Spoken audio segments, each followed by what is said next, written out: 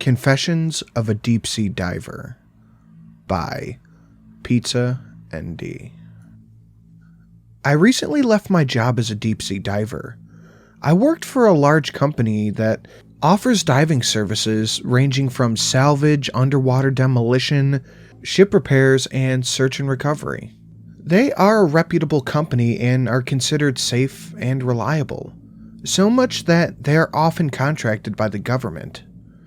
Truth be told, I miss working for them. The people I worked with were truly the best, but there are only so many unexplainable things that you can witness in the deep before you decide to stay out of the ocean, well, forever. Here are some examples of the secrets that many divers take to their graves.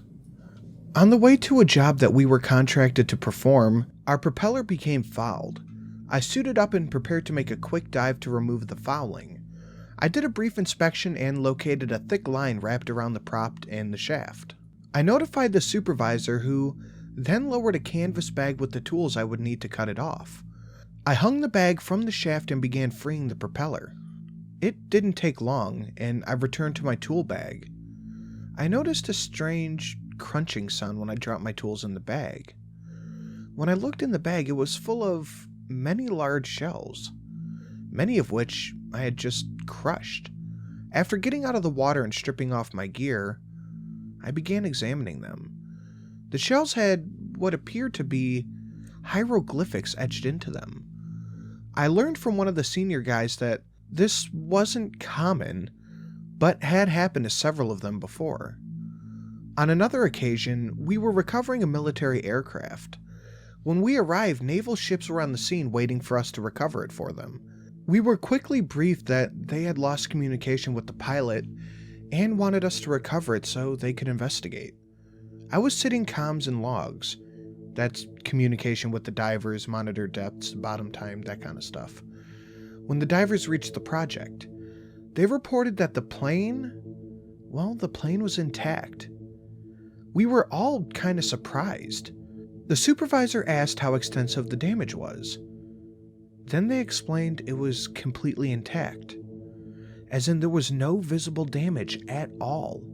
It was just resting on the bottom. Even stranger, the aircraft canopy was still in place. That means the cockpit is still sealed. In other words, the pilot did not eject. But there was no sign of the pilot at all. We recovered the plane and the military took custody of it. We never heard about it again. I witnessed another pretty strange occurrence from topside at the location of a planned demolition. It's necessary to explain that one way you keep track of a diver is to watch their bubble stream. When a diver inhales, the helmet's demand regulator provides air from their umbilical. When they exhale, it's exhausted into the water and floats up to the surface. On the top side, you can watch bubbles to get a general sense of where the divers are. Now, on this occasion, we were, hundreds of miles away from land, and we had placed 2 divers in the water. About roughly an hour into the dive, we started noticing that something strange was happening. There were 3 distinctive set of bubbles coming from where they were working at. At first, we assumed it was the current that was affecting it, but soon we noticed a 4th set of bubbles coming from a distance. It stopped about 20 feet away from the divers, near the other mysterious bubbles. We asked the divers, but neither of them could see anything out of the ordinary. Then, even from the surface, we heard some blood-curdling screech from the waters. Then, silence. The divers weren't too concerned. We hear weird things all the time. Sound travels pretty well in water, and you assume that it's just a long distance away. But soon, it looked like the water at the distance was boiling, and it was getting closer. It wasn't boiling, though. It was countless new bubble streams moving nearer to the location where the divers were working. The supervisor ordered the divers to get into the dive stage and be lifted back to the surface. The bubbles were frighteningly close now. The divers were being lifted out. They said they began to see shadows and figures in the distance. They couldn't quite make out what they were, though. We elected to pull the divers out without completing their decompression stops, and just threw them into our hyperbaric chamber. During another dive near the Bahamas, I had a frightening experience. It was my first salvage job with them, so I got in with a highly experienced diver. At just over 200 feet deep, we were examining a sunken vessel for rigging points. As I approached the bow of the ship, I noticed that he was investigating a damaged portion of the hull. He swam a few feet into the ship looking around. I asked him a few times if he wanted me to tend to his umbilical, the air supply hose, from just outside the ship. It's highly advisable since it's dangerous to enter a sunken vessel. To which he stated, no. He didn't want to enter the ship. He insisted that he was on the port side of the ship. Assuming he was just disoriented, I reached to grab him, but just before touching him, I realized that there were no bubbles coming from the helmet. Whatever this was, it wasn't breathing. I backed up and reported that something else was down here. I expected mockery, but there was none. Then the next thing I heard was the diving supervisor. Both divers, square yourselves away and get ready to leave bottom. When back on the surface, I asked the supervisor about it. He said that he refused to put his divers in exceptionally dangerous situations. Then he refused to clarify. We declined to complete the salvage. I'm not entirely sure how to explain this next dive. I was on bottom, lying on my back staring up toward the surface. All I could see were these varying shades of darkness. Suddenly I came to my senses. I had no memory of how I got there. I realized that I couldn't remember getting into the water or even why I was there. I tried to will my body to stand up, but realized that I couldn't even move. I couldn't control my body.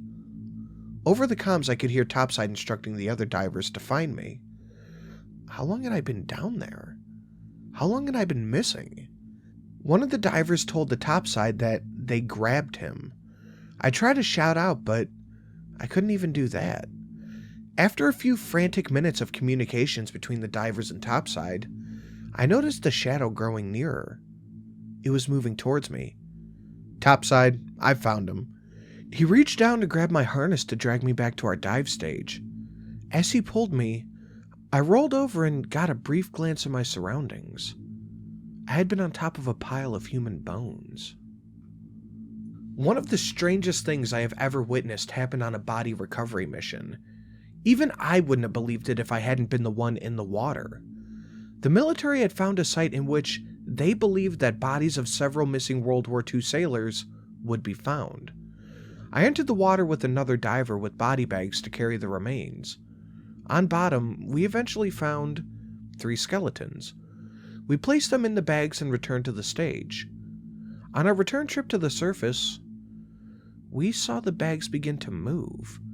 Only slightly at first, then violently shaking and rolling, bubbles escaping from the 2 bags. Then they went still. The 3rd bag continued to struggle. We reached to the surface and sat down on deck, stripping our gear immediately. We were too afraid to touch the bags. But one of the tenders eventually unzipped the moving bag. An old, frail, very alive man rolled out coughing water. We stood up shocked, unable to comprehend what we were witnessing. Still not sure what I was doing, I ran to the other 2 bags and unzipped them. There were 2 old men lying motionless in the bags. They appeared to have just drowned. We attempted CPR, but we weren't able to revive them. The man, who was somehow still alive, was backing away from us, screaming the horrors that he had witnessed. He screamed about eternity spent burning. We locked him in a room and contacted the military, that we had found a survivor. Within an hour, a military chopper was hovering over us to pick up the 2 bodies and the survivor. We had placed the bodies back in their bags and handed them over. The men bent over to inspect them, unzipping the bags, and as he opened the bags, an unbearable stench overtook us. The bodies apparently had began to decay, as if they had been dead and soaking in the water for I don't know, a week? He zipped it back up and had them lifted to the chopper. Then when we escorted him to the survivor, we could hear the screaming all the way down the hall. We opened up the door and saw blood splattered on the walls. He was alive and screaming, but he too appeared to have started decaying. The man calmly walked him to the chopper and lifted them on board. We never heard about him again. However, when I went back to examine the room, with his blood he had drawn these hieroglyphics all over the wall.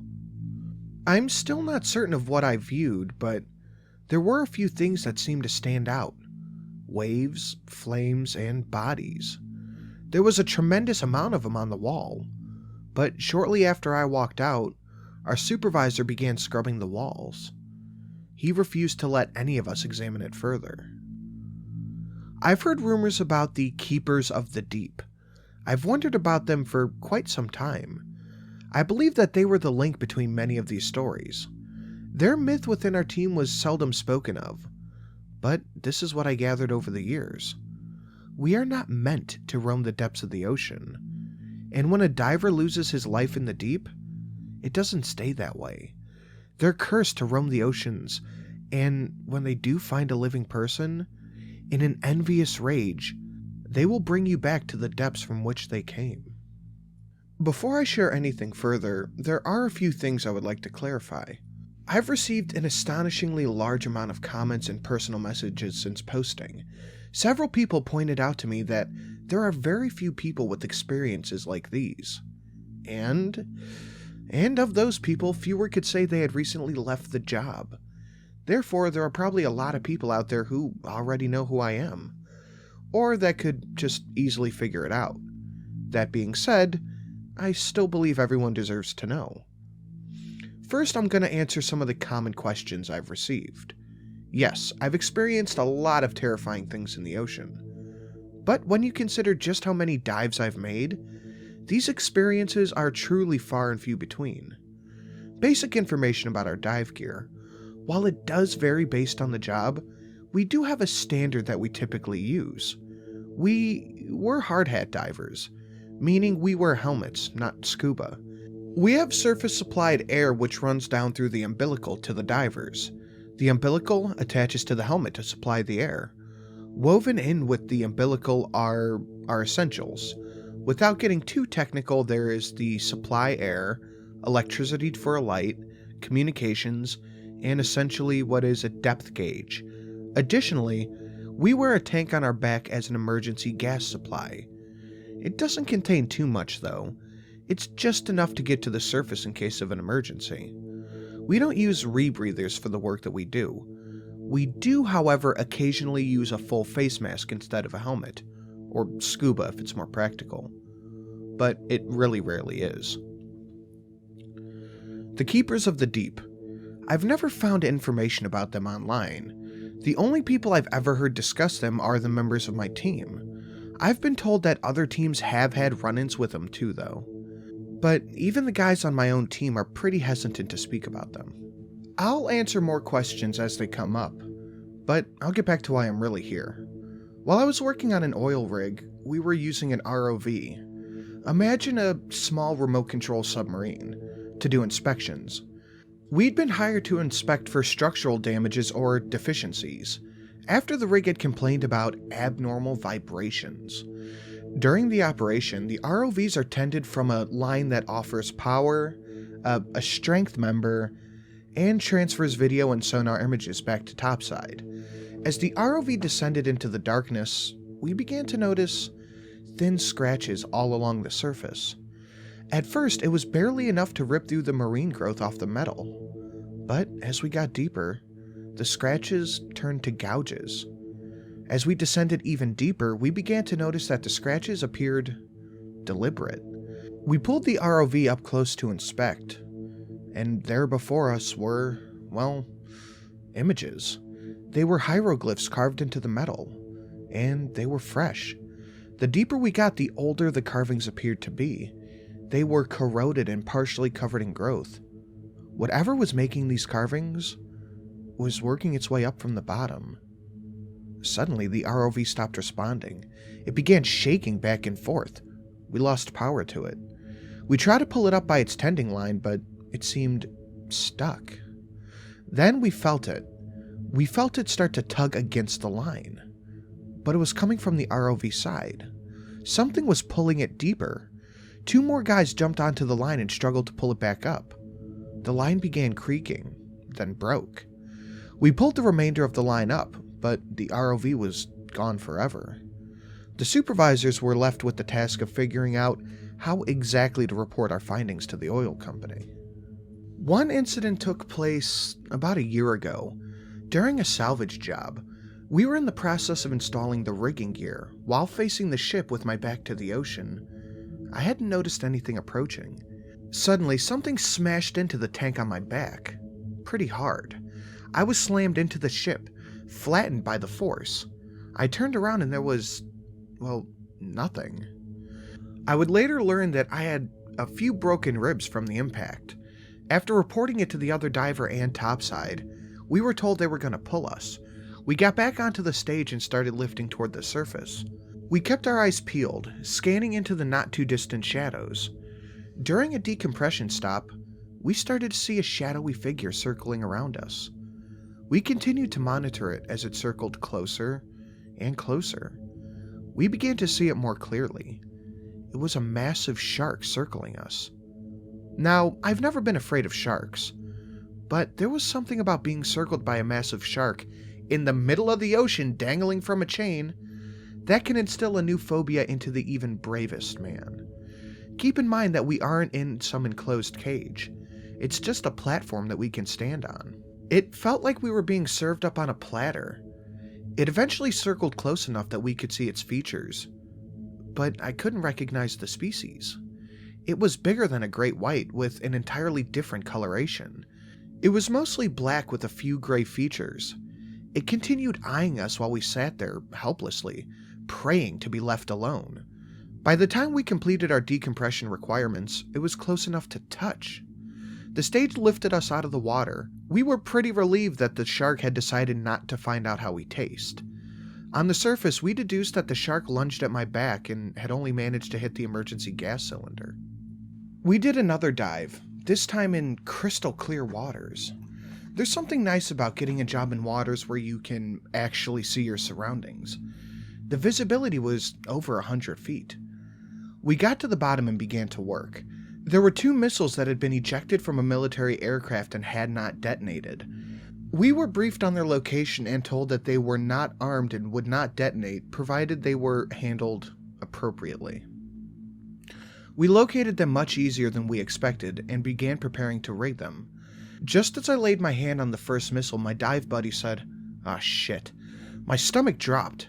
I don't care how many times you've worked with ordnance, I sincerely believe you will always have that uncomfortable sensation in your gut and nervousness in the back of your mind. I looked up and realized that he wasn't talking about the missile. He saw a wall of sand rising in the distance. Hopefully just something in the current was kicking up the sand from the bottom of the ocean. The wall of sand was growing and was about 30 feet tall. Even worse, it was approaching us. Soon, it was upon us. It's kind of hard to describe what bad visibility does in the water.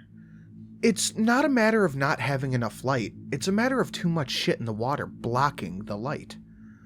Imagine fog so thick, it's worse than anything you've ever witnessed. I'm talking about fog that you could have a flashlight pointed at your eyes from like an inch away and be completely blind to it. That's what bad visibility is in the water. The moment the sand hit us, we were engulfed in pure darkness. I placed my hand against my faceplate but couldn't even see that. After a few moments, we began to hear this metallic scraping sound. Then, as swiftly as it arrived, the sand was gone. We had crystal clear waters again. Except, there was no sign of the missiles. I had been within arm's reach of them when the wall hit us, but now even feeling around under the sand revealed no trace of them. The next incident occurred during a humanitarian job that we volunteered to perform. After a portion of bridge collapsed over 50-foot deep waters, we volunteered to recover the vehicles, and hopefully the bodies. By the time we arrived on the scene of the collapse, it had taken place just over a week ago.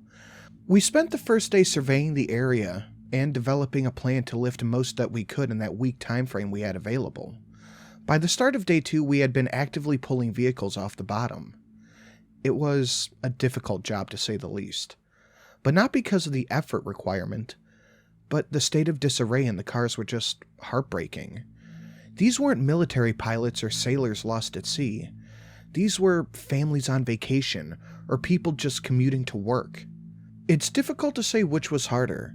The cars that we found with an entire family, with parents with their seats unbuckled, with them in the back seat trying to unbuckle their children, or the cars where the parents got out, leaving their children buckled up in the back seat.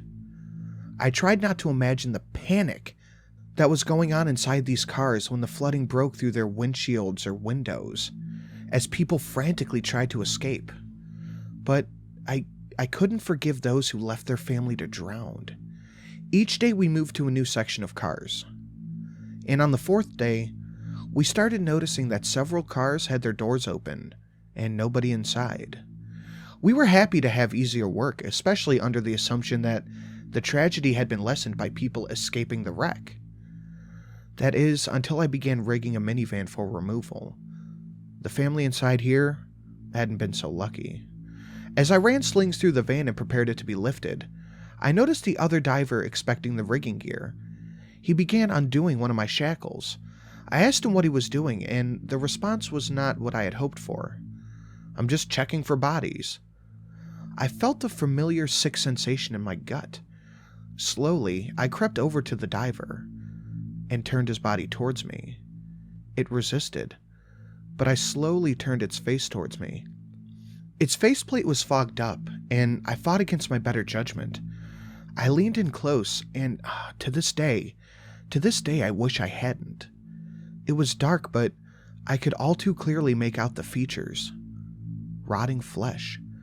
The person wearing this helmet had long since passed away. I lost my confidence and started to scream. My comms were blazing, divers and topside were trying to get my attention, but I focused on only one thing. I was scrambling backward away from him, but I had fouled my umbilical around the rigging gear in my state of absolute panic. The thing returned its focus to the minivan. I frantically cleared myself from the sling, and I noticed the telltale lack of bubbles coming from its helmet. It was opening the minivan door and reaching inside. As I swam away from the van, I watched it grab one of the passengers and drag him into the darkness. This was when I began to realize I might not be cut out for working beneath the seas. I continued diving for longer than I knew I should have. The entire time with this thought lingering in the back of my mind, I need to get a safer career. After my last post, I was contacted by my former diving supervisor. He told me the danger of sharing these stories online. Then his tone changed. "Things are getting worse down here." He had never spoken so freely about it with me, but he continued. "We had an incident last week, and we lost men." I was shocked. We all knew the dangers. We've seen the Keepers of the Deep, but nobody actually expects to die. After a close call or two, you just kind of keep having close calls. He continued, "Out of respect for our fallen, I need you to use your best judgment before sharing this, and realize that it isn't safe to share this story." Then he continued, "The team was contacted to perform a standard salvage operation for the military. They had been incredibly vague about the work, but indicated that a vessel had gone down. The dive team and their gear were loaded aboard a US Navy ship and escorted to the project. This is abnormal, but not unheard of. But things became more and more strange as they traveled to the project. First, they were briefed by the commanding officer. He reviewed the confidentiality agreement regarding our work. Then the brief was turned over to a man who did not introduce himself. He explained that the Navy had been working on a prototype submarine. Its capabilities and new technologies would not be revealed to us, and we all needed to know that it was tremendous. The size would dwarf any sub that we had ever witnessed. Then he admitted that the Navy did not need routine salvage work, but assistance in recovering their prototype. He briefed the team that 4 days prior that he had lost contact with the crew. Sonar images showed the submarine resting at the bottom, apparently intact, but nobody was responding to the communications attempts. As the ship arrived on scene, they found out that they were not alone. Nearly a dozen Navy ships were already awaiting their arrival. The divers were given the go-ahead to get in the water and begin work. Their first task was to inspect the submarine for damages and hazards. They needed to provide the bottom report for the engineers to develop a plan for raising it. They didn't want us rigging it however we seemed fit. They needed the prototype in as good of a condition as possible. The divers entered the water and were soon in absolute awe of the creation. It was like nothing they had ever seen. It was tremendous. From where they descended, they could not see the forward or aft ends of the submarine. The water was abnormally clear. In addition, the sub was created out of what appeared to be a reflective metal woven into scales. They began inspecting the sub for damage. After they had reached the maximum allowable time, they were brought back to the surface to swap out without any event. They reported to the next set of divers that they had explored the midshift and the aft, and found no apparent damage. The sub appeared to have been gently set down in the sand. The next set of divers entered to inspect from midship to the forward end. They began advancing while inspecting for damage. After about 10 minutes into the dive, one diver began tapping on the hull. Immediately, both divers reported that they could hear people inside of the submarine banging against the hull and shouting. They couldn't understand what they were screaming, but the message was pretty clear. They were terrified. The supervisor reported that they had found evidence that the crew was still alive. The divers continued to advance. It was about 5 minutes before their next report. There were carvings across the submarine's metallic sealed surface. Hieroglyphs had been carved into the submarine, and apparently they stretched from the very front of the submarine towards midship. Still, there were no signs of actual structural damage. Nothing that would cause the submarine to stop functioning. The divers returned to the surface and the commanding officer was given a full report on the day's findings. The team was assured that the submarine was capable of sustaining the crew. They were eager to retrieve it, but the crew was believed to be in relatively little danger. As day 2 begun, the divers descended with instructions to locate 4 specific locations. Engineers needed to verify that they were still structurally sound, for rigging attachments.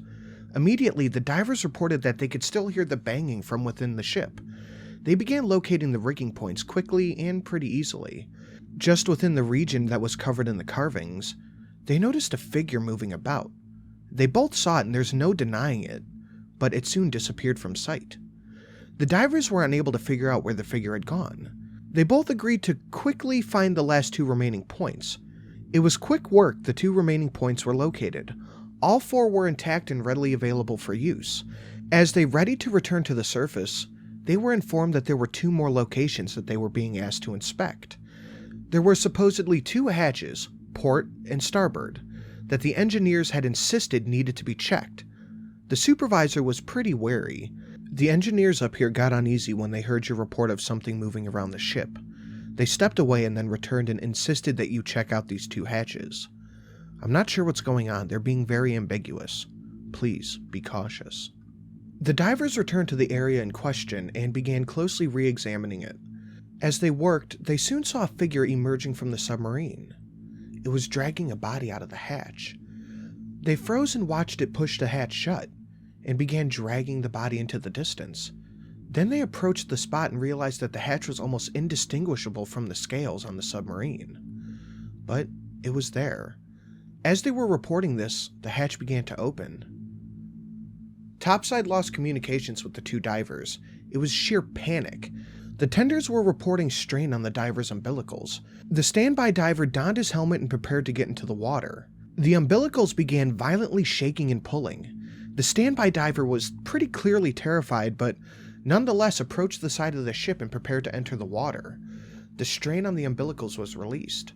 Suddenly, their lines went limp. A few moments later, air bubbles started erupting on the surface. The supervisor grabbed the standby diver and told him to get the divers and get the fuck out of there.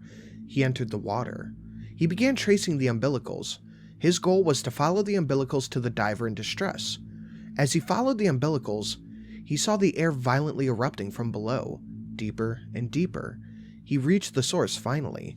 The umbilicals had been cut free of the divers and were pumping air directly into the water. Knowing the divers had no air supply, he urgently searched the area for the 2 divers. After about 5 minutes, he found nothing. He was ordered to go inspect the hatch. He frantically made his way to the hatch, hoping beyond hope to find the divers alive.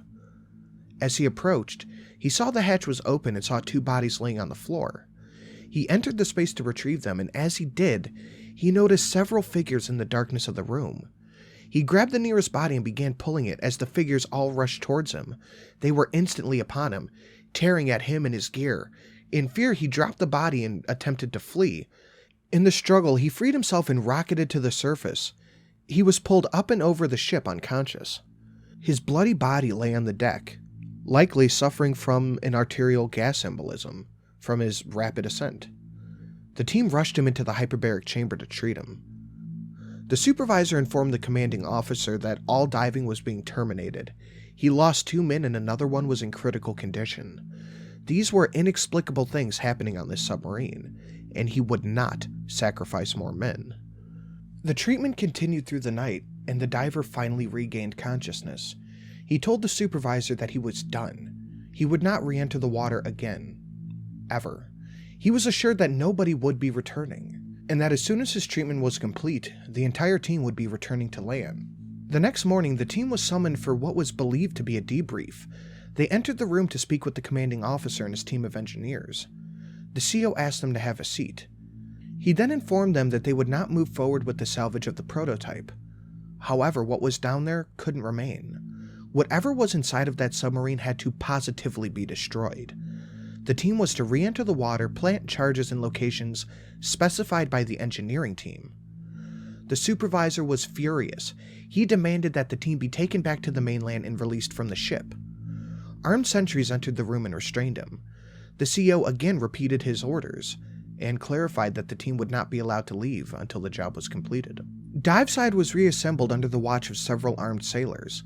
The supervisor continued to protest the job. After an hour of conflict, 2 divers finally agreed, under duress albeit, to get in the water and plant the charges. The 2 divers entered the water. Fearfully, they moved to the specified locations and began placing the charges. They began hearing banging and shouting coming from within the sub. The divers, understanding that these men would be killed, began sobbing. The CO came onto comms and began to explain to them that they would not be able to leave until the job was completed. After regaining their composure, the 2 regretfully continued. The 2 completed their task and returned to the surface. In their shame, they refused to talk to anyone. They left diveside. The ship began departing from the location and the team was again summoned.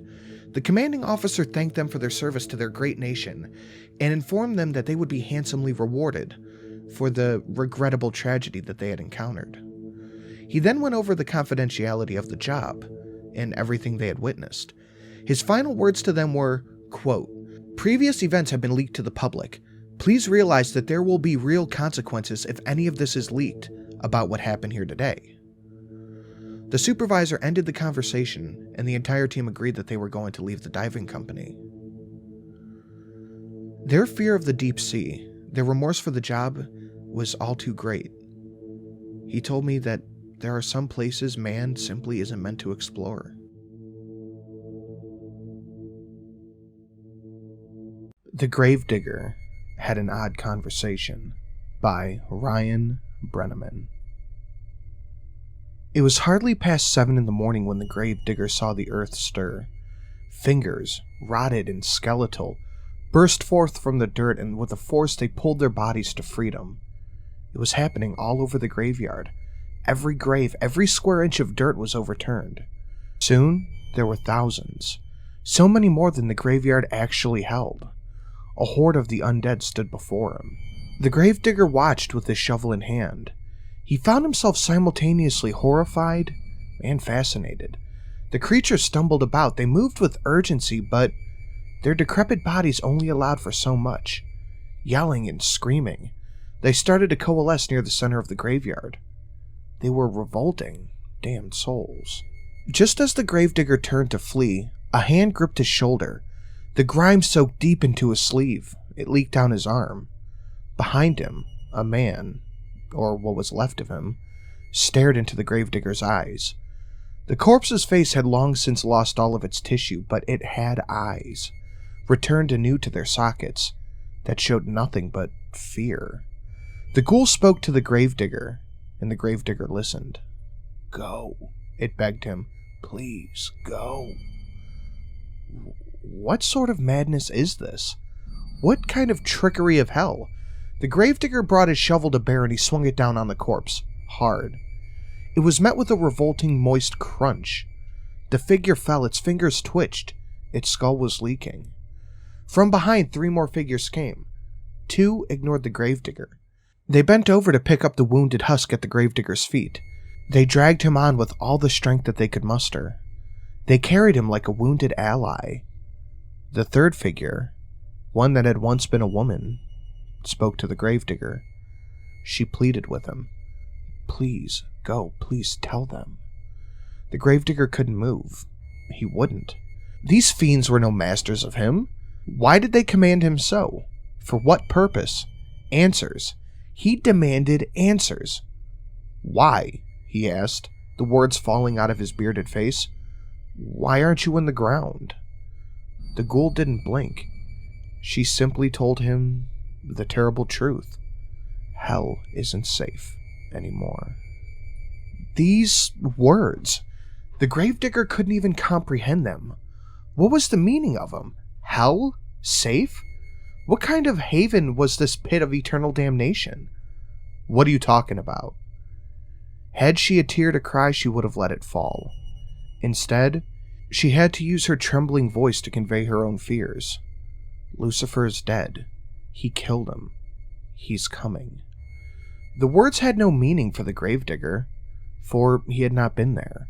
He had not seen the horrors that these denizens of hell couldn't even describe. Then from the grave, dark figures with eyes of flame and hatred came. They moved like smoke. They filled the air with sulfurous flames. The gravedigger watched as demons, Satan's orchestrators of pain and suffering, began to assist the poor wandering souls. They started to stack on top of each other, one by one. Their bodies built the foundation. What in the name of God? He could only ponder. A collective lamenting cascading down from the hills around. The gravedigger saw them. From every direction, more hordes moved together.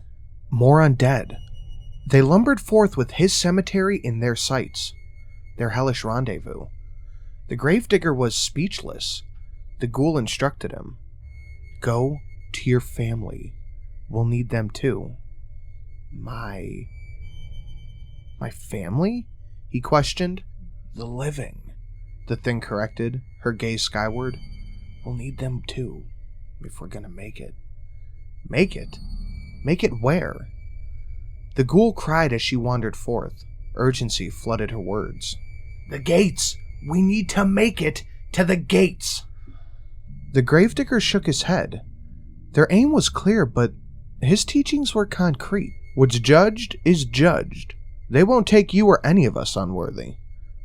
That stopped her, if for just a moment. She turned, for he knew nothing. "We seek not redemption," she said. "We damn seek to warn the righteous." The honesty in the ghoul's voice brought a heavy weight into the gravedigger's stomach. He couldn't stand. The earth below started to tremble. The gravedigger fell to the dirt as his knees gave in, and with his face now to the ground, he heard it. There was a deep, unbridled scream echoing below the surface, a demented laugh, the sound of thousands of hornets' wings and insect feet growing closer, climbing. As he stood, bodies were flung on top of each other. The other demons and the Forgotten built their own salvation. Who is he?" the gravedigger asked. It was his turn to plead, but the corpse said nothing. It didn't take much for the gravedigger to realize that they couldn't even respond if they wanted to. They didn't know how. As the gravedigger ran home, the ghoul uttered a final mantra under her breath. The words tasted so alien to her, so vile, so disgusting. It was all they had left. God must know that he's coming. I see people's emotional wounds. I wish more than anything I couldn't. I realized I could see something that others couldn't when I was just a child. My brother came home late from school, bursting through the front door and pounding up the stairs, up to his bedroom, and he slammed the door behind him. I heard his choked sobs and sniffles as I approached the threshold to his room, and I slowly turned the handle. "Sammy?" I asked as I stepped inside. "Are you okay?" He was sitting on his bed, arms wrapped around his knees. His face was red with young bruises and smeared blood. "Go away," he sniffled, flinging droplets of red onto the carpet. He gasped as our father, looking for the source of the commotion, appeared in the doorway behind me. "Aw, Sam," he drawled. "Did those boys get you again?" He skirted past me and knelt beside the bed, gently lifting Sammy's chin with a hand. "Let me look at you." My brother unfurled his body, exposing his disheveled and blood-spattered shirt, and that's when I saw it. A deep red violent presence on my brother's chest that bisected his body in two. It was a huge gash, but more like a fracture in concrete than a cut made into flesh. It seemed to glow, but both my father and my brother seemed absolutely oblivious to it. I gently inspected it and covered my mouth. Oh my God. My brother turned his head and glared at me, both fists clenched up. "Shut up!" The red thing flared brighter, echoing his anger. "Don't tease him, Phoebe," my dad said gently. I pointed and opened my mouth about the red mark, but he pressed his finger to his lips for silence, and I obeyed. Dad made Sammy take a cold shower to clean off his blood and soothe the bruises. I snuck into his room while he was washing his hair and picked up his shirt off the floor. The red peculiarity was gone, save for the pinpricks of dried blood turning brown. The shirt was clean. We sat down for dinner. It was there again, now erupting through the gray cotton of his pajamas. The light was now cooled into a deep somber purple, like the bruise that had begun to bloom around Sammy's left eye. He huffed through his nose like a bull preparing to charge. "Stop staring at me." I clapped my mouth shut, unaware of how long I'd been gawking at him in his phantom wound. I looked back and forth from my parents. "Does anyone else see that on Sammy?" "Phoebe," my mother chided. "It's just a black eye. It'll go down in a week or two." "A week?" Sammy whined. I then knew that I was the only one who saw it. For a while, it was only with Sammy. Sometimes it was bright, sometimes faint. Sometimes it just wasn't there at all. The colors began to change on occasion. Then I began to notice others. Their wounds, as I've come to call them. Dad grew one when he cut himself chopping vegetables. A big red fissure on his chest just like Sammy's. Only not quite as bright. Another time I caught Mom lurking through an old photo album she was clearing out of the attic. Her face was framed in a soft blue glow that glinted off her tears in the muted light. She wiped her face hesitantly as she saw me. Even her bright, encouraging smile couldn't hide the pain that draped over her shoulders. Soon, I learned to identify nearly all of the colors. Or perhaps the colors were just what my mind chose. Red predictably was anger. It slashed people in two with a furious rent across their torso. Blue was sadness. As cruel as it sounds, my favorite. It twisted and spread across the shoulders and the neck, with delicate vines that pulsed with the most beautiful hue. Green was envy, sharp and bitter like bile, and it linted the face with a grotesque mask that announced some vexing dissatisfaction. Then there's yellow. I've never really known what yellow means. It seems like despair, only stronger. I've only seen it a handful of times. It always has a jagged yellow tear that starts in the back of the skull, parting ways down the shoulder blades, then zigzagging down the forearms like two bolts of lightning. Its wearers have always been found dead or never found at all. Those that leave something to identify are rumored suicides, and I believe those rumors. The first yellow wound was my boyfriend's. Well, ex-boyfriend's. He phoned me to say that he was on his way home after a weekend with his family, that he had a lot to get off of his chest. He'd no sooner stepped in the house than he spilled everything about some long-running affair to me. It obviously crushed me, and once I finally asked all my questions, reality started dragging me down into the crushing depths of my grief.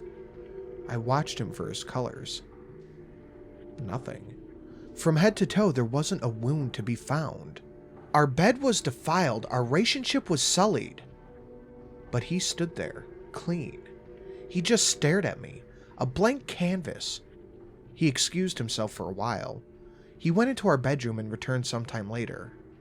And that's when I finally noticed that he was wounded. Yellow.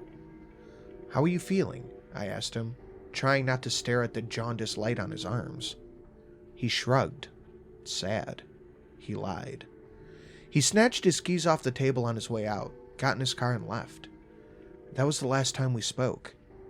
When I think about him from time to time, I remember how little he felt for me, how much he must have felt for himself. If it wasn't for this curse, I at least could have believed his facade. I began to see colors in more people, until strangers in the street would pass me as clouds of intermingling red, blue, green, purple, yellow, white. They became predictable with time. A beautiful woman walking down the street with confidence would leave a sea of green in her wake, and disturbingly, often red. Graveyards would be haunted by an otherworldly blue glow, ghosts paying their respects to ghosts. And sometimes I would just sit in the somber silence and watch my favorite color, and I would share their pain. The emotions I saw in others have sometimes been something I wish I could never see. Their negativity and ugliness has shown through until it's the only thing I can remember about a person. When I was a teenager, a restaurant in the next town over from mine had been the scene of a tragic and unexpected shooting. I saw a lot of blue in those next couple of months. But I'll never forget a quiet guy in my class. He had bloomed with green light when he overheard the news. I cannot take this burden of knowledge anymore. I'd rather never see a smile again than have to see people's pain and envy decorate my world with garish wounds as long as I live. I've wished for a long time that I could shed this curse, but I know that's a problem that will soon resolve itself. This morning I caught my reflection in the mirror, and it's the first time I have ever seen myself with a wound. It could well be the last time too. My arms, they're glowing. They're yellow. Part 2. My ex-boyfriend's name was Matthew. I didn't mention that before. I suppose keeping his name out of things helped me distance the memories. But ever since writing down my experience, he's all I've been able to think about. I dug out some old photographs of us, suspended in a happier time. And as I shuffled through them slowly, just staring at our smiles, I realized something then. Just sliding one Polaroid beneath the other in a constant cycle. I didn't feel sad. I knew that I should. I knew that I missed him. I missed him very deeply, and the knowledge of how I should have felt would only take me as far as the brink of the sensation. But I just couldn't push myself over that boundary. I got up and stood before the mirror on my bathroom wall and kind of brushed my hair to the side to expose the nape of my neck. A yellow light pulsed patiently, peeking up above the collar of my shirt. It wasn't right. If anything, I should have been draped in blue, hugged by my sorrow. I could feel emotions were within me, but they were more like a distant memory just out of reach. A dull murmur of my anesthetized synapses. Was this how Matthew and the others had felt? I had to find out more. It had been a long time since I had spoken to either of Matthew's parents, but they were the best chance I had that I could learn anything about his final hours. I got in my car, I rolled down my sleeves so I could ignore the wounds, and I followed the route to Matthew's home that had forever become seared into my memory. The house was as I feared, in that it was the exact same as I remembered. A winding path snaked from the pavement, through beds of vivid periwinkles and chrysanthemums, all the way to the front door where a delicate set of wind chimes tinkled in the gentle breeze. I followed the paths with butterflies in my stomach, stepping over a rupture where roots of a nearby birch tree had forced the concrete aside, creating a microcosmic volcano in the soil. I was struck by the memory of the first time Matthew had brought me here to meet his parents. and I held onto it, trying desperately to wring some of the pain and feeling from it. Nothing. Not even numbness. Just absence. I rang the doorbell and I waited. I fidgeted with my clothing. I half turned and fought with myself to stay. And my mind raced with what I would say to whomever opened the door. I raced through these motions in an eternal moment. Until finally, the latch clicked and the door opened. A woman in the doorway blinked at me for a second in polite confusion. Then she recognized my face. Her shoulders instantly bloomed with that gorgeous blue that I love so much. "Phoebe," she exhaled. She placed a hand on her heart and the corners of her eyes wrinkled into perfectly delicate little crow's feet. She beckoned me inside of the quiet house that had never quite recovered from its lost occupant. I could sense the grief that haunted this place, suspended in time and frozen in the numerous photographs of Matthew and the tokens of his short lifetime's achievement. His mother, Jane, made us a pot of coffee and sat opposite me, absent-mindedly handling one of his old football awards. It was a small statue of a triumphant boy with his hands on his hips. "It's been so long," she said. "I didn't suppose I'd ever see you again." "I'm sorry to come out of the blue," I said, watching her own blue light gently in the low light of the room. "I actually want to talk to you about Matthew, if that's all right." "Of course you do," she said, smiling. The blue grew a touch brighter. "I'd love to. Eric and I don't discuss our son all that much these days. I think it's too hard for him." I took a deep breath. It was best to just get right to it. "When was the last time you saw him?" Her blue intensified even more, and with a couple of fresh thin vines climbing her neck. "The night he died. He came in for a few things, then just left." That was news to me. I thought I was the last person to see him. He left our place and that was the last time. My voice kind of trailed off. Jane looked mortified. A red fissure lanced across her chest, intruding upon the blue shroud to make it a deep purple, a wound going over her shoulder. Oh, that foolish boy. Her fingers turned white around the statuette as she wrung it in her hands. "I would have thought he'd at least tell you before he went anywhere. I knew he wasn't himself." "How so?" I asked, perhaps with too much haste. "He just seemed empty, I suppose. We tried to ask him what was wrong, but he insisted that he was fine. He wasn't here for more than 5 minutes. He grabbed some spare clothes, used the restroom, and then he was gone."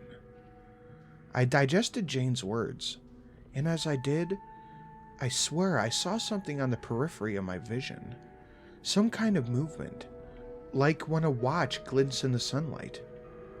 Was it yellow? I tried to follow it, but it was gone, as if it had never been there at all. Jane tilted her head gently. You remind me a little bit of him right now." I snatched up my coffee and gulped it to try to relieve my dry throat. "How so?" "I remembered that Matthew was quite jumpy when he came home. He gave himself a start a few times, just like you did then." She gestured vaguely around her face. "You have the same expression too. You look tired, dear, a little defeated if I'm honest." Interesting. An idea occurred to me then. Would you mind if I took a quick look in his room? It would mean the world to me." "Oh, sweetheart, of course. I'll show you up." She laughed, setting down the trophy. "Although I suppose you remember how to get there perfectly well." Matthew's room was awful. Not for being messy or cluttered or forgotten, but very much the opposite. It was pristine. It even still smelled a little bit like him. Just awful. Were I capable, I'm sure I would have broken down right there. Jane graciously left me alone, although I don't know what I expect to find. Some of his old knickknacks and odds and ends were strewn about his old desk, right where he used to do his homework. Some chewing gum, an old Pokemon card, and a few dusty pictures of us. Many were copies of the ones I still had, but there were a couple that I didn't. And one of them was of him and a girl that I didn't recognize. They looked happy together. worthless.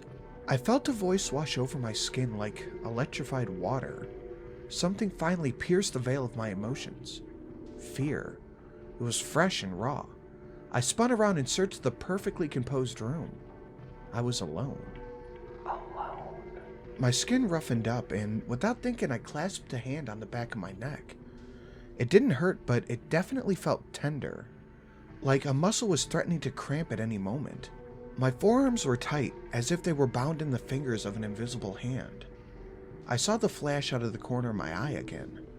I followed it to where a yellow light lingered on the table. It had enshrouded a pair of scissors, and somewhere deep within my brain, I felt some compulsion to reach out and take them, as if their touch would bring me some kind of pleasure, like a long-lost intimacy that Matthew and I would never share again. Take. Embrace. The voice was a sensation in my head that had hijacked my mind. It sounded like a weak signal picked up on a radio, fighting through the resistance and the static with quiet determination. I felt an overwhelming urge to just obey, and despite myself, I began to outstretch my hand. I couldn't fight it as my fingers wrapped tightly around the scissors and picked them up off the table. Somewhere in the racket of my mind, I panicked. I screamed. I don't know why. I couldn't think of anything else to do. I screamed. The sensation released me, the cold vanished, and the fear left me. But I didn't feel relieved or happy. I just felt empty again. Jane appeared in the doorway, white as a sheet and wide-eyed. "Are you all right, dear? What happened to you?" I fumbled for my words. I think... I gave up trying to explain and just shook my head. "I'm sorry, I should go." I thanked her profusely for letting me in, made some empty promise that I would keep in touch, and I left. I drove my car far enough around the corner onto the next street, then cut the engine and just sat there. I stayed there for a while, staring at myself in the rear view. I flexed my fingers constantly, picked things up and put them down, reached out with my hands and withdrew them. They were mine to control again, but I still don't feel quite relieved. Something was still with me. I don't yet know what it is. I turned the key in the ignition, I let the engine cough until it fired up, and I drove myself home, slowly. Maybe there's more to those rumored suicides after all. Part 3. Final. I know how they felt now. I don't think I'll ever experience such a cold, vapid sense of existence as long as I live. At least, I sincerely hope that I don't. Since I returned from Matthew's old home, I tried everything I could to force through the wall that had been built up around my emotions. I don't mean that like those people who have a bad relationship and claim they're guarded. Something was actually suffocating my ability to feel. Every hour, I felt as if though my control was slipping a little bit further and further. Like the last shreds of myself were clinging desperately to the edge of a precipice with weakened fingers. I keep thinking about how, when, where my death could come for me, like it came for Matthew and so many others. Every time I gave it my attention, the voice would be like a blizzard's breath raking its finger over my mind. Lonely. Tired. So tired. My fingers twitch as if they were trying to wrestle control away from my body, and the yellow light teased its way around various objects in my home that could cut, burn, strangle, and maim. I knew I had to get outside, away from my own company for a while, if nothing else. As I tied my shoelace, I tried a new tactic that, well, made my skin crawl. "Phoebe, can you come give me a hand for a second?" It was Matthew's voice coming from the bathroom. It was him in every way except one. If it were not for the pitched-down quality and the bastardized disguise, I would have believed that it was him waiting for me on the other side of that door. The mimicry made me want to vomit. I hurried to the front door while fighting against the urge to look back. I swung it open and Jane stood there, with her finger poised at the doorbell. A faint blue aura radiated from her shoulders. I don't think her sadness ever truly leaves her. She looked up at me with a start. "Oh, hello, dear. Is this a bad time?" I fidgeted in the doorway. No, not at all. She looked at me. She didn't believe me, but she didn't ask further. Instead, she held out a book, an old thing with a tattered cover and a fraying spine. I found this in Matthew's room. I've been clearing out some of his old things ever since you came around. It's time. She sighed wistfully as the blue aura pulsed brighter. I've had a quick look, but I think you ought to have it. Looks like an old diary of some kind. I never knew anything about a diary, but I wasn't going to reject a piece of the person who had disappeared from my life so suddenly. I accepted it and she walked me to my car. Be careful, darling. She eyed me up and down, clearly worried. I must have looked rough. Whatever happens. I opened the book in my car once she had left. There were unusual descriptions and recounts on the page, each one listed under a date. I thought at first it was writings just nonsense, some sort of creative writing prompt that a bored younger Matthew had scribbled down. But the further I got, I realized that some of these were pretty familiar to me. They were his dreams. I don't recall him ever talking about a dream journal, but there was so much that I couldn't remember anymore. As I read on, the dreams had a change in tone. The descriptions were briefer and filled in with shorthand, like Matthew had hated to write them down. The imagery was empty and hollow, full of fear of abandonment and loss. Then, the same dream. He described a forest not far from our home, where he was alone with an entity that followed and berated him. He would run, but the entity would keep up pace. He would ask it questions, but it wouldn't answer him. It knew how he felt. It knew what he feared, and it wanted him to give in. This forest? It was the same place that his corpse would later be found slumped in a ravine. Find solitude. Follow him. I still don't know why I obeyed. I could have gotten out of the car and walked somewhere busy, somewhere public where I could try to forget myself. But instead, I put the location of the forest into my GPS and followed it, as if I were a plaything to this entity. Maybe it would let me go once this game was over. I can't remember if I was scared to lose, or maybe it didn't matter anymore. I pulled up to the tree line and caught a glimpse of yellow in my rear view. I pushed it away and got out of the car. Surveying the trees, I stood there patiently, in the cold white light. The daylight grew more and more stifled the further I went into the forest, suffocated by a canopy until perpetual night was waiting in the near distance. I took a deep breath and started walking. I don't know where I was heading, but I don't think I needed to. I think the yellow knew exactly where it wanted me to end up. After a long yet indescribable amount of time, I trudged through the cold, wet undergrowth, and I came to the place. The fear greeted me. Its sudden presence were like talons around my heart. The ravine lay at the bottom of the cliff, wide-mouthed but thin, and narrow towards the bottom where a lazy stream rolled through its bed. Matthew's body had been found in that very stream, shattered after its drop from a tall tree, skewed over the bank. The water had washed him clean of all of his blood, and its chill had soothed some of the bruising, so that even the hard impact against the rock in his skull left only angry red damage. Kinda like Sammy's bruises all those years ago left by those bullies. The end. As I feared, it was here with me. It wanted me here. I looked around, but I was totally alone. And that too I had feared. "What do you even want with me?" I asked to the empty clearing. In response, the water of the stream changed from a dull translucence to a shimmering yellow. It glimmered like the flow of infinite gold. It looked so inviting. The temptation was outrageous to me. I wanted to dive into it like a feather bed, ready to envelop me and guide me to sleep eternal. Rest. Final. Perhaps it was right. Perhaps it was time for me to take my final rest. Perhaps it was my guardian angel, a golden entity that didn't need to explain myself to me, only to guide me. I shrugged off my coat and threw it in the soil. My phone slid out of the breast pocket. The screen lit up with a voicemail. I was curious. I don't even remember it ringing. I held it up and wondered if it even mattered who was there.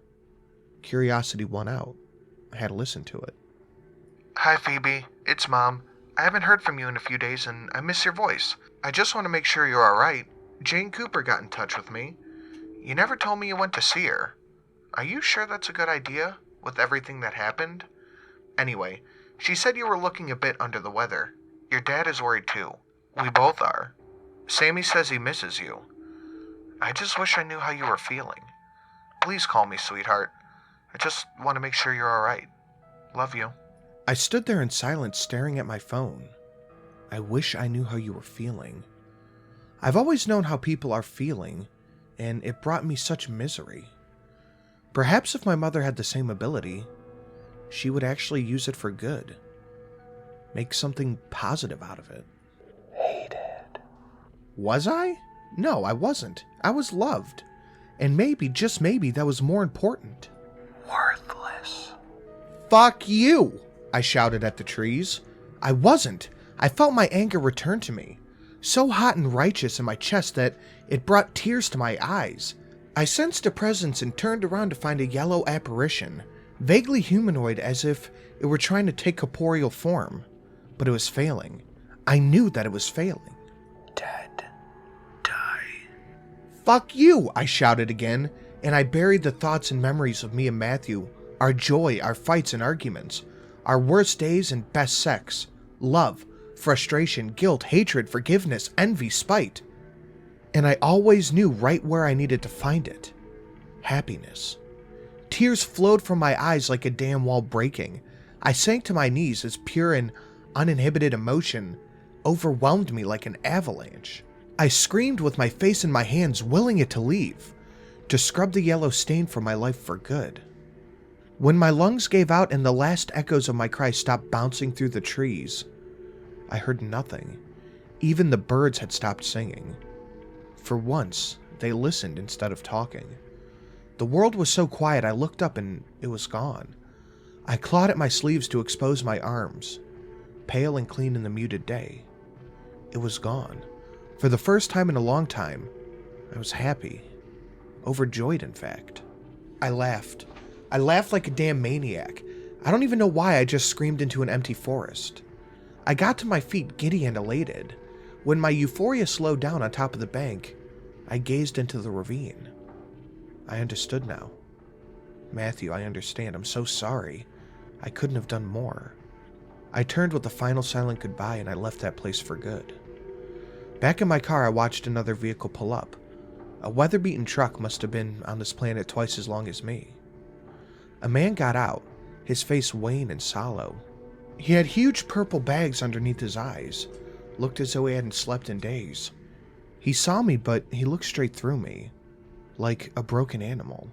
He turned to retrieve something out of his truck. My heart stopped. The yellow light was clawing its way up the nape of his neck. I pocketed my car keys and approached him. "Excuse me." He turned to look at me, shouldering a duffel bag that had some suspicious weight. He turned slightly, attempting to surreptitiously hide his bag. I knew its contents were the last thing that he ever intended to see. I said the first thing that came to my mind. Leave. He blinked as if I had spoken a foreign language. What? Leave. You don't want to end up here. My boyfriend did years and years ago in this same place, and I nearly did too. I will never truly heal, and neither will the others. But I'm getting better. I reached out for his hand and he flinched, but didn't resist when I wrapped his cold fingers in mine. I've been where you are. I know how it whispers to you. I know how it makes you hollow. Something in his eyes changed. The glaze in his vision had fallen away and he just stared at me, like I had just exposed his most hallowed secrets. Leave. Please don't come back. Keep moving forward. I nodded at his truck. Drive her somewhere new. Somewhere exciting. Don't give in to the yellow. Just leave. His eyes grew wide. They began to glisten. He threw his bag into the cab and climbed in, without a single word or a glance backwards. I hope that he's doing well. I don't see colors anymore, only yellow. I spot it in crowds. I see it on the poor and downtrodden sitting in the street. I see it on rich business people in expensive suits and elite cars. I see it on celebrities, on nobodies, on anybody. But thankfully not everybody. I do what I can, but sometimes I just can't quite reach. And damn the entity, but sometimes it just wins. I'll tell you what I tell those people. It's a greedy, cruel color, and it never has enough. It'll take you as soon as it can. Don't let it. Its hunger is endless. Your sacrifice will be remembered by others, but not by it. Don't look at the yellow. Look at all the other colors around you. Don't give in.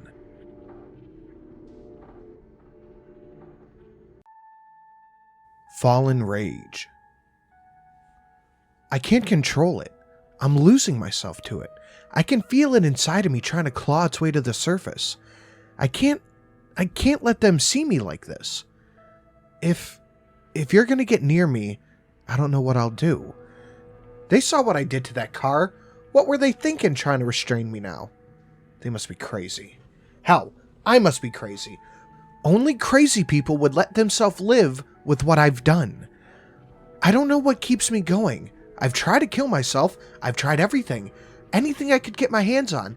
A plastic bag over my head, slitting my wrist, drowned in car exhaust, a bullet through the fucking skull, overdosing. Nothing works. Every wound on my body just disappears as soon as I get them. I'm immortal. This strength, this power, I don't know where it came from or why I have it. I never asked for it.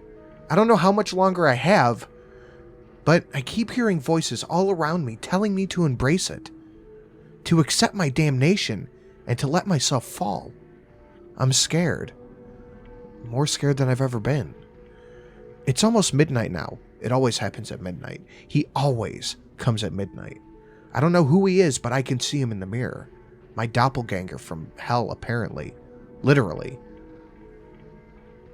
I can even remember some of the things he's done, like some sort of twisted dream. Throwing cars in the air like they were nothing. Slaughtering whole families single-handedly. Raping women, eviscerating SWAT teams. He's unstoppable.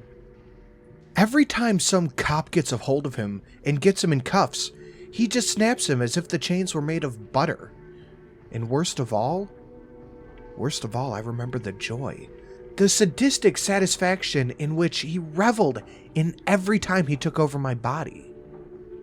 I also remember in vivid detail his speeches, how he talks to people, and I even heard him say his name. It was Lucifer. He's managed to avoid identification by authorities. Every time he gets caught with the camera on his face, my face, it's always obscured by static. I can't control him forever. My parents don't know about this. I've thought about talking to my psychiatrist, but I know if I tell them what I've done, they'll just throw me in a padded cell, or give me lethal injection, or on death row for a murder charge. Not that any of that would work anyway. I did, however, talk to a psychic last week. I got an answer that made just a little bit more sense. I told her what was going on, and I told her about this Lucifer thing inside me. Ah, I see. Yours is a terrible fate, my child. Lucifer, the spirit, inhabits your body. He was one of your God's archangels. He was among the first of his kind. One of the first in the heavenly chorus. He was beautiful beyond words. Righteous and perfect from the day he was created. Every precious stone was his covering. Every man cringed with envy, and every woman shivered with desire in his presence. He was beloved by all of creation. However, what he had in power and glory, he lacked in humanity. His praise soon stirred the seeds of vanity and pride. He began to covet the power of God. He went before the Most High and challenged him for control of the earth. God's wrath was heard throughout creation. He cast Lucifer far from heaven, into the depths of the earth, where only darkness lurked. God condemned Lucifer to live as a mortal, a fate worse than death for one such as Lucifer. Throughout the ages, Lucifer has taken one vessel after another, one lifetime after another, never able to see heaven again. Those possessed by him do not know he's there. They live out their lives until, upon reaching adulthood, he begins to manifest through them once every midnight. Indeed, God has no love for you, child. I didn't know what to do then. I just found out I was possessed by Satan, and now I was going to spend the rest of my life as the vessel for all the evil in the world. I've been running ever since. I left my home in the middle of the night and never looked back. The police have been searching for me, but no one can find me. Not with all the things I can do now. I've learned how to tap into Lucifer's abilities. I can move things without touching them. I'm stronger and faster than any animal I've ever encountered. I don't get sick. I don't eat. I don't sleep. I don't even breathe. I've never been more powerful. And do you want to know what gets to me the worst? When he takes me over, when I completely lose control, I like it.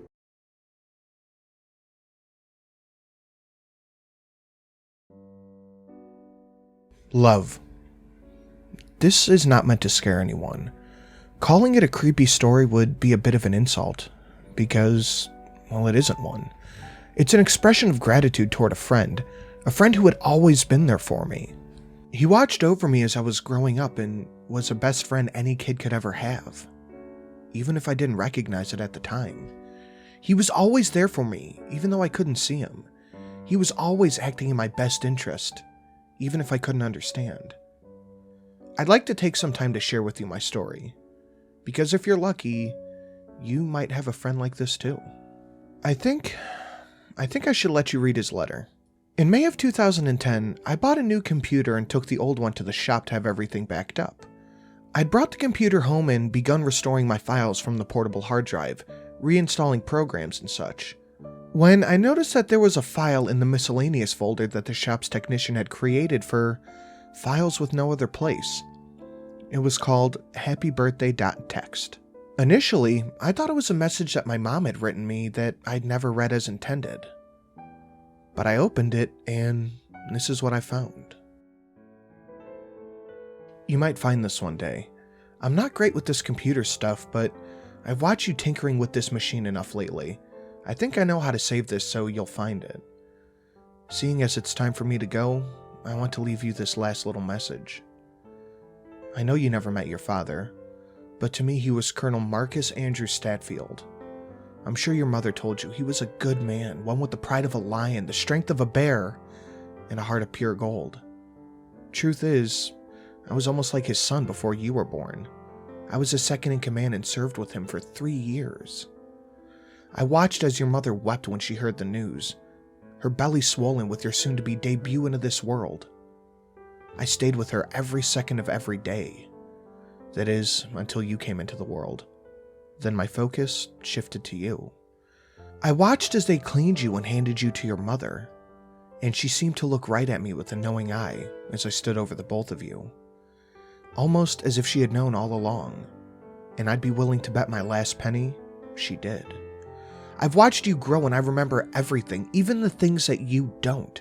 You were such a happy baby, and you seem to have inherited your father's sense of humor. When you were getting to be, 4 months old, you would do just about everything to hinder your mother's attempts at changing you, laughing all the while. You were a wild one at heart, just like you are today. Just like Marcus. When you were about 6 months old, we would play all the time. We had one game in particular where I would grab your toes and tickle your belly. You'd love it.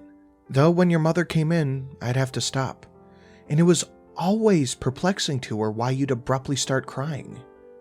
After a while, she started to think that you didn't like her, which is when I realized I had to back away just a little bit more. When you were 1 year old, you seemed to develop this sixth sense for me, and although you couldn't see me so much or so well anymore, you knew I was there. I couldn't play with you as much as I did before. I knew it would only hurt you in the long run, but I always kept guard. I knew you remembered seeing me. You had a way of testing my presence. You'd throw toys into the corner where I stood, then wait to see if I would play with them. Now, I know you won't remember this, but once you threw a bear and a rag doll at me. Because your mother was busy in the kitchen making dinner, I put on a little show for you. It was nothing special. I just made them dance a little. You were laughing so loudly your mother came in to see what was so funny. But when she saw, she wasn't laughing. I bet you could mention the bear and the ragdoll dance even today, and the color would run right out of her cheeks. But do me a favor and don't. I think it would be kinder to ask if you ever threw toys into the corner. That isn't quite as bad a memory as the dancing is. Do you remember your first word? I do. Love. Your mother made damn well sure you knew just how much you were cherished by her. Every moment of every day she would always say, "Love you, baby." I remember you tugging at my heartstrings something awful once. Your mother was changing you in the bathroom this one time. You seemed to have caught my reflection in the mirror behind her. You pointed and said, "Love."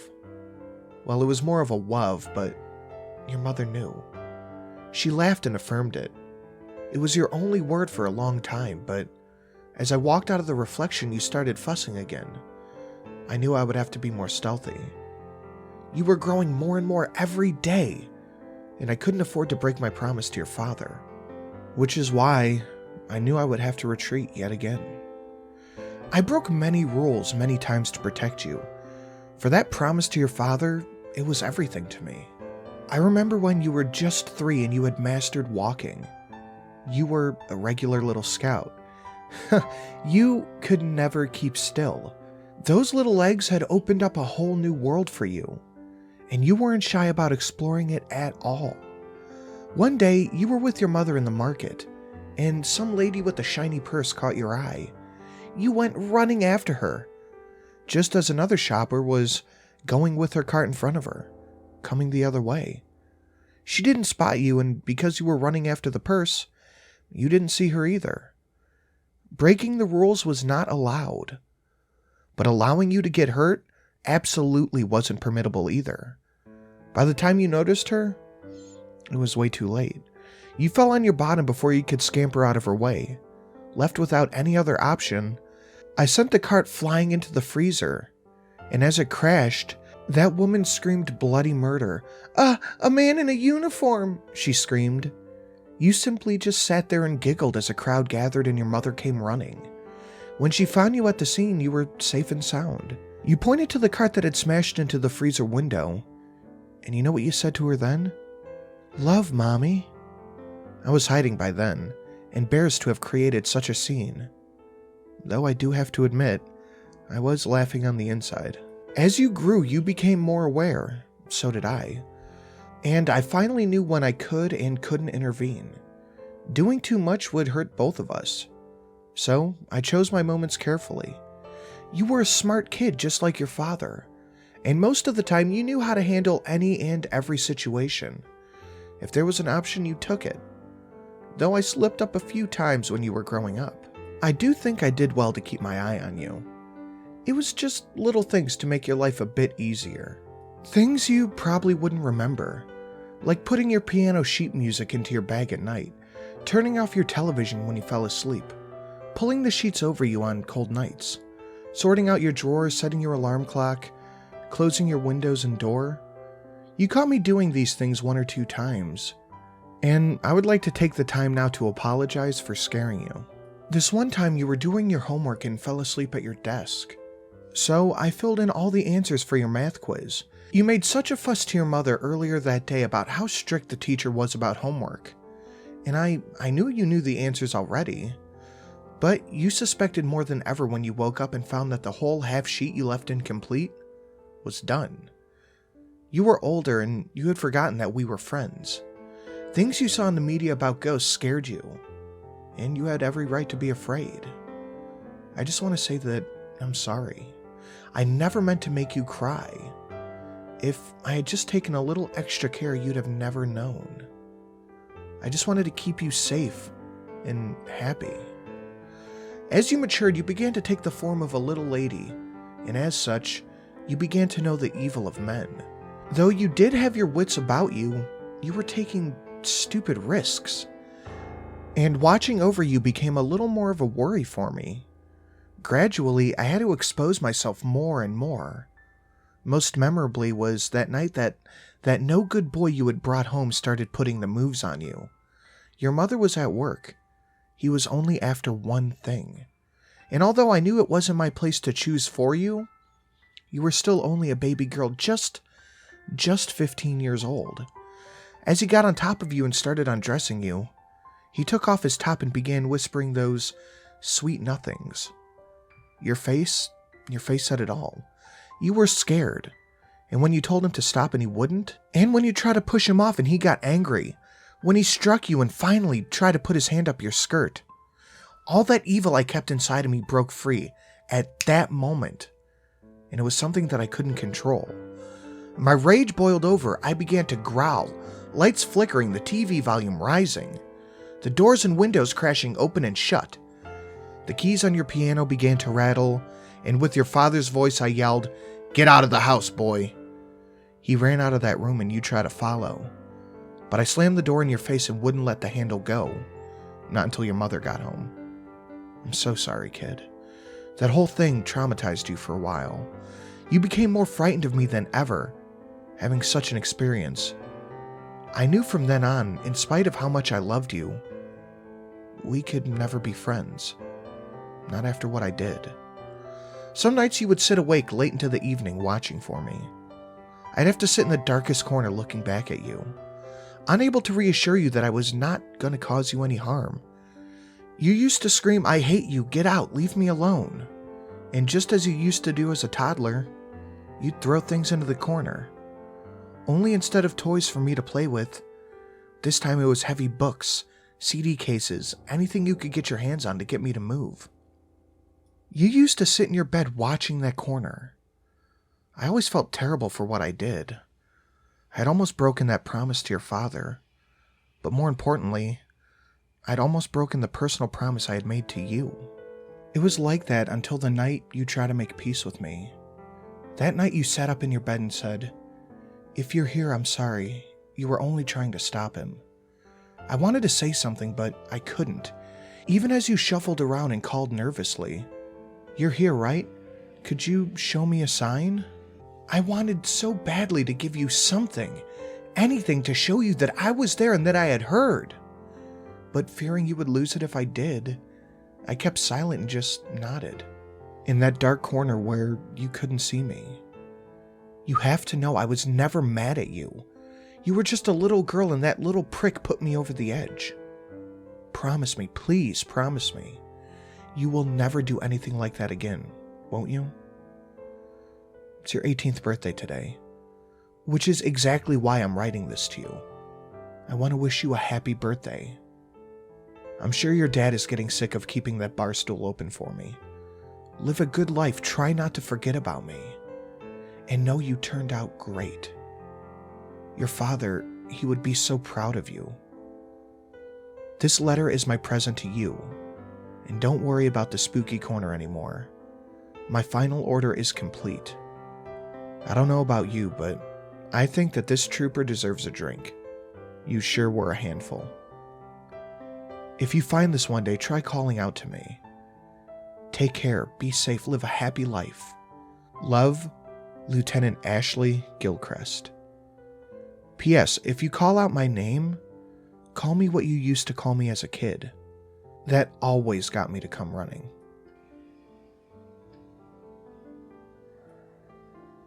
I was astonished when I read this letter. Everything finally made sense. All those things that happened to me when I was growing up. I always thought I was seeing things, until the day when my ex-boyfriend almost raped me. I'll be the first to admit that I was scared of him, because I didn't understand what he was, why he was there, or what he was after. But now I see that I had it all wrong. A few days after reading this letter, I asked my mom a few questions about the spooky things that happened when I was growing up. She was very nonchalant about the whole thing, until I mentioned what happened in the market. There, she stopped cleaning, set down her cloth, turned to me with a smile and said, "You always had a guardian angel watching over you, honey. I don't know if it was your father or not, but whoever or whatever it was, it made sure that nothing bad ever really happened to you." As she turned around and began cleaning the dishes, She asked, "I guess you met it then, right? Your spirit friend?" "Not exactly. He left something for me." I went upstairs and brought my laptop down, and I showed her the letter on my computer. My mother was crying by the time she had finished it. She told me all about my dad's friend. He was a kind boy. Mark brought him home once to meet me, and he had a certain thing about him. That man was as loyal as a dog to your father. He had love and respect for him that I was even intimidated at by times. When he came to our home on leave, Marcus nearly had to order him to make himself at home, and he even had to be asked to take his uniform off. He looked up to Marcus like a boy looks up to his father. I don't really know his background, but I remember your father telling me that he was a good drinking partner, a fine soldier, and an invaluable friend. She took a deep breath and choked back a few tears before continuing.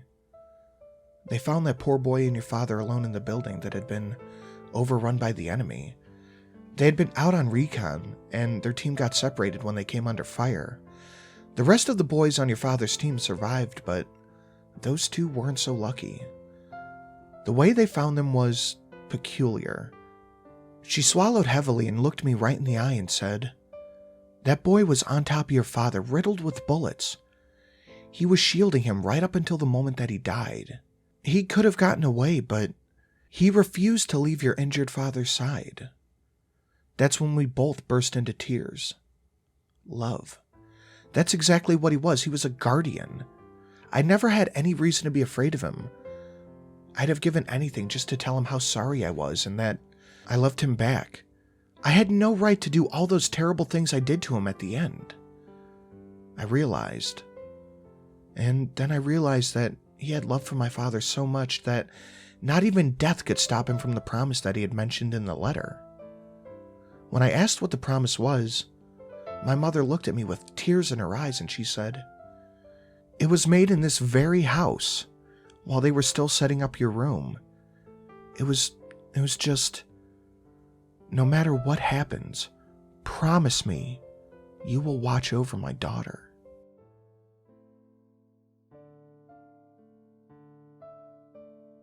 Channel 5 Had a Rough Night by Sam Marduk.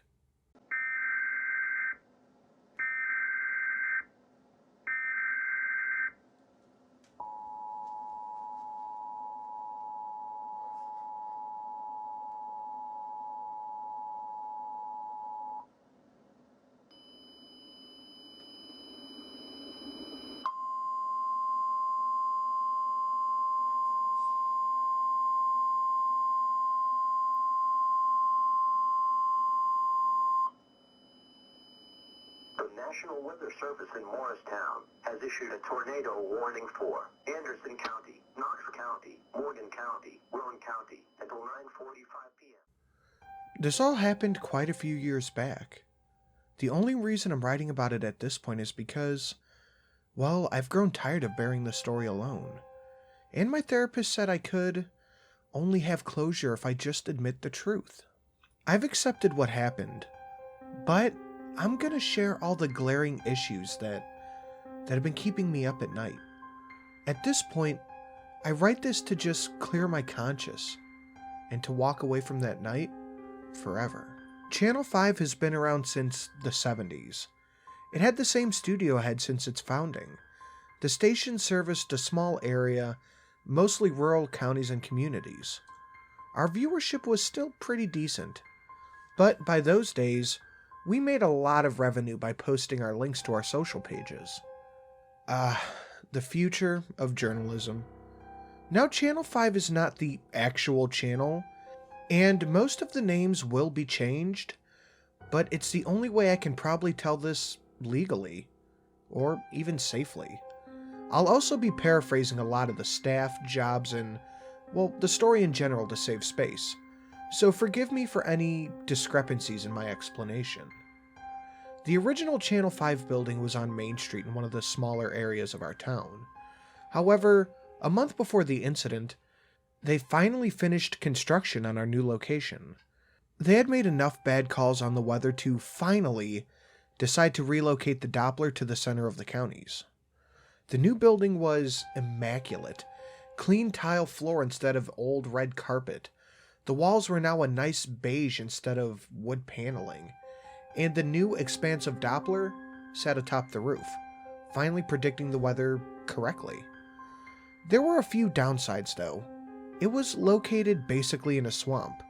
We were way off the beaten path, a good distance from any of the towns or houses, yet still close enough to broadcast. We had to take a long road out of the nearest town, make a few turns, and finish the last half mile on a dirt road. They made plans to pave it eventually, but for now it was the only way in. Marshes were the only landscape in every other direction. Next, there was really no cell reception. However, the studio did have Wi-Fi, so it wasn't too much of an inconvenience. We also only had a few employees, due to our relatively small broadcast area. The good news was that we were fully independent, i.e., not slaves to the Sinclair Group or any other big media corporation, that all wrote the same script for countless networks across the country. We had a decent and loyal viewership because of this. We ran ad campaigns that said, "Get your news honestly. We are completely independent and make you and the real news our priority." Or something like that. We were on a certain local network, but they could have cared less as long as we were consistent and didn't use profanity. I only saw an executive once, as I had to come in early to rewire some equipment. A fat, jovial guy. I think it was his demeanor that let us get away with what we wanted. The inside of the studio began with 2 glass doors leading to a lobby. We had a security desk and a small metal detector, and a sign-in for any guests. You'd be amazed how many threats that anchors get, especially if we miss an affected area by a disaster. Once we had a man attempt to bring a knife in and assault us because he blamed our coverage for him losing his home in a flood. Past the security desk was a wide hallway with dressing rooms and offices. I shared a room with 2 of the other tech guys, and at the end of the hallway were 2 heavy green doors marked "On Air, Do Not Open." They stayed open during the evening parts that we were writing and setting up, and they were closed from 8 to 10 p.m., our time slot. Inside was the soundstage. It had a center crescent moon desk, a screen, and classy wooden frames. In front of the desk were the cameras and the crew. To the left of the large auditorium was the weather station. The station had a huge green screen, and, well, not much else. We had placed the frame directly onto the screen. To the right of the center desk sat our sports center, a small business-style desk and an athletic layout with a screen behind it. Directly above the stage entrance was a large loft with metal stairs leading up. It was enclosed and contained all of the tech and monitors and screen graphics, all that stuff. There was a window looking down to the set below. That is where I worked with my buddy Dave and our supervisor, Mark. On this particular night, though, things were not going well for us. Half of the crew and interns couldn't make it in.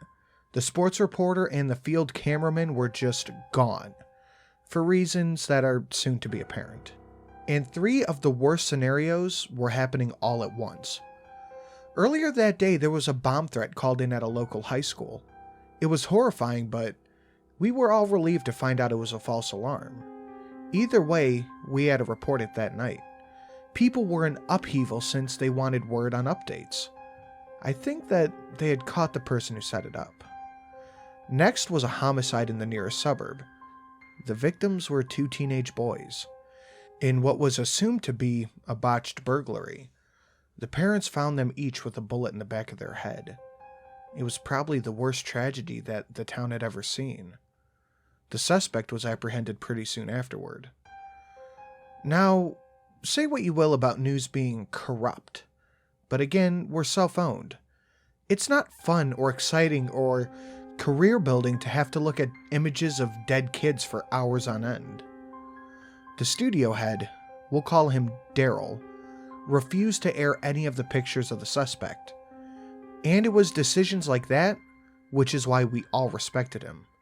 He wasn't about the juicy stories. He was about informing the public. One of the last real journalists. I digress. Basically, mood and morale were dismally poor. One of our interns called in due to a family member in the school. They were unharmed, but it was understood. Our sports correspondent was home since all of the games were shut down across the entire area. The other issue, the other reason half of our evening staff wasn't with us, was that some storms were forming. These storms were presumed to contain tornadoes. There was flooding in all of the lowlands, where many of our employees lived. Our studio was just high enough to be safe from flooding, but the same couldn't be said for the rest of the area. The warnings were already up before we even went on the air. Only a third of our staff, about 8 of us, were able to make it in. It was just those of us who lived near the studio or had to arrive early. So the combination of depression, mind-bending stress had us all in pretty poor states of mind. We were bickering and rushing around. The atmosphere was beyond tense. Thankfully, there were only really 3 stories that needed to be covered: the bomb threat, the murders, and the storms. Most of the coverage would be weather alerts, so a skeleton crew could probably handle it. Our co-anchor, Susan, walked right into her dressing room and refused to emerge until she had to go on the air. She was your average female news anchor. She was in her early 30s, blonde hair, blue eyes, and a sharp manner of dress. Her makeup was great for the camera, but looked pretty thick in person. The other co-anchor, Bill, visibly had a drink or two in his system before even getting to the desk. Bill was another example of a model anchor. Tanned, late 30s, with sculpted black hair and a spotless black suit. I was up in the loft with the rest of my team. My tech boss, Mark, was announcing our jobs in quick succession. Mark was in his 40s, slim, and always wore khakis and a polo shirt. His balding hair and thick black glasses made him look like... well, they made him look like the embodiment of his job. He was pointing and speaking commandingly. I was trying to watch the weather map like a hawk, and I was to post all updates to our social media accounts. I used headphones to hear the radio transmissions from the emergency transponders and direct any radio calls. The anchor signed on and expressed a brief condolence and encouragement to help the victims' families. They then said they had to focus on a current threat. Tornado warnings were popping up everywhere. The dank and thick swamp foliage outside was pretty upsettingly calm. Like the calm before the storm kind of calm. The night was black as pitch already. It was Morgan, our weather woman, who took over the broadcast. She was of Haitian heritage and had some pretty long-lasting roots in the area. She dressed in classy dresses and had a complexion that was so perfect she barely ever wore makeup on the air, and she had silky hair past her shoulders. I honestly would have asked her out if she wasn't so brutally out of my league. She was warning residents in the affected areas to evacuate or find shelter. She motioned to every red spot on the green screen behind her. More and more spots seemed to pop up every moment. I stared unblinkingly at my screen of the live map. All of us had sweaty palms. At the bottom of the stream was a ticker for every affected county. We were on for a solid 30 minutes, afraid to cut away from the weather. I couldn't hear anything but intermittent code and the occasional update from different alert centers. Then I heard something weird. It sounded like commotion and confusion. I looked up to see my boss leering down into the studio. "What's wrong?" I chimed. Before I even finished asking, Mark sprinted away from the room and dashed down the stairs. I ran to the window to see what was unfolding. Mark, the security guard, and Daryl were all dogpiling on some random person. I looked at my buddy Dave, who read my mind and turned his screen towards me. It was a rewind of what just occurred. The feed, thank God, was cut to commercial. However, the cameras picked up all the clattering and slamming of feet, until a young man came dashing into frame. The anchors were frozen in shock. The man was a young black man in a blazer, white button-down and slacks. He was pretty sharply dressed, but he appeared dusty and dirty. In the same motion of leaping onto the stage, he slammed both of his hands onto the desk and screamed right into the anchors' faces. "You can't stop it. They are coming. He is coming. You will... And he was tackled by the guard. The two hosts had reeled back and began coughing for a moment, but they quickly recovered. The man had been brought down hard in the meantime. They pinned him and the security guard zip-tied his hands and feet together. They roughly yanked him up and dragged him over to the security area, where they waited for the police. Daryl insisted that the anchor cease, but they insisted that it was okay. They were rattled, but still professionals. They said that he was probably some sicko who wanted to scare viewers. It was probable. That's what we had to tell ourselves. Daryl, following the men, shouted back at us, "We're going back in 1 minute. Get it together." Morgan was completely stunned, mouth standing agape. "Morgan!" Daryl yelled and snapped her to attention. "Are you good?" She stammered, Are you good?" He stared calmly but sternly. He really wanted to know. She inhaled hard with both eyes closed. "Yeah." Mark burst through the back door to check up on us quickly. "Cut to Matt, make sure the ticker's updated. Get those headphones on." I obliged, but at this point, I had to keep one ear free so I didn't miss anything coming from downstairs. We kept going. Morgan managed to stay composed and signed in. She updated on the storm, but after a brief lull in the updates, she gave the focus back to the anchors. "Hello, everyone," Susan began solemnly. "We know that in this time of panic and fear, it's easy to overlook the tragedies and horrors that occurred earlier today. Terror struck today," Bill said on his time. "While students were planning a normal day of school, instead they were met with horror and targeted knees. We thought nothing of the stutter or the mispronunciation." "That's right, Bill," Susan said, way too cheery. "The birds had sung and the sun is now shining upon our great southern landscape." This all made us look up. Now, what happened next is going to be hard to describe, but I'll try. It was the sound of madness. Not screaming, not shrieking, but madness. Their tones didn't change from the ones they had when they were describing a lifestyle piece. Cheery and well enunciated. If you take a moment now to look up the song Pina by Captain Beefheart, it kind of sounded like the beginning of that track. One would say a totally random statement, and the other would agree or add to it with a completely unrelated statement. Again, this exchange was done with an upbeat and campy back and forth. It began with nonsense statements and mispronounced words or just completely nonsensical words. But then, things got darker. "Badgers in the brook today, Bill." "Right, and the rain grows red." "Their eyes close in the void." "In the void." Your children are scum and probably not yours, Bill." "I'll rip your throat out, woman." Pause for smile. "Not if I get my thumbs into your eyes first, Bill." She held up her thumbs and looked at Bill with a fake threatening "ah" sound, shaking her hands. She turned to the camera and News laughed again. "The blood of the innocent, Susan. The blood of the innocent. They're coming for us, Bill. They will overtake us all. And to you viewers at home, you'll not outrun them. You'll rot where you stand."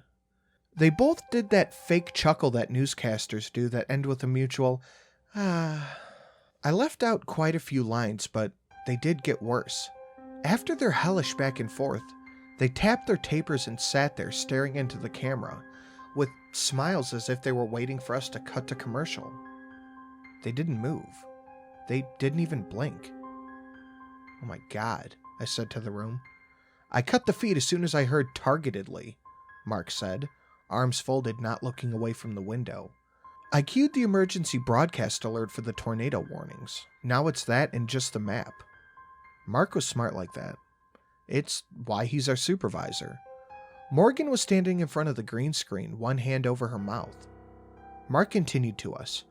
"We'll keep it to the map and the recorded alerts until we can figure all this out." I checked my phone so I could check up on my roommate and my dog. But there was no Wi-Fi. The storm must have knocked it out. The studio was soundproof, but our booth was attached to the roof and there was a deafening pouring rain. "Hey Mark," I said, still looking at my phone. "The internet's out. I'm going to go to the office and check on the house. Can we take turns if that's okay?" "Sure," he said, not seeming to care. He was fixated on the scene before him. Everyone was. No one was moving or saying a word, just staring horrified at our two hosts. I quietly opened up the door to the booth and made my way down the stairs. We only had one camera operator. Earlier, he was dashing between cameras. Now he was just standing between Morgan and the news desk, a good distance away. The studio manager was standing by the lighting board, not sure what to do. All of them had pretty grave fear in their eyes. I opened up the studio doors and made my way down the hall. I was able to see into the lobby. The intruder was tied up in a waiting room chair. The security guard sat across from him, locked in a stare. Daryl was pacing. He kept saying, "What did you do? What did you do?" The man remained silent, his eyes fixated ahead, staring just blankly. I entered our office and grabbed a hardwire phone. It was completely dead. I tried in vain on other lines, but they were all down as well. We were completely cut off. It was only then that I knew why Daryl was pacing. The cops weren't coming. I decided to tell him that we were cut off, but as soon as I approached, he stopped me. "We can't reach anyone. Go check the server closet and see if you can do anything." The server closet was at the back of the studio. Our routers and lines for the office were all in there. It was just to the right off screen of the anchor desk. "Sir, I don't want to get that close." "It's out of the shot." "No," I replied. "I don't want to get that close to them." "What are you talking about?" We stared at each other for a moment. "Did you not see it?" I said, lowering my gaze. "See what?" Then I noticed all the screens in the lobby weren't on. They usually streamed the broadcast, but I guess he switched them off so the man couldn't see him anymore. The realization made me belt out, "You need to come with me, now." He was absolutely horrified at the sight. The anchor's eyes were growing more bloodshot as they still hadn't moved, hadn't even blinked. The other three were up in the booth. We walked in and Mark showed Daryl the footage. We expected leadership. We expected him to comfort us. Instead, our collective leader slammed the door open and rushed back to the hall. Mark followed close behind. "This is a fucking nightmare," the cameraman said. "What all could you see on the guy?" the studio manager, Sarah, asked.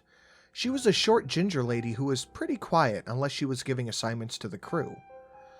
I could see the absolute abject fear in her eyes. Not see, smelled. He winced as if he was still able to sense it. He had some sort of moldy tinge when he rushed past me. It was unique, like he made the smell himself. It wasn't BO or mud. I don't know, but it was pretty damn pungent. Morgan cursed under her breath. She walked out, and at this point we followed. We didn't want to be separated. Outside of the door, we heard commotion. "What did you do?" Daryl was screaming in the man's face. "What did you do?" The man remained just motionless. It was when we got closer that we witnessed something just horrifying. Daryl had reached into his belt and pulled out a pistol. The security guard leapt up to stop him, but Daryl shoved him hard to the ground.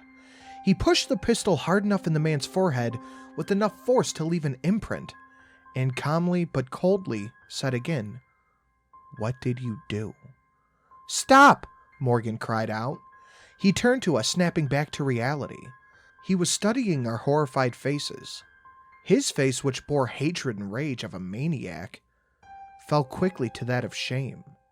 He looked at the gun, then the man, and promptly stormed off to his office. We helped the guard up. Mark then came in from outside. He was absolutely soaking wet. He had a look of inescapable horror painted on his pale face. He looked at us and quietly stated, "All of our tires are slashed." We unraveled in panic as a group.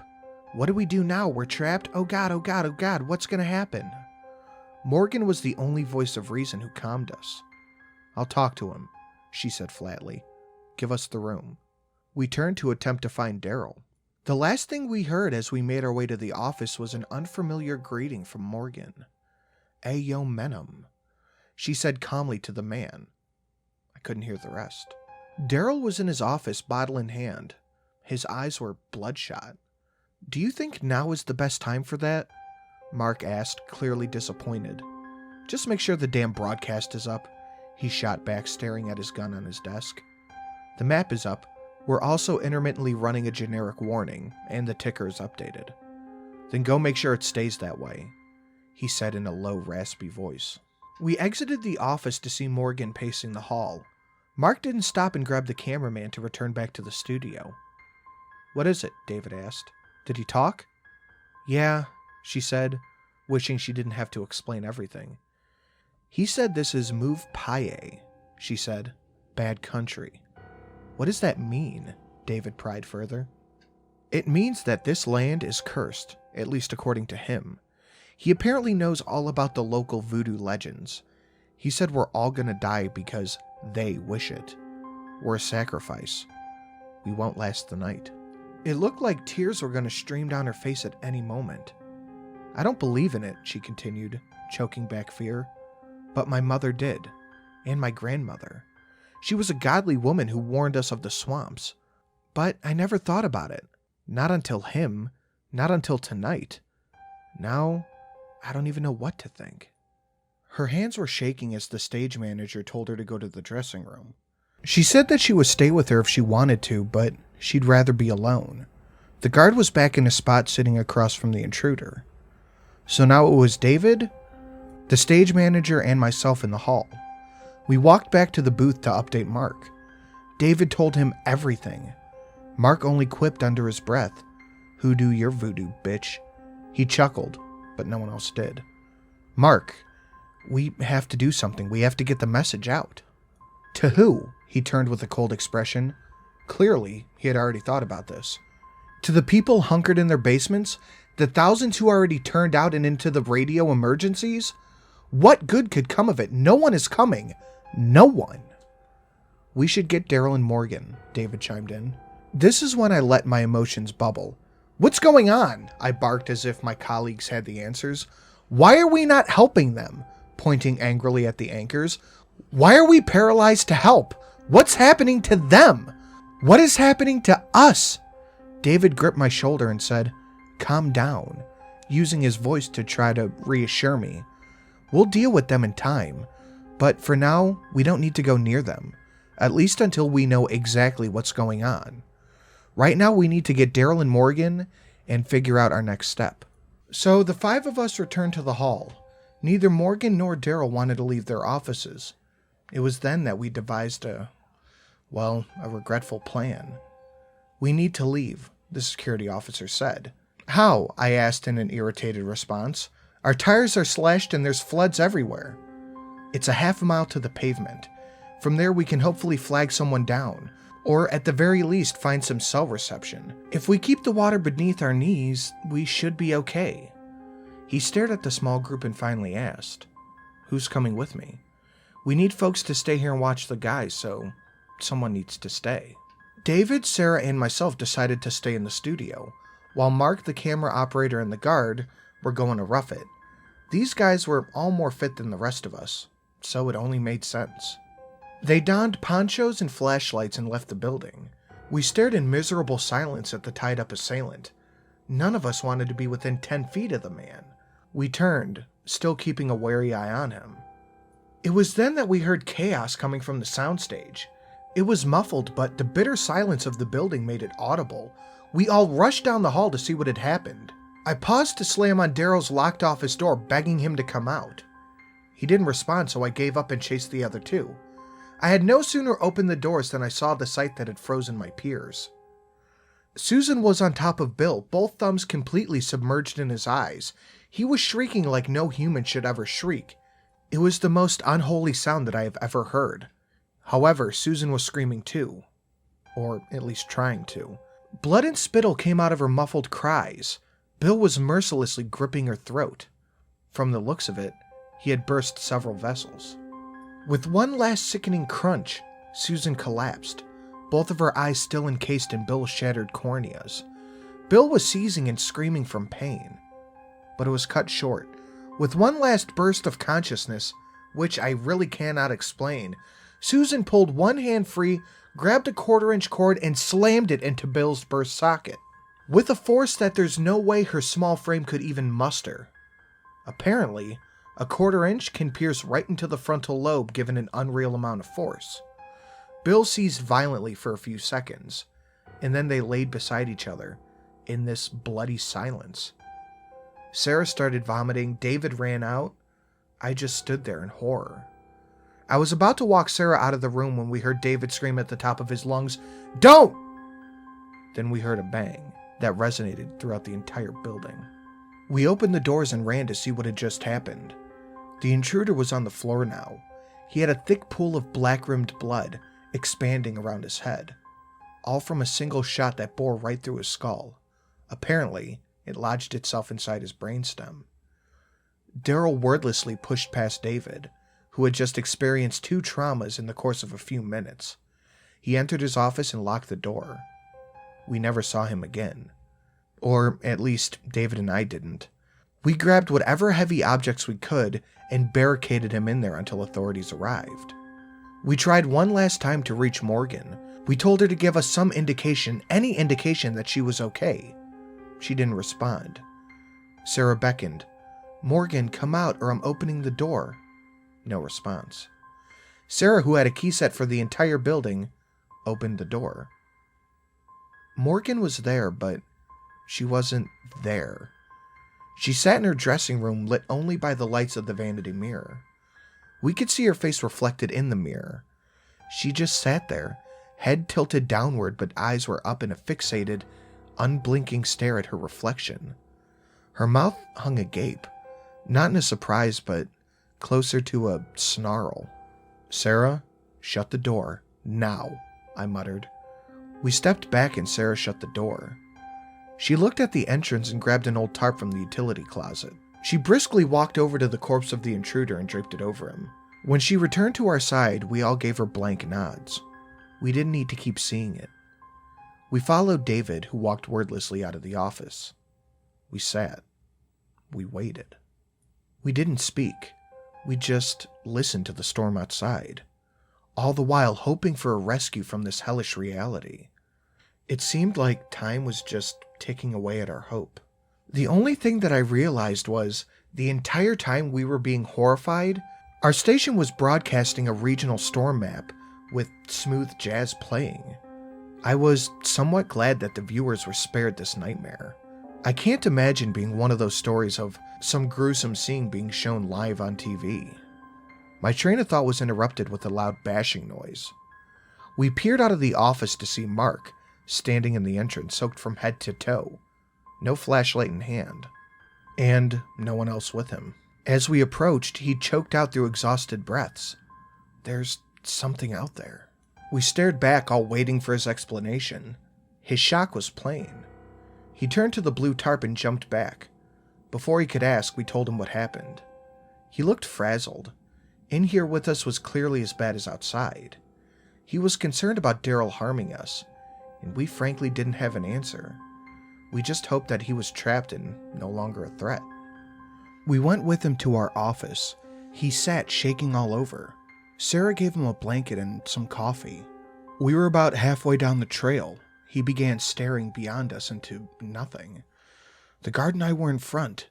The water was past our knees in a few places, but I kept thinking I'd either be swept away or found by a gator. We still had our lights, but it made almost no difference in the rain. We began to drift further and further apart. I was in the middle, barely able to see the light in front of me. The other two were completely out of sight. We were on his every word at this point, waiting on bated breath. I slowed my pace down so I wouldn't be alone if I went down, but I realized I wasn't being followed anymore. I yelled out, but with the rain there was no hope of anyone hearing me. At least that's what I thought until I heard a scream. A scream like all hell had erupted. I began wading towards the scream, calling out to whoever it was. He was breathing deep, really wanting us to believe in, but afraid that we wouldn't. I saw a silhouette in the bog. He was waist deep, screaming at something. Lightning lit up the whole scene for just a moment. Then again, those 2 split seconds were clear as day. I saw it standing over him. It was impossibly tall. It was black all over. Its head looked like a horse's skull, just covered in tumors. It was gnarly and ugly. It was reaching out with a massive arm. At the end were long fingers. And then more fingers. And fingers on top of that. It was about to take him. "Are you sure?" Sarah chimed in sheepishly.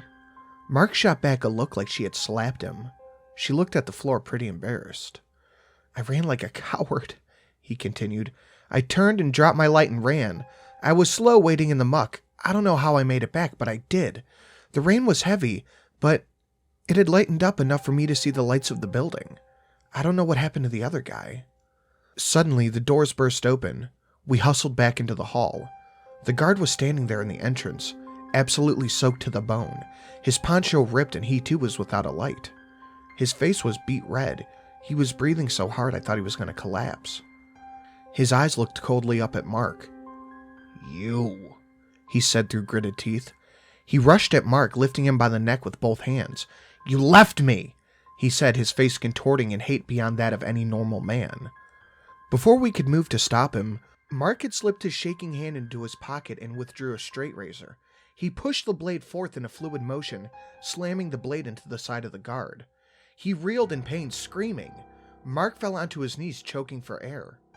We were all frozen yet again. Mark had grabbed the blade on the floor and stood to his feet, ready to kill again.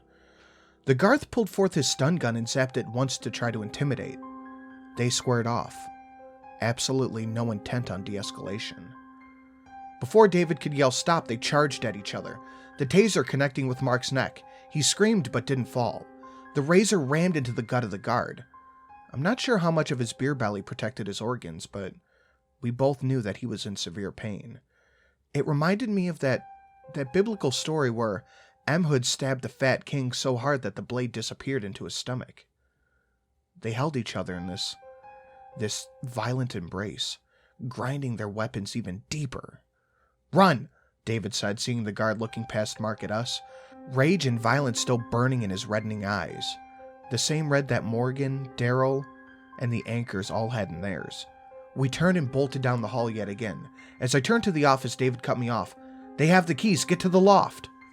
We were mere feet away from the studio doors when we heard two more doors open, almost in unison. We paused for a moment until we heard smashing against our barricade. Then a gunshot. Then another. Then another. A nightmarish, inhuman shriek filled the air, from whom I could only assume was Morgan. We kept running, never looking back. We burst through the doors and made an immediate left turn up the stairs. Sarah ran past us, ignoring our calls. She ran past the bloodied corpses of the anchor and hid behind the studio in the closet. We closed the door behind us and jammed a metal rod into the push handle. They were not getting in. David immediately began typing on one of the computers. I hid beneath the viewing window as to not draw possible gunfire. "What are you doing?" I whispered. "Hopefully saving us," he responded, not even looking up. Then I heard the emergency siren blare over the map, replacing the smooth jazz. The screen now had text over the map. "Emergency alert. Flooding and tornadoes in the area. Channel 5 news building is flooded. Send help. Send help. Send help." We sat there, holding our hearts and trying to calm down our hyperventilating lungs. After a moment of eerie silence, I peeked out the window. Smoke. "David? David?" I said, horror growing at the black clouds. He looked and was silent. We could see light emerging from the corridor, the unmistakable dance of flames. David, acting much faster than myself, grabbed as many cables as he could carry. He gave them to me and said, "Open the latch." Of course, I thought stupidly. The roof access latch was in the loft directly above us. Only a short metal ladder on the wall led to it. I climbed and slammed the metal door open. The rain immediately beat me mercilessly. As I was climbing out, David was close behind me. When I emerged on the roof, I realized the intention of the cables. I began tying them together, and I used the frame of the Doppler as my anchor. I looked around at the impossibly dark storm. I was looking for David. I called out to no response. I ran over to the hatch, fearing that he was injured. "David!" I screamed as he emerged, holding onto something in his hand. "Come on!" he yelled, relieved to see that I had the good sense to tie all the cables together. We tried to let ourselves down easy from the 4-story height, but I fell a good distance into the mud below. Thankfully, I was uninjured. We ran around the side of the building to our cars. We hid separately in the floors of our back seats. I laid there all night praying that no one would emerge from that hellish inferno, praying that Sarah would be okay, praying that a tornado would not come and toss us to our death. Morning finally came. I passed out at some point during the night. The drop in adrenaline combined with exhaustion had really taken its toll. I awoke to someone rapping on my glass. In my groggy state, it took me a moment to realize that it was a police officer. He was looking down at me, relief and concern across his face. Tears welled up in my eyes at that moment. The next part was kind of a blur. They had used some kind of special SUV to traverse all the mud, and they took me to a hospital. After I was examined and placed in a room, an officer came to talk to me. "I'm very sorry, son," he said genuinely. "I know the past day has been a living hell for you. I know you have a lot of questions, and I'm here to answer them. First and most importantly, your friends David and Sarah, they're safe." I heaved a heavy sigh of relief. I was so happy for that brief second. "But," he trailed, "no one else survived." "What happened?" I asked, still stunned.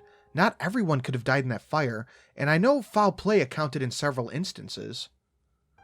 "Well," he collected himself, obviously unsure of where to begin.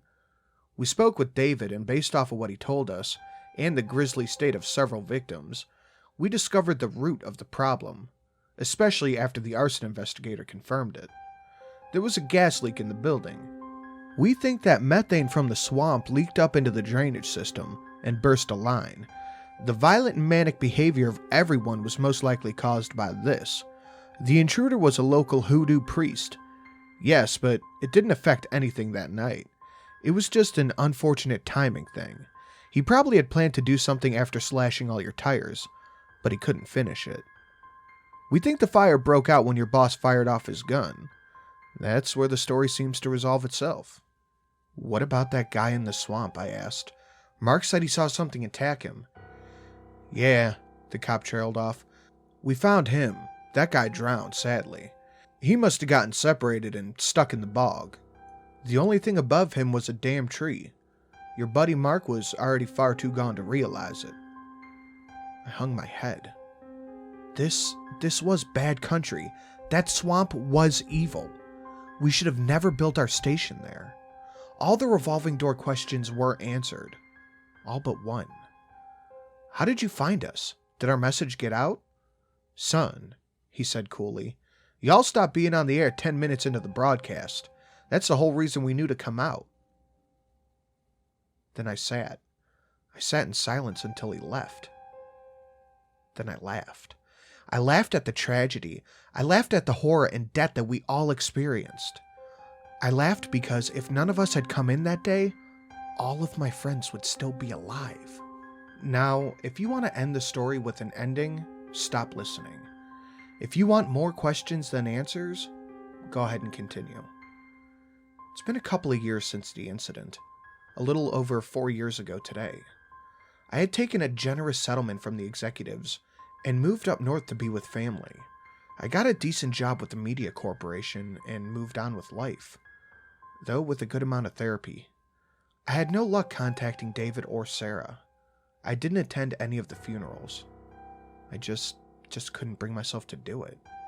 I was in my home on an ordinary day, which I finally learned to appreciate, but it was changed when I received an unmarked package.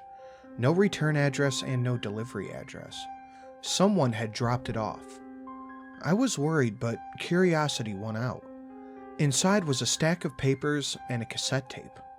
On top was a note written to me. "Hey man, I know we haven't talked since all that stuff went down. I imagine you got a pretty good bit of cash to live on. I did too.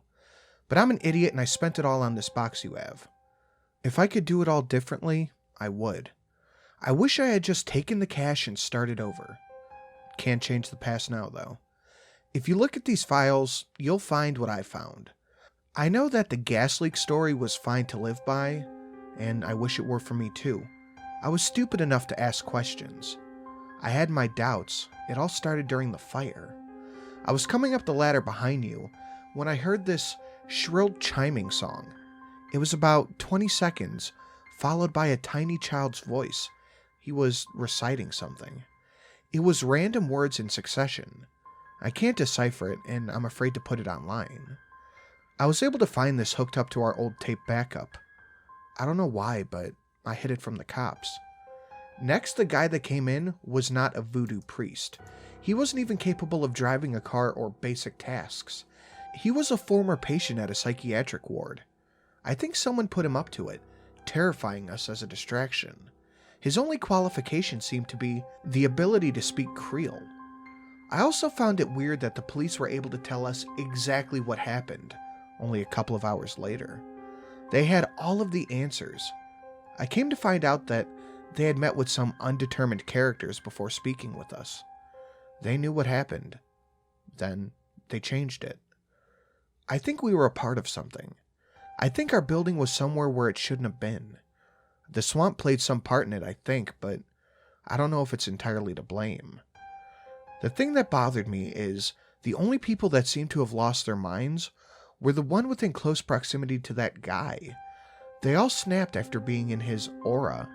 The red eyes, the vocal shifts, they were all symptoms affecting them. I don't know. Keep the box and see what you think. Or don't. I don't care anymore. I'm finally getting out. I'm leaving the country for some work in Antarctica as a radar tech. I can't bear all these questions. Either way, I love you, man. I hope life treats you well. I'm sorry for dumping all this on your plate years later, but it's too valuable to waste and, well, you're the only person I trust with it. I'll see you when I see you. Wish me luck. David. I placed the box and the letter in the bottom of my closet. I'm moving on. Do what you want with all this, but this is it for me. I did what my therapist said and I'm done. I hope you never experience anything like I have. I hope you never venture into places that people dare not go. I hope you don't find creatures or magic or madness anywhere in your daily life. Just be safe out there.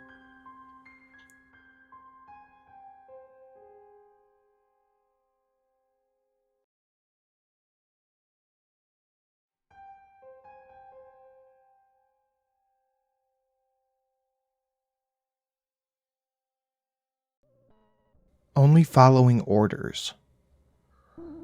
The story you're about to hear is one that's been, for the last 70 years, left to wither in the hearts of those who can recall it. Of the 12 of us present that day, only I remain. And my own end is rapidly approaching. I write this tale with a shaky hand, solely in order to console myself in my final moments. And I hope that whoever may discover this document, I hope you'll refrain from judgment upon me or my comrades until the end.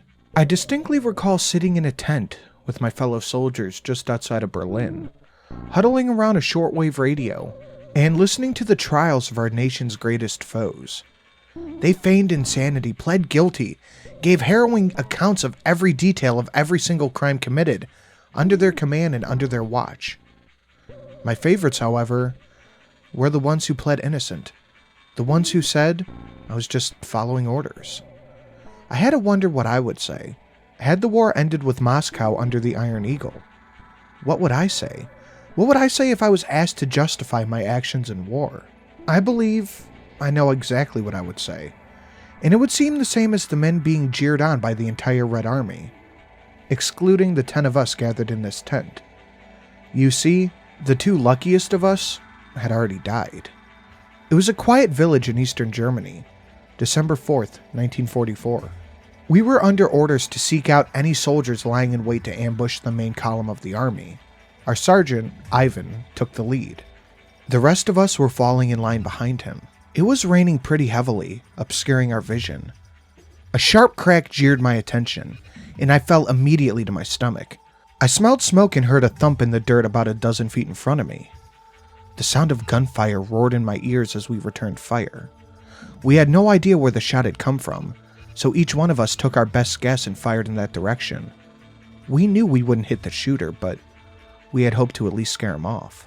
I decided to keep my fire up in order to cover my comrades as they reloaded their weapons. When the gunfire stopped, I watched carefully at the nearby houses. A quick movement by the roadside caught my eye. I quickly shot off a couple of rounds at the dark mass. At least one of my shots must have landed, because whatever it was fell onto the ground, unmoving.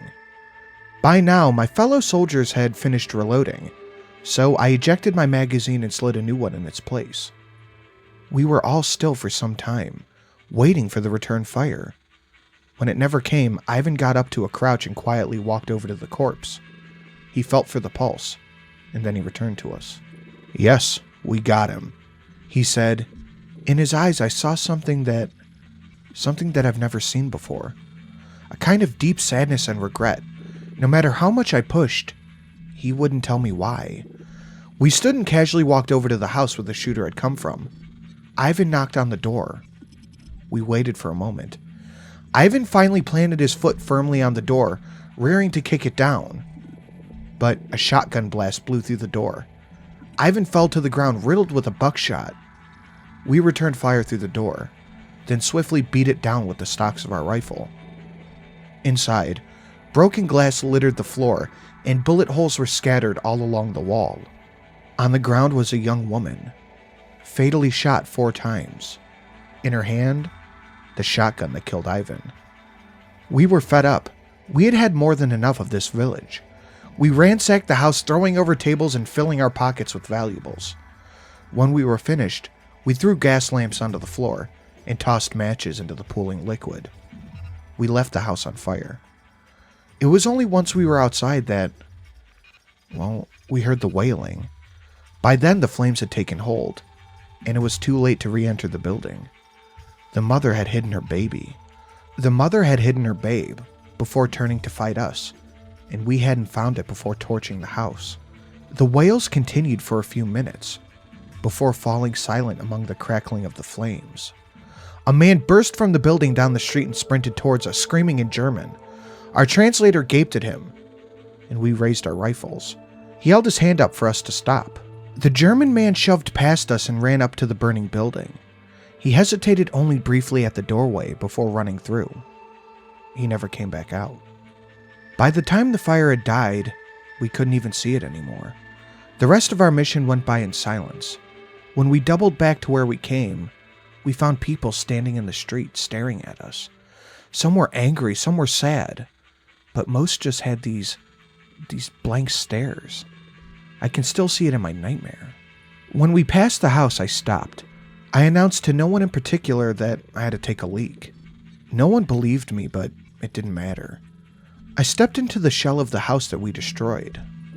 There, on the floor in the bedroom, I saw the skeleton of a man that had been crushed by a wooden beam, and a smaller collection of misshapen bones in his arms. In the yard, by the fence, I saw a little boy with a toy gun, dressed in the oversized uniform of a German soldier. That night, we all had nightmares.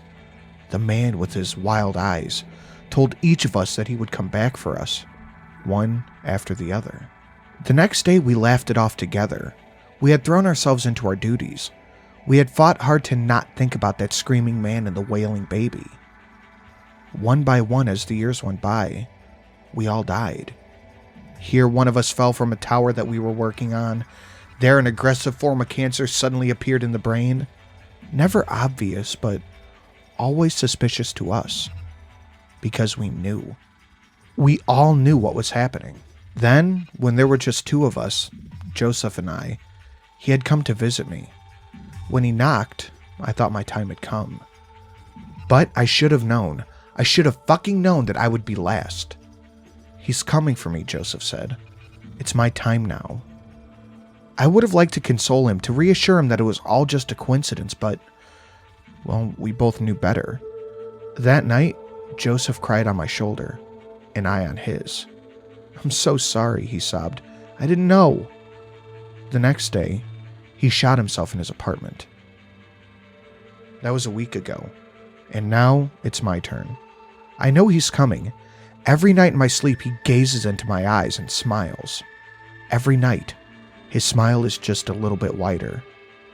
Last night, he began to speak. Quietly, so quietly I couldn't hear anything of what he was saying, other than just being able to make out that he was speaking. I don't want to know what he has to say. I can't sleep tonight. I'll stay up as late as possible, and before I sleep, I'll climb to the roof and stand on the edge. I must. I cannot know what he's going to say. They shot at us. The woman killed Ivan. We couldn't have known about the baby. We were just eliminating the resistance. That's all. We were only following orders. We were just following orders.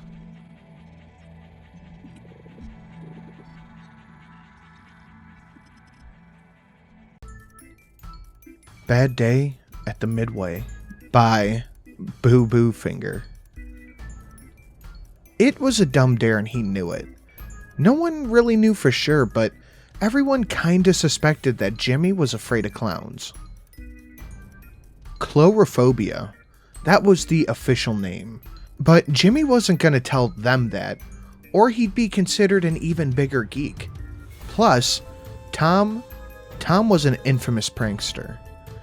That is why he refused when Tom, Carlos, and Harry invited him to go to the old abandoned Midway. Among the locals, it had a bit of a reputation for being haunted.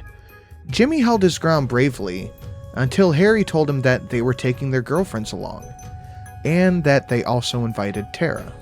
Tara was this red-headed cheerleader that Jimmy had had a crush on since like 6th grade. He thought that she was so far out of his league that they were in entirely different universes.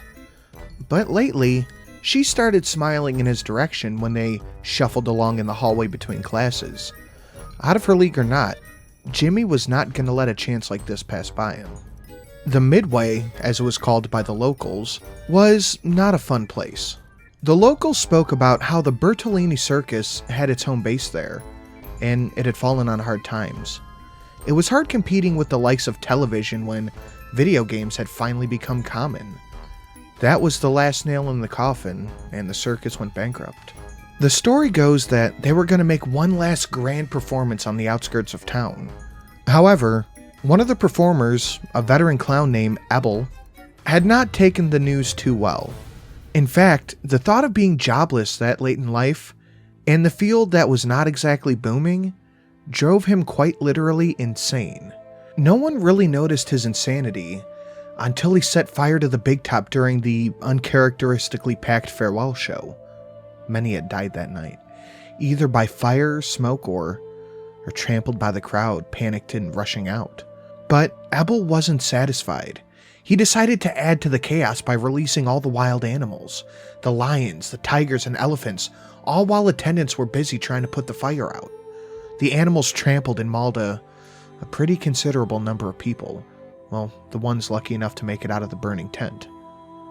But the most disturbing part of the legend was that Ebel was seen in the crowd, bashing people's heads with one of those huge wooden mallets, the ones that were used to put up the Big Top, all while laughing uncontrollably. Ebel had gone horribly mad, and he would be rotting in the loony bin till this day if the local sheriff and his deputies didn't put at least 30 bullets into his body. The number of dead had exceeded 200 men, women, and children that night. It was not something that the locals liked to talk about. And since then, the place has been abandoned and avoided by the locals. But they do tell stories. They say that the ghost of Ebel still haunts the place, preying on transients and slow-witted teenagers who dare to try to spend the night in that cursed place. That was the place that Jimmy was being invited to party. Hormones had won over the battle in intellect when they dangled terror in front of him. And so, at twilight, Jimmy met his schoolmates at the edge of town, and they walked across the field to the Midway. The Big Top tent had burned down to ashes a long time ago, but the rides, the funhouse, the trailers, all of those were still there, rotting away in advanced states of disrepair. Jimmy had grown up with Carlos and Harry. They liked to pick on him every so often, but they were the closest things to friends that he had, especially Harry. Tom was a new addition to the group, having moved to town only a couple years ago from up north. Then, of course, there was Harry, Carlos, Tom's girlfriend Dana, Jill, and Heather. But the addition that most excited him was the possibility that Tara would join their little group, and maybe even be his girlfriend. She had been pleasant but quiet most of the way there. But Jimmy, crippled by self-consciousness, failed miserably to start anything close to a conversation with her, until they arrived. She made a comment about how creepy the place was, and how strange the way that she found it very exciting. Jimmy agreed, trying his best to impress her. The evening, though full of angst, seemed to be going really well for Jimmy. After foraging for some wood, they lit up a fire between two derelict gaming booths. They all sat around the fire while Tom went to his cooler to get cold beer for each and every one. After drinking a few beers, they sat, laughed, and talked, until they started pairing off and moving away for a little more privacy, until only Jimmy and Tara were left alone by the fire. Deep down, Jimmy suspected that at least Tom was up to something. He expected Tom to jump out from behind a booth with a flashlight under his chin or a mask on or something to try to scare him. But all of these thoughts melted away as Tara moving closer and closer into him. They finally kissed. Sparks flew for Jimmy. The whole world could have ended right then and there, and he would have never noticed. As luck would have it, Jimmy's suspicions were not unfounded. The guys had indeed planned to scare him. The whole thing was Tom's brainchild. He got everyone to play along. He even managed to convince Tara to play along, just to keep Jimmy distracted. Harry, who was the tallest, put on a clown suit and mask, and he would come running towards Jimmy, screaming and waving a plastic mallet. Tom, the architect, would be hiding in the bushes, ready to film all of it so he could post it on YouTube later. It would be epic, guaranteed to get at least 1 million hits. So Tom had said. Harry, Carlos, and the girls met up behind a booth, giggling with mischief, trying real hard not to be heard. Harry and Dana went a little further so Harry could get dressed up. Harry picked a spot behind a booth and put on his red and yellow clown suit, then sat down and put on the oversized shoes. He stood up and felt a strange sensation, almost as if he was being watched. But after looking around, he brushed it off as excitement for the prank ahead. As he slipped the rubber mask over his eyes, he felt a chill travel up his spine. It was the last thing that Harry ever felt. Dana saw it first. Dana saw the clown in the bi-colored suit turning around the corner from behind the booth. She thought about how scary the mask looked. It was a typical bozo face, but twisted into some demonic expression and a gaping mouth filled with pointed teeth. Harry was doing a great job at doing the scary walk too, she thought. She came closer to wish Harry good luck on the prank. It was then that she realized whoever was behind the mask wasn't Harry. She felt wrong when she touched him. The clown reached out and grabbed her wrist and pulled her closer. She tried to scream, but the clown had forced a plastic chicken down her windpipe, choking her. She tried to run to warn the others, but deprived of oxygen, her body gave out a few feet away.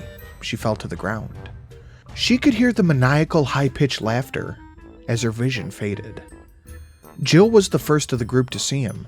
As Carlos and Heather were busy making out, she let out a terrified scream, put her hands up, and did a little pantomime expression of being terrified. The couple looked up, tried not to laugh, and started acting scared too. They thought that the prank was still on. They realized it was for real when the mallet came down and cracked Jill's skull wide open. Carlos tried to confront the clown to protect Heather, but that didn't go well. The mallet came down hard, square in the middle of his chest. His ribs made a popping sound as he cracked and fell to the ground, blood trickling from the corners of his mouths. Paralyzed with horror, Heather watched. She watched as the clown jumped on top of Carlos. He danced and crushed her boyfriend's body, using his oversized shoes. She snapped out of the trance and ran towards Jimmy and Tara.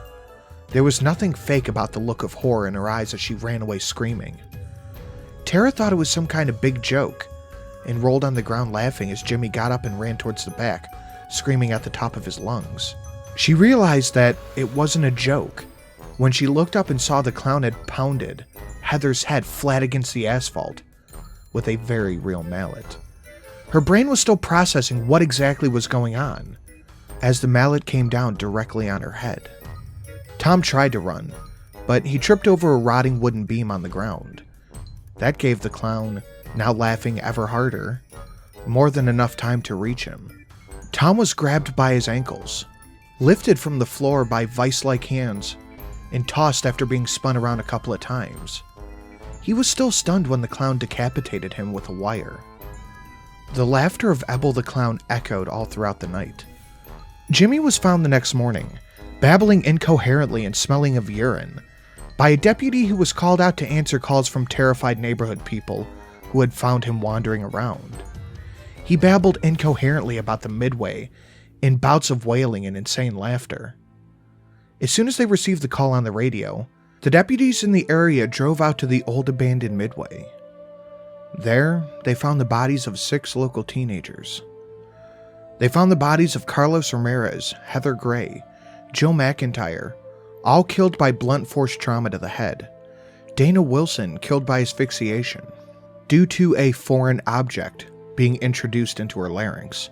Harry Vincent, still wearing the clown suit, no visible scratches or bruises on him. He apparently died from a heart attack, by the look of sheer terror still frozen on his face. But the worst had been Tara Johnson and Tom Slanger. The killer had attached Tara's head to Tom's body, and Tom's body to Tara's head, with a huge rusty spring, essentially turning them into human bobbleheads. This gruesome detail was kept from the media. Jimmy lived on, but he was committed to a padded room in a sanitarium in Jacksonville. He hasn't stopped screaming since. Except to tell everyone that Ebel the Clown visits him every night to mock and torment him. Then he starts screaming again.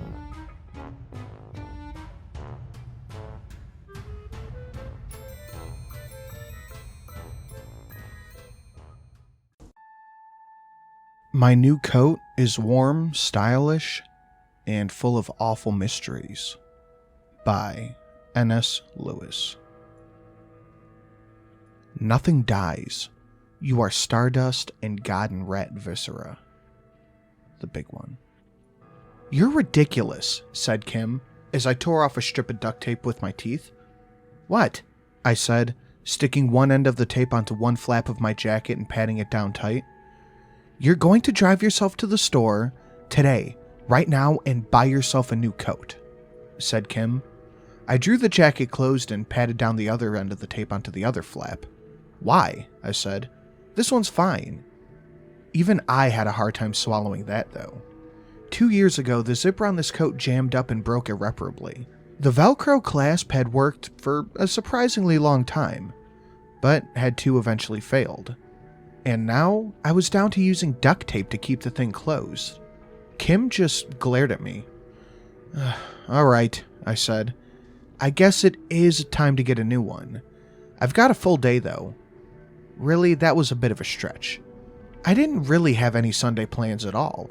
I was just about to go for a little walk. The truth was, I hated to do shopping of any kind. Can't you just pick one up for me? I'll leave you my card to pay for it. Excuse me, said Kim. I must have misheard you, because I thought I heard my husband, a grown-ass, 36-year-old man, ask me to do his clothes shopping for him, as if I was his mother, and he was still a whittle-bedwetting schoolboy. She was done playing around then. I am a dumb man, but there are limits to my dumbness. What I said was, absolutely yes, I am on my way right now to go get a new coat. That's what I thought you said. She was sounding a little less dangerous now. And pick me up some maxi pads while you're out, she added. I am not a fashionable man, by any stretch, but even I could tell that the black coat I stumbled across in my local thrift store was downright stylish, and only $20. I tried it on and it fit perfectly, like it was made for me. I paid and wore it out of the store, and was amazed by how warm it kept me against the winter wind. When I got home, Kim was legitimately impressed. She wasn't even mad that I had forgotten the maxi pads. What brand is that? She said. It looks expensive. I leaned forward, grinning like an idiot so she could check the tags. Only $20, I said proudly. Huh, she said. No tags. The store must have cut them out. I'm gonna look online and see if I can figure it out. As she did that, I got a beer and plopped down in my chair. I still had my coat on. It was just so damn comfortable. My little girl, Anna, woke up from her nap and she saw me sitting there in my puffy new black coat. She ran down the hallway and jumped right on me. It's soft, she cooed, nuzzling her face into the coat. The coat, I decided, was a definite all-around hit. That night, Kim kicked me awake. "You didn't turn off your ringer," she accused. "And who the hell is calling you at 3 a.m.? Through the haze of half sleep, I heard the phone ringing from the living room. It wasn't my usual ringtone, but sometimes the thing went haywire and converted back to factory settings. Or something. I didn't know. I couldn't keep up with that shit anymore. Sorry, honey. It'll stop in a minute." I closed my eyes and started to drift back to sleep. Kim kicked me again. "It's not stopping. It's gonna wake Anna up and then I'll never get back to sleep." It was another one of those do or die moments for me. If I didn't get my ass out of bed right then and there to stop the ringing, my ass was grass. I made an impossible effort to get out of bed. I felt mostly sorry for myself at first, but with each half-stumbled step down the hallway, as the phone rang on, my rage was building. Whoever was on the other end of the line was about to get the lesson of a lifetime on civility and basic human decency. I made it to the living room and reached out to the dark windowsill where I charged my phone at night. I grabbed it roughly, yanking the charger out of its port, and stared at the screen. It was blank. I powered it on and stared in bewilderment to see that nobody was calling me, and yet the phone rang on and on. For a moment I got an ugly thrill thinking that it was actually Kim's phone ringing. When it came to things like this, I was almost always in the wrong, and Kim would almost always let me know. I guessed it would be nice to have the tables turned on her for once, but no, I thought, that's not right. Kim kept her phone on her nightstand and religiously set it to do not disturb before going to sleep. The ringing was definitely coming from the living room. I followed the sound into the dark outline of my chair. That's when it hit me. The ringing was coming from inside my coat. I had finally gotten too warm wearing it in the house in the afternoon, and I had slung it over the back of my chair, where it rested still. I reached into the front pockets, but nothing was there. Then I felt around the inside. I found it. A small pocket that I hadn't noticed before. I had reached in, and just as my hand closed around something, the ringing stopped. I stood there in sudden silence, in my undies, with my hand inside of the coat, and I got the heebie-jeebies. That feeling that there's something there, something out in the darkness. I yanked the object out of my coat and held it up to my face. Sure enough, it was a phone. A prehistoric Motorola flip phone. I flipped it open, and the screen, backlit by that sickly green light, showed a missed call. I squinted. The call was from the small one. I shook my head. I turned off the ringer and threw it onto the coffee table. I crept down the hallway back to my bedroom, where I was relieved to see that Anna had not woken up or squirmed her way into our bed. I had done the quick mental calculations. Even though it wasn't my phone, the whole thing was my fault for not checking the code over thoroughly enough. "Who the fuck was that?" said Kim, sitting upright, alert against the headboard. "The small one," I said, lowering myself onto that beautiful bed. "Who the fuck is the small one?"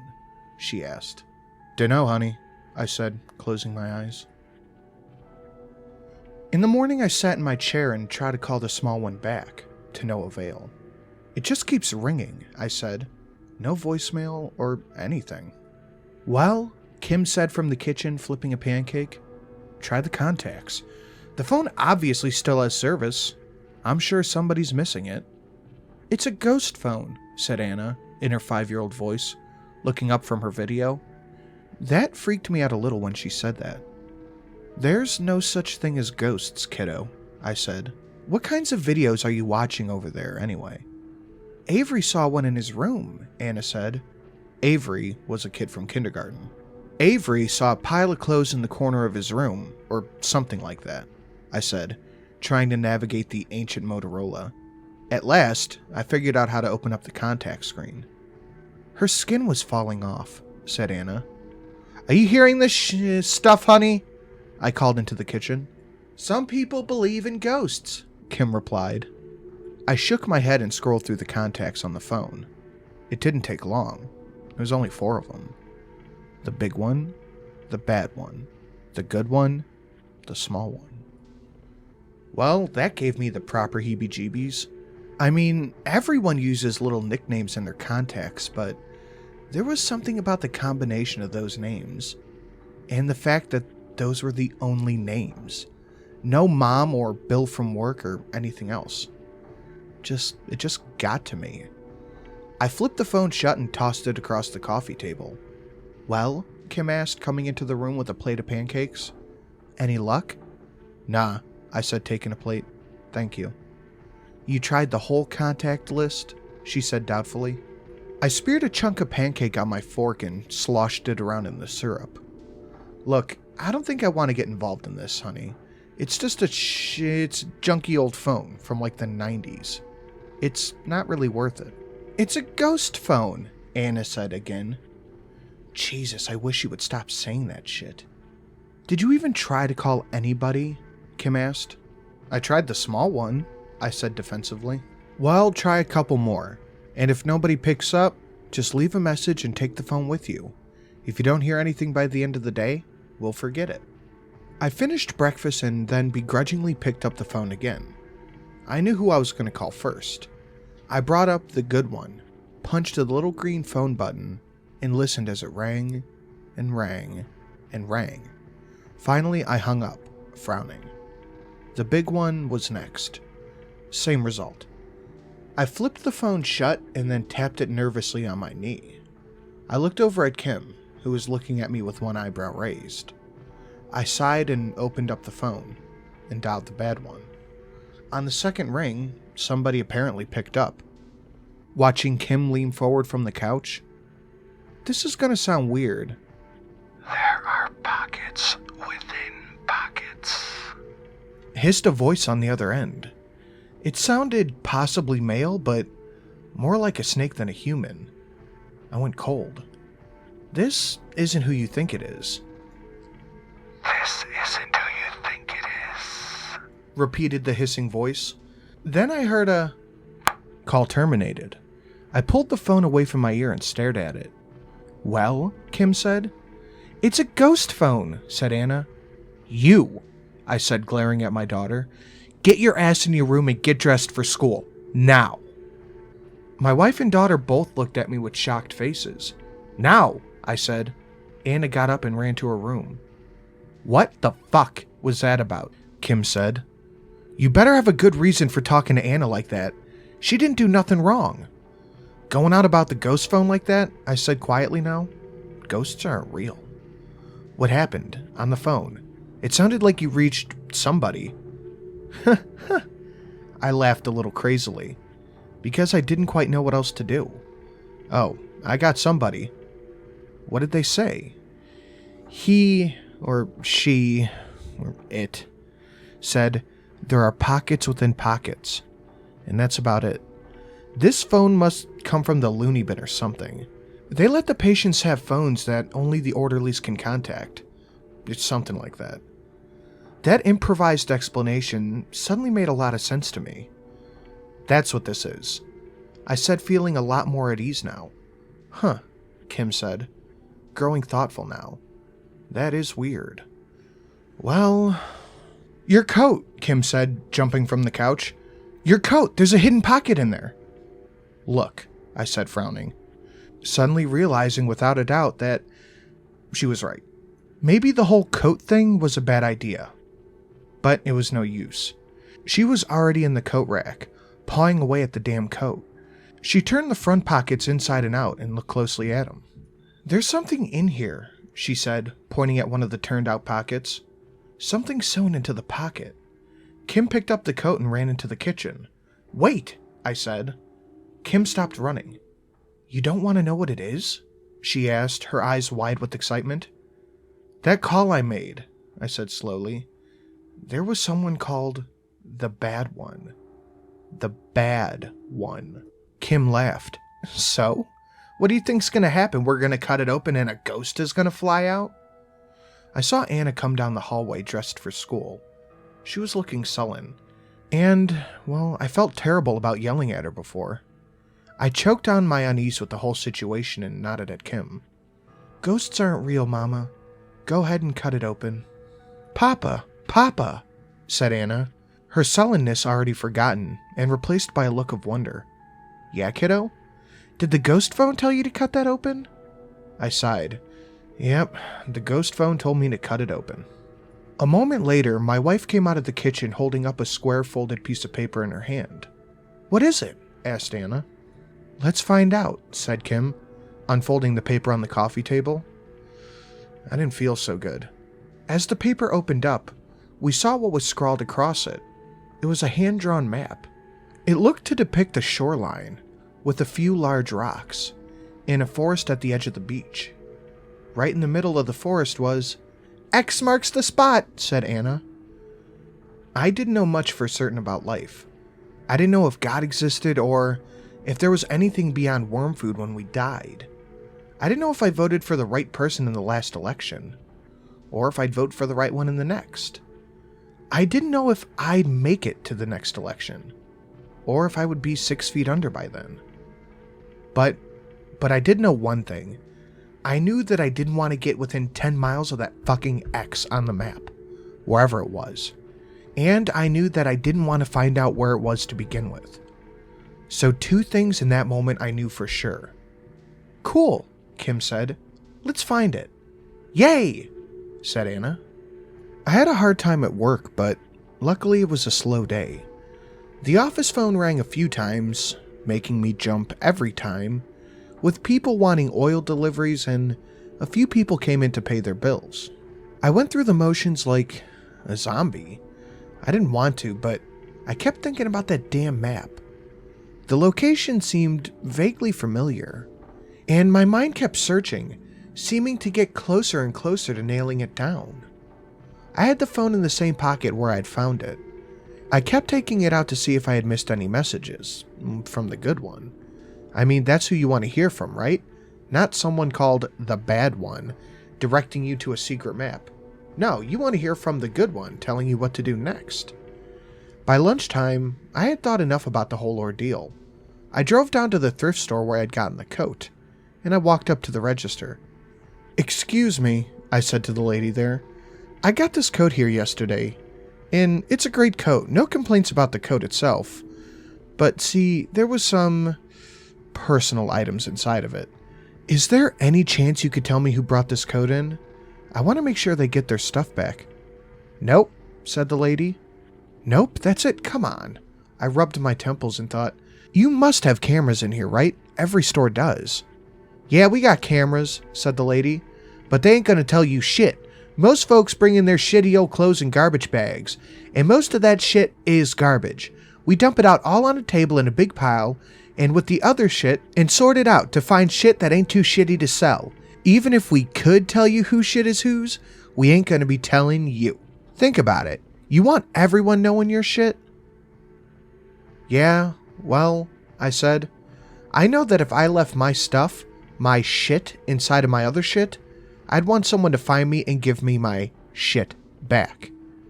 She thought it over. What kind of shit is it? She asked. I pulled the phone out of my pocket and set it on the counter. A phone, for starters. She eyed the Motorola. Ain't nobody want that old shit, she said. Well, somebody does because it's still in service. You tried the contactless and shit? I did. Nobody picked up. The lady sighed. Alright, leave it here. Somebody comes looking for this shit, it's theirs. I hesitated. I have no earthly idea why, but I hesitated. Are you sure you just can't find out who the coat belonged to and I can track him down? Look, mister, I don't really give a shit about any of this. Just leave the phone here, or don't. But I ain't about to comb through God knows how many hours of footage just to find out who this shitty-ass phone belongs to. What is wrong with you? I asked myself. Leave that shit and get the hell out of here. Alright, I said. I don't really give a shit either. I'm leaving it with you. No shit, she said, yawning. She slid the phone across the counter, picked it up and dropped it in a box on the floor. I walked out of the thrift store feeling about 10 pounds lighter, like I had just had a really good shit. I got in my car and my phone buzzed. It was a text message from Kim, asking if I had gotten any calls on the other phone. I was typing out a response telling her I dumped it back at the thrift store, and it was their problem now, when there was a loud bang on the driver's side window. Then I nearly did shit myself. I looked up, my heart in my throat, and it was the lady from the register, banging away at my window, holding up that damn Motorola. She looked different now. Somehow, maybe it was her eyes? They looked glazed over. Against my better judgment, I rolled down the window. "This is a call for you, sir," she said. Her voice sounded different too. She hadn't sounded very interesting and engaging before, sure, but now she sounded totally flat and monotone. Something about her was definitely off. "Nah," I said, smiling. "Remember, that's not my phone. That call can't be for me." "I'm quite certain the call is for you," said the woman. "It is the big one." She held out the phone, reaching through the window. I took it from her and put it up to my ear. "Listen," I said. "Whoever the hell this is, whoever the hell you are, I'm done with it. Got it?" I'm afraid that is incorrect. Said a deep, deep voice on the other end. You are in it. Now ask yourself, are you in it to win it? "I ain't in shit," I said, winking at the lady, hitting the red button. I handed the phone back to her. "Told you it wasn't for me." She held the phone for a moment.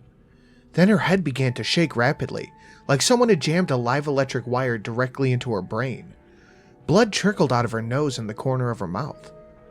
Then, the Motorola started to ring again. Please? Please? She said in a choked voice. Now blood gushed out of her mouth. "And I grabbed the phone with a trembling hand, flipped it open and jabbed the green button with my finger. As soon as I did, she stopped shaking, and the blood geyser pouring out of her mouth tapered off. Are you in it to win it? Asked the big one in that low, booming voice. Shit, I said, still staring in shock at the poor bloodied woman. Yes. Excellent, said the big one, and just hung up. I didn't go back to work that day. The lady from the thrift store turned out to be fine. She told me that she heard the shitty old phone ringing, and that was the last thing that she remembered, until she found herself covered in blood standing next to my car. I told her that she slipped on some ice and banged her face real good, and that she should probably go get checked out. She didn't even have insurance, so I dug a hundo out of my wallet and handed it over. Not even enough to get a damn aspirin pill in the hospital these days, but it was all I could spare.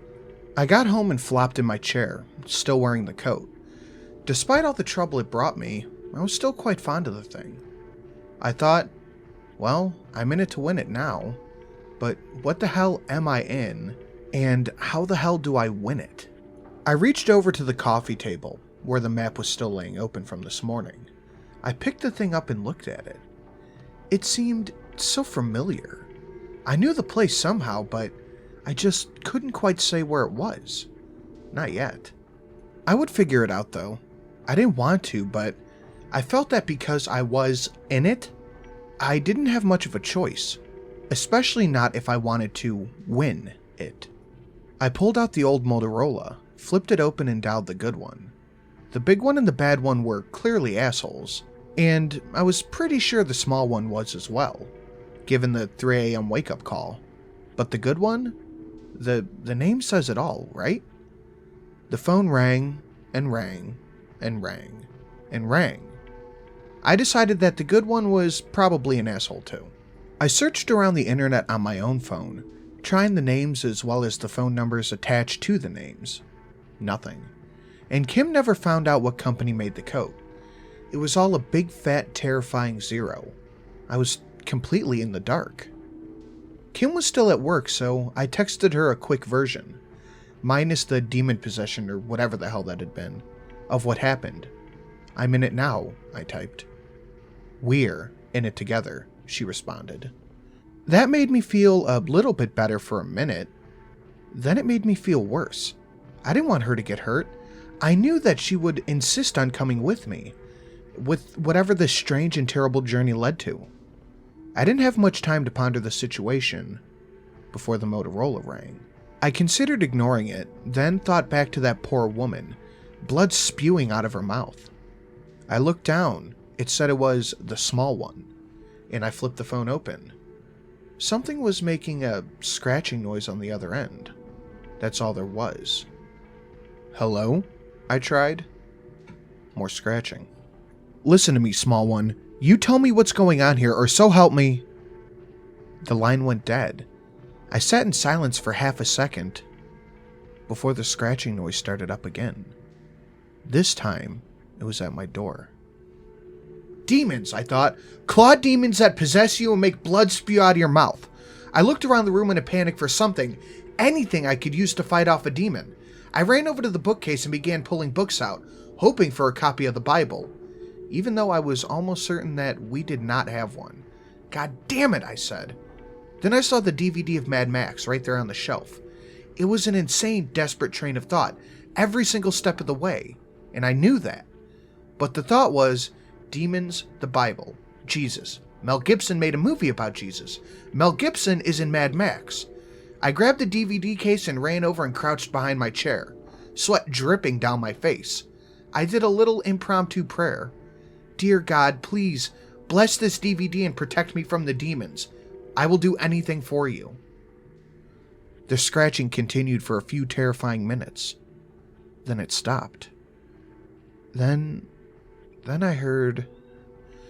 Well, I heard a meow. Yeah, there it was again. I crawled out, slowly, across the living room, clutching the Mad Max DVD to my chest. I reached the front door and pressed my ear to it, and listened. It was the most pathetic meowing I had ever heard. It definitely sounded like a cat. I stood up and peeked out of the window atop my door. I couldn't see anything out there. Certainly not a crazed clawed demon. I took a deep breath and opened the door a crack. There at the threshold was the fluffiest gray kitten I had ever seen. When it saw me, it stopped meowing and began purring pretty loudly. Hey there, bud. You get a little lost? I said, bending down to scratch it under its chin. It looked up at me with these wide eyes. I hope some asshole didn't just leave you here, I said. It meowed back. Well, come in. I'll check with the neighbors, see if we can figure out where you belong. I opened up the door all the way and he walked right in, rubbing up against my leg, its fluffy gray tail sticking up like an antenna. I fed it some sliced turkey, which it wolfed right down, then sat down in my chair, scrolling through my contacts for the neighbors. The kitten jumped up on my lap, still purring like crazy. Great, I thought. Just what I need, a fucking cat. The thing dug its little claws into my legs and leapt off of me to the table, just a split second before the Motorola started ringing again. I cursed. I dug the phone out of my pocket and flipped it open. It was the good one. Finally! I answered the call, and on the other end was just ringing. It just rang and rang and rang, just like it had each of the times I tried to call the good one. I hung up in disgust and looked over to see that the cat had pissed all over my coffee table. Bad kitty, I said. Picking it up, I carried it into the kitchen where I grabbed a roll of paper towels. I spread out every square of the 5 layers on the kitchen floor. See that? I said, setting the cat down on the paper towels. That's where you go if you have to go. Got it? The little fluff ball looked up at me and started purring again. It followed me, paper towels in hand, back into the living room. I tore off a handful of paper towels to mop up the cat piss. But something stopped me. Just as I was about to mop it up, it looked like a little river, connecting the drawing on the table to the water on the map. Then, right then, I knew exactly where it was. When the girls got home, I didn't even try to put up a fight about the kitten. I'd called all the neighbors within a mile radius. None of them have ever even heard of a fluffy gray kitten. And yeah, the thing was cute as hell. I could admit that. So, we apparently have a cat now. What should we call him? Asked Kim. Wolfie, cried Anna. Hey there, Wolfie. said Kim, scratching under his chin as he purred away. I let them get acquainted as I went into the kitchen for a beer. I leaned against the counter, drinking and thinking. I had to go to Liberty Lake alone, and I wanted to do it before it got dark, which didn't really leave me much time. I didn't want to go, but I had to, and I hoped that it would be the end of it. All this business with this one and that one, and the terrible phone calls. I took a deep swallow and thought about how there was a good chance that it would also be the end of the whole me business. But I knew these assholes. Whatever they were, they meant business. If I didn't go, that would be the end of me for sure anyway. I went back to the living room and watched my wife and kid play with the kitten. After so many years, I finally arrived at the place that I wanted to be. I wanted to break down crying, to hold on to them tightly. It could be the last time, I thought. But that would be no good. I had to play it cool. Why don't you girls go out and get some litter for the damn thing? I said. I gotta head over to Jim's. His boiler is acting up again. Kim took one look at me and knew that I was just full of shit. She walked over to me, grabbed my arm, and dragged me back into the kitchen. What are you not telling me? She demanded. I told her everything. There was no use in lying to her. She could smell it from a mile away. I told her about that call from the big one that was more scary than I had let on in the text. I told her about the lady from the thrift store getting possessed or whatever. I told her about the call from the small one with the scratching sound, and the fake call from the good one with the endless ringing. What else? I told her that I knew where the map was pointing to. The northeastern end of Liberty Lake. And you thought you would go running off alone, huh? Said Kim when I was done. Well, you're not going, I said. Who takes care of Anna if we both die? And somebody has to go. That's what my gut is telling me. It's me. Yeah, she agreed. Somebody has to go. And before you told me all of that crazy shit, I thought it would be a fun little map to follow, a little game. But now I know. There's something evil there, calling for us. For me, I said. Calling for me. But you're not going running off out there alone, you idiot. I threw my hands up in frustration, spilling a bit of my beer. Who am I going to take then? Wolfie? Oh, my poor foolish husband. You're lucky you're cute, because you're kind of lacking upstairs, you know? You're going to take the police. Sure, I said, laughing in disbelief. Yeah, they'll definitely believe that a bunch of demons want us to go to a spot in the middle of the woods. They'll definitely come along. They will, said Kim, because you're not going to tell them anything about demons. You're going to get creative. Or I am. What you're going to do is just nod your head and look pretty in your new black coat. An hour and a half later, Anna and Wolfie were at home with the sitter, and Kim and I were sitting in Detective Benson's office. Alright, let me see if I get this straight, Benson said, pausing to sip his coffee. You buy yourself a new coat. Good for you. You get a call in the middle of the night and it's coming from your new coat. There's a phone. The call is from a fella named the Big One. No, Kim said. The first call was from the Small One. Of course, said Benson, taking another sip. You missed the call. The next morning you try the contact list. You ring up a fella named the Bad One. He picks up. Tells you there's a hidden map in your coat. Okay. Later on, a fella named the Big One gives you a ring and tells you that you better go to the spot indicated on the map. Or else. He gives you a description of where you're standing at the moment. You know he's watching you. Later on, the Small One calls a second time now. Is that correct? That's right, said Kim. The guy on the phone tells you that there's a kitten on your front door. So you open the door, and there's a kitten there. Okay, now you got one more call. A fella by the name of the Good One, the only other contact in the phone, tells you that you gotta go to this spot on the map by midnight or else. Or else what? Or else he kills your daughter. Then, a few more minutes after the call ends, someone opens up your front door. And let me just stop right here for a moment. Why aren't you locking the door at this point? The door had been locked, Kim said. But I had just gotten home as the call was ending, and I didn't lock it behind me. We never lock it. I didn't know yet the full story, or I promise you, Detective, the door would have been locked. Ah, Benson said, jotting something down on his notepad. Someone opens the front door and chucks in a squirrel. A squirrel with a bullet hole in the center of its head. Is that correct? That's right, said Kim, looking like she was trying to fight back tears.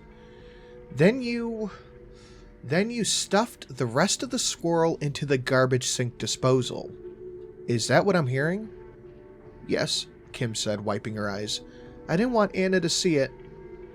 Ah, well, that's too bad. Forensic evidence and all that, said Benson, as he lifted his coffee high up and took a long swallow. He then set it down. There was a knock on his office door. Yeah. The door opened and a man stepped in. He looked at Benson, then looked at us, then stood frowning. Sir? He said uncertainly. Benson sighed. Would you folks give us a minute? Come on, honey, said Kim. Let's go stretch our legs. We left Benson's office and headed over to the water cooler. What do you think that's about? I asked, pouring out a hot cup of coffee and handing it to Kim. She took a sip. Maybe they found something, the numbers we gave them. They found something. Or they found nothing, said Kim. When she said that, I got the heebie-jeebies. The door to Benson's office opened again, and the numbers guy walked out and around the corner. Folks, Benson said from the doorway, waving us back in. We went back in and sat down again. It would sure be helpful if you let my man here borrow the phone for a few. Let him work his magic. No, said Kim. The big one insisted that my husband have the phone on him at all times. Benson looked down at his notepad. That's right, he said. He drew one hand over his face and tapped the fingers of his other hand on the desk, just for a few seconds before he started up again. I'll tell you what I can do. I can post a car outside of your house tonight and probably tomorrow night too. But I gotta be frank here. That's about all I can do, without some kind of evidence that somebody means you harm. And even that, well, that's stretching it a little bit. Without evidence, I mean. You don't believe us, said Kim. It's not about whether I believe you or not. As weird and maybe bad as it sounds, it's about what the evidence says, ma'am. Well, you must not believe us, because if you did, then you would understand that my husband has no choice but to go to Liberty Lake tonight, before midnight. Benson frowned. I would strongly advise against that. He doesn't want our daughter to end up like that squirrel, said Kim. But I guess it's all the same to you. Damn, she was good. All I gotta say was, it's nice watching her use her powers on somebody else for a change. Benson sighed and looked down at his fingernails. I get off duty at 9 tonight. Be at the brew pub by 9:30, unwinding. Might be up for a trip to the lake. Gonna be a full moon tonight, and you really can't beat the clear skies out there when it comes to stargazing. Thank you for your time, Detective Benson, said Kim, smiling as she stood up. Just doing my duty, said Benson, returning the smile. Then the smile dropped. But if you're jerking me around here, well, things might not end on such a happy note. I stayed in Anna's room for a long time that night, well after she had gone to sleep. God knows that she was a precious miracle of beauty and wonderment. I stood up and kissed her forehead, and gently left the room. Kim was in the living room, drinking a glass of wine. It doesn't feel right, I said, lying to Detective Benson. These guys, they're not human. I don't know what they are, but they're not human. You'll tell him the truth, said Kim. Once before you get to the lake, before you go tromping off into the woods. He'll have the chance to back out, but you'll already be there. Easier to ask forgiveness than permission. You of all people should know that, honey, since it's what you do on a daily, if not hourly, basis. I smiled. Kim, I said, I just want you to know if I don't make it back. You will make it back. Okay, I'll make it back. But all the same, I want you to know that I love you. You and Anna. More than anything in the world. I don't know where I would be without you. Kim laughed. You'd be living in a cardboard box somewhere. I'm sure of it. But yes, I love you too. Forever. I kissed her on the lips and then stood up to put on my coat. From the pocket, the Motorola began ringing. I pulled it out and flipped it open. It was a call. It was a call from the good one. I answered it. It was just more ringing. It rang and rang and rang. About an hour later, Benson pulled his SUV up to the side of the road by the lake. The park was closed, so it wasn't even plowed. You ready? Asked Benson. Look, I said, looking down at the floor, feeling a lot of different things. All of them bad. I told him the whole story then, the real story. I told him that, as hard as it was to swallow, I felt that we were dealing with something supernatural here. And I wouldn't blame him if he thought all of it was crazy, if he thought I was crazy, or if he wanted to back out for any other reason. He listened in silence, and then when I finished, he spoke. We're almost there, he said in a pitch that was at least an octave lower than his already deep voice. I looked up and over at the driver's seat. Benson's suddenly giant head was now tilted at an angle to avoid being crammed against the ceiling of his SUV. You must find a way, said Detective Benson, or the big one, or whoever the hell was sitting next to me, scrouched over in the driver's seat. I will follow. I took a deep breath to steady myself. I heard that was supposed to help. It didn't. Don't suppose you want to tell me what's happening here, big guy. What's out in those woods? What are you? It is time, the big one said. I decided that it was definitely the big one, with that deep booming voice, and, well, the bigness. No time like the present, I said, opening the SUV door. Incorrect, said the big one. Oh, I said, stepping out onto the road. There was a cold wind blowing now, so I put the hood of my coat up and looked around in the moonlight. There, I said, pointing. We beeline in that direction. We'll make it there. Excellent, said the big one with that deep booming voice right behind me. For such a big guy, that I now know stood about 8 feet tall, he was one stealthy son of a bitch. I clicked on my flashlight and shone it right in his face. Just tell me this. Am I gonna die out here? Nothing dies, said the big one. You are stardust and god and rat viscera. Oh, I said, not very reassured. I shone my flashlight into the forest, and I got the heebie-jeebies all over again. The woods were dark, and they looked poised to turn me back into rat viscera. I started walking, my large friends right at the heels of my muck boots. At first, it was fairly easy going, as the outer edge of the forest had been maintained as part of the park. There were a few overgrown branches that I had to duck, while the big one just charged ahead, letting the branches smack against him, and occasionally snap against the force of his body. But it was mostly just little more than a pleasant stroll. Or as pleasant a stroll as you can have, with some kind of supernatural monster right up your ass, and an unknown fate looming right in front of you. Then the woods got thicker, and any semblance of a path disappeared. My foot sunk into the snow, and when I went to lift it up, it got snagged on something, and I fell face first into a tangle of branches. The branches scratched me all to hell as I fell onto the cold ground. Then a pair of hands grabbed me under my arms and lifted me back up. I wiped the snow out of my eyes, and I turned around to face what I thought would be the big one. But it wasn't. It was Kim. You're almost there, my love, she said. It's very important that you do this. And then she was gone. Poof. And I was alone in the dark in the woods. For a terrifying moment, I felt lost and directionless. Just shine your light on the ground and find your tracks, I thought. Get this over with. I picked the flashlight up out of the snow until I could see my footprints. Then I trudged onward, in the direction that they indicated. It was a pretty strange sensation. I was trusting past me to know where I was going, even if present me had no idea.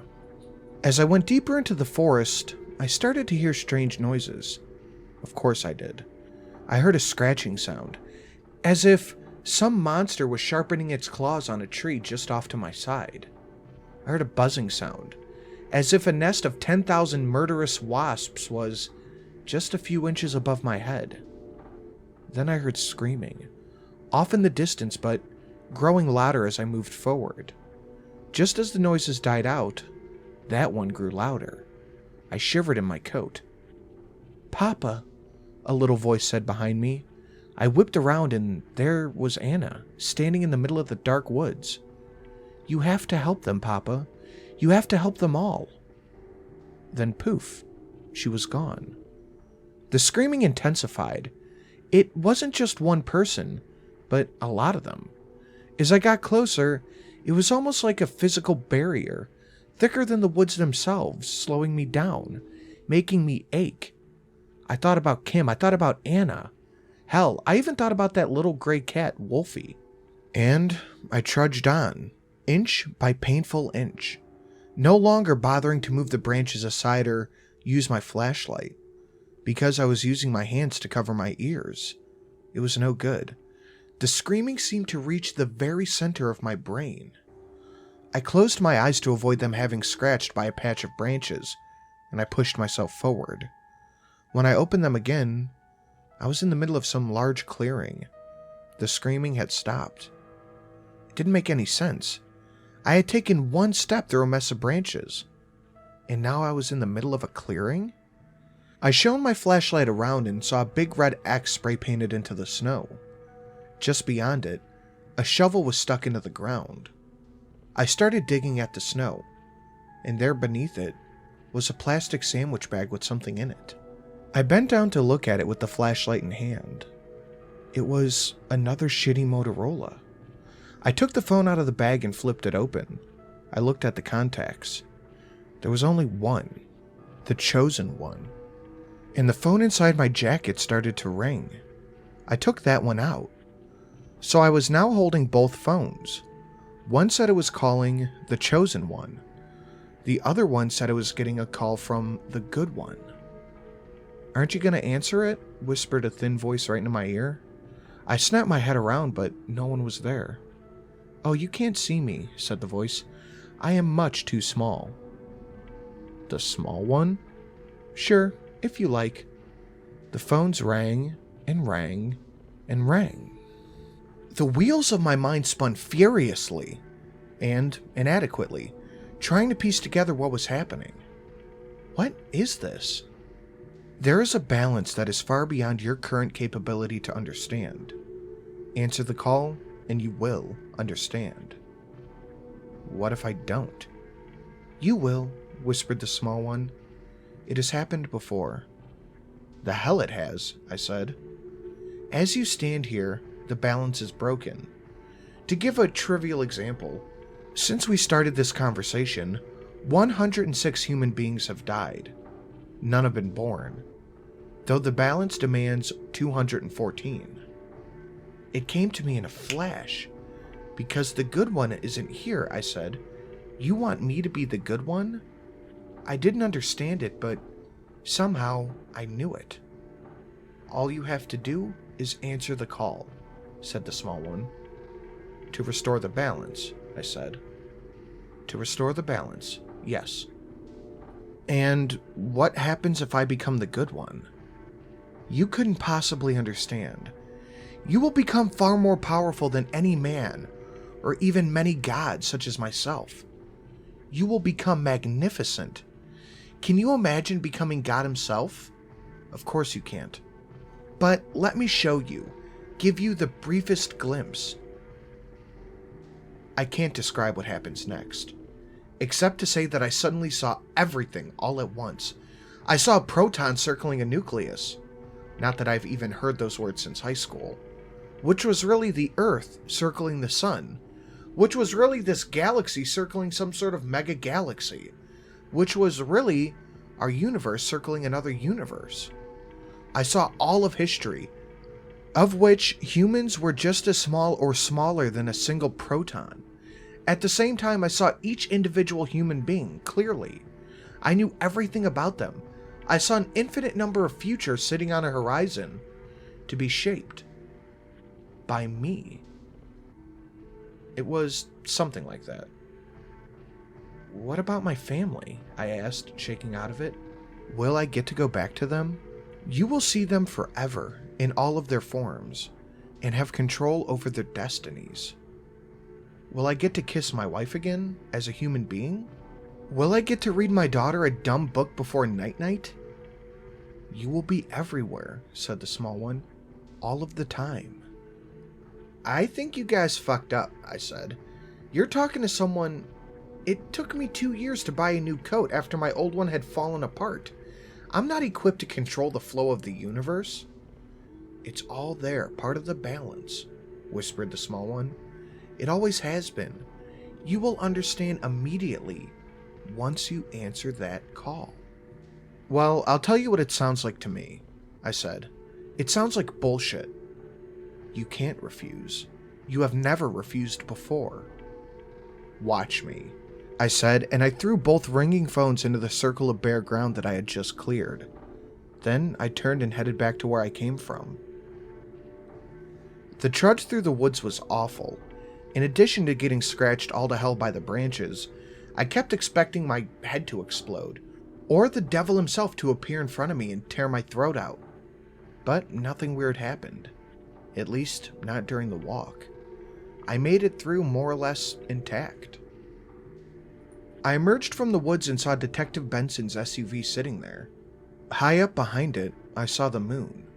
It was supposed to be a full moon, but it looked like a part of it was missing. And I don't mean around the edges. I mean right in the center. I shuddered and looked away. I shone the flashlight in the window of the SUV. Benson was there, normal-sized, with his eyes closed in the driver's seat. He was breathing. I opened up the door and got in the passenger seat. I reached over and honked the horn. Benson's eyes shot open. What? You dozed off there, buddy, I said. Benson looked at me, lit up by the overhead light that had turned on when I opened the door. What the fuck happened to you? He said. Your face. Are you okay? It's nothing. I just took a little hike through the woods.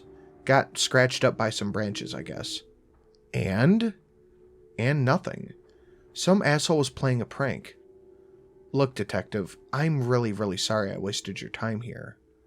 How do you heat your home? Huh? Do you have a wood stove, a boiler, or what? A boiler, said Benson, looking confused. I'm gonna come by and give you a tune-up. It's what I do. Free of charge. Thanks. Least I can do. Now, can we get out of here? Are you sure you're okay? Asked Benson. Yeah, I said. Yeah, I'm good. I didn't know if that was true or not, but I was definitely ready to go home. On the drive home, I couldn't help but think, had I just doomed the universe? Would the moon disappear from the sky? Would the sky disappear? It hurt my head. When Benson dropped me off at my car, I looked back up at the moon. It was whole again. I figured that meant one of two things. One, they had found someone else to be the good one, or two, the whole thing had been something other than what they told me. Either way, I thought it was over. And sure, I cried a little bit out of relief. And if I'm wrong and all of creation ends up collapsing on itself, well, sorry about that. When I got home, Kim was right there, waiting by the door. As soon as I stepped in, she wrapped me up in a bear hug. Is it really over? She asked. Yeah, I think so, I said. She pulled away and looked me over. Jesus, honey, she said. You just got that coat. And now look at it, all torn up. It's fine, I said. Sure, there were a few holes in it, but they were just superficial. Didn't go through the lining. We'll get you a new coat tomorrow, said Kim. And this time, I'm picking it out.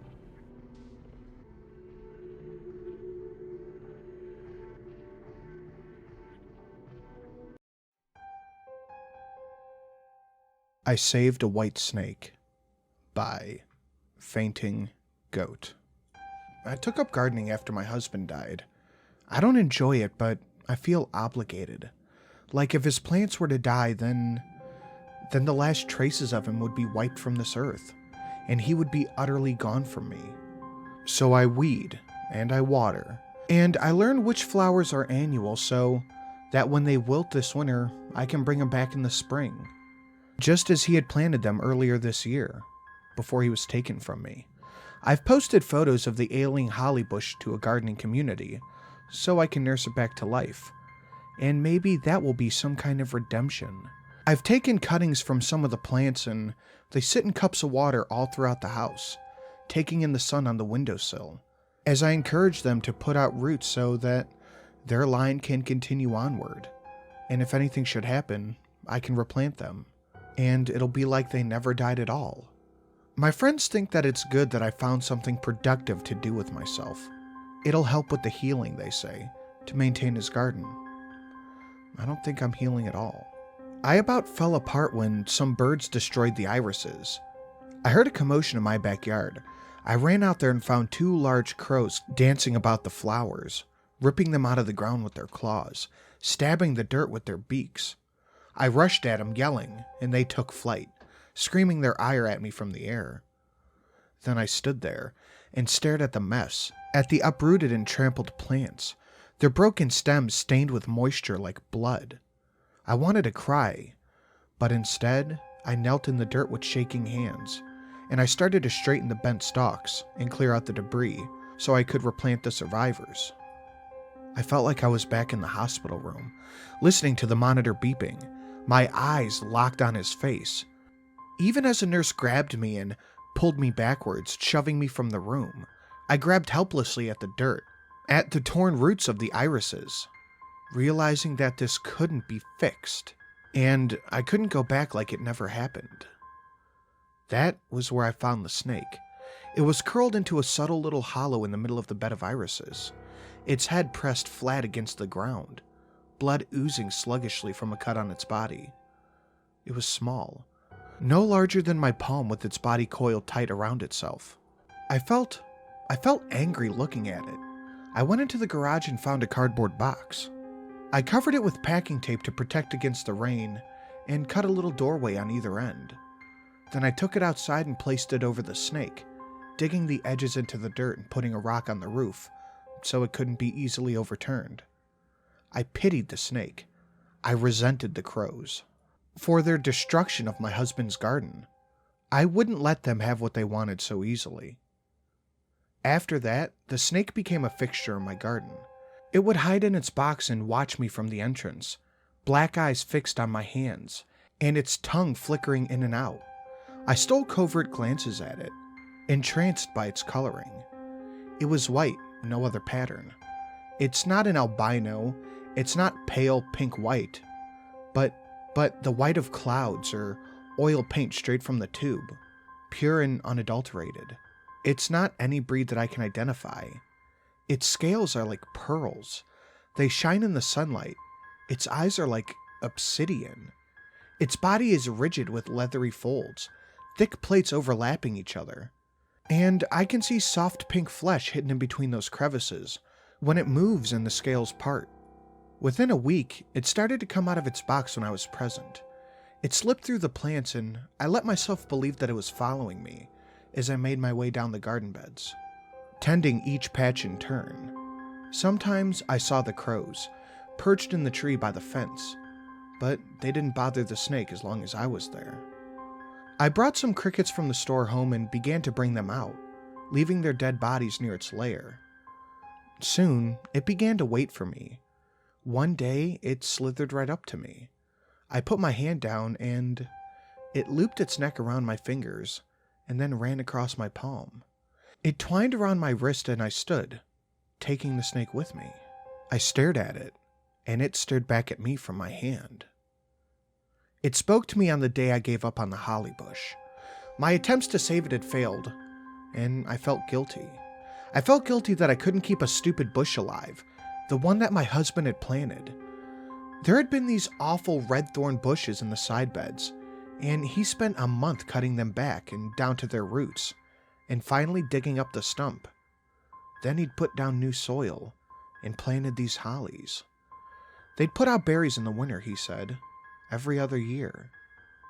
Now the one stood there, shriveled with dry brown and yellow leaves, and the branches were brittle and snapped at the slightest touch. I'd have to take it out, I thought. Maybe replace it. It just felt so overwhelming at the moment. I sat down and began to cry. I felt the snake slide over my foot. Its scales were cool and soft, those strange ridges bumping up against my ankle bone. It was growing quickly. Already it was a foot long. "Auntie," it said, "why do you weep?" Something about this felt so natural, so expected that I didn't even hesitate to answer. I told the snake that I couldn't keep the holly alive, and I felt like I failed my husband, because he was the one who planted it. "Nothing persists," the snake replied. "It is the nature of all things to die." And then it slipped off into the garden and left me to tear the bush out. My husband's plants began to falter after that. There were a few weeds now, and the ones that did manage to sprout quickly turned yellow and melted back into the earth, their leaves putrefying into sludge.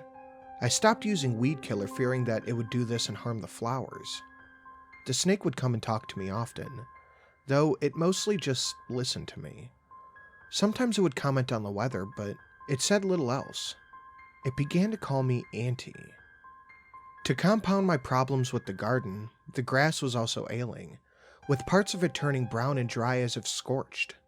I found some rabbits while checking on one of these patches. There were 5 of them, about the size of my hand, frozen inside their burrow under a layer of torn grass and fur. I stared at them for a few minutes, enchanted by their size, and the white patches on their foreheads. Then I left them alone. I wondered about the snake, if perhaps it would harm them, but the snake was not quite so large yet. I had swapped to feeding it mice, buying them frozen and thawing them out before bringing them out to him.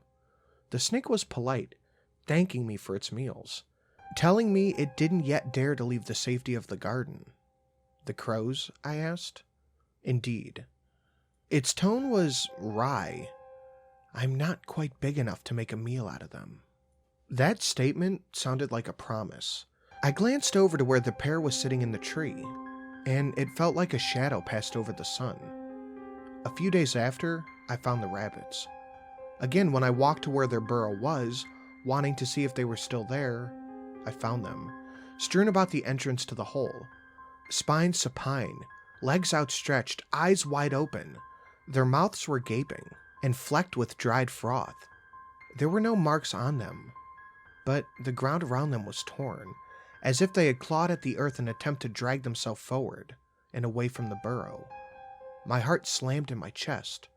Their bodies were stiff, and dead flies laid on their fur.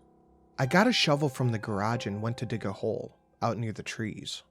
The snake came to join me. It regarded the pile of corpses for a moment, and then twined in between my feet. It asked me why I was so sad. Rabbits die. It's what they're born for. "I don't like seeing it," I whispered. I thought of the last sight I had of my husband. Body twisted up, mouth gasping for air. Certainly, the funeral home made him look peaceful, but it wasn't him anymore. It was his body, nothing more. And it can't dispel what he looked like in the last few seconds of his life. Now, staring at the rabbits sprawled out before me, I saw the similarities.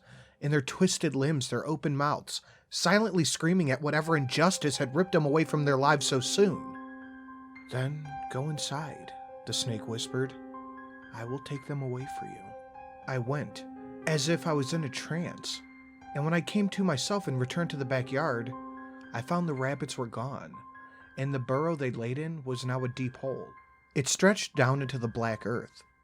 I filled it in and packed the earth down. It was over a week before I saw the snake again.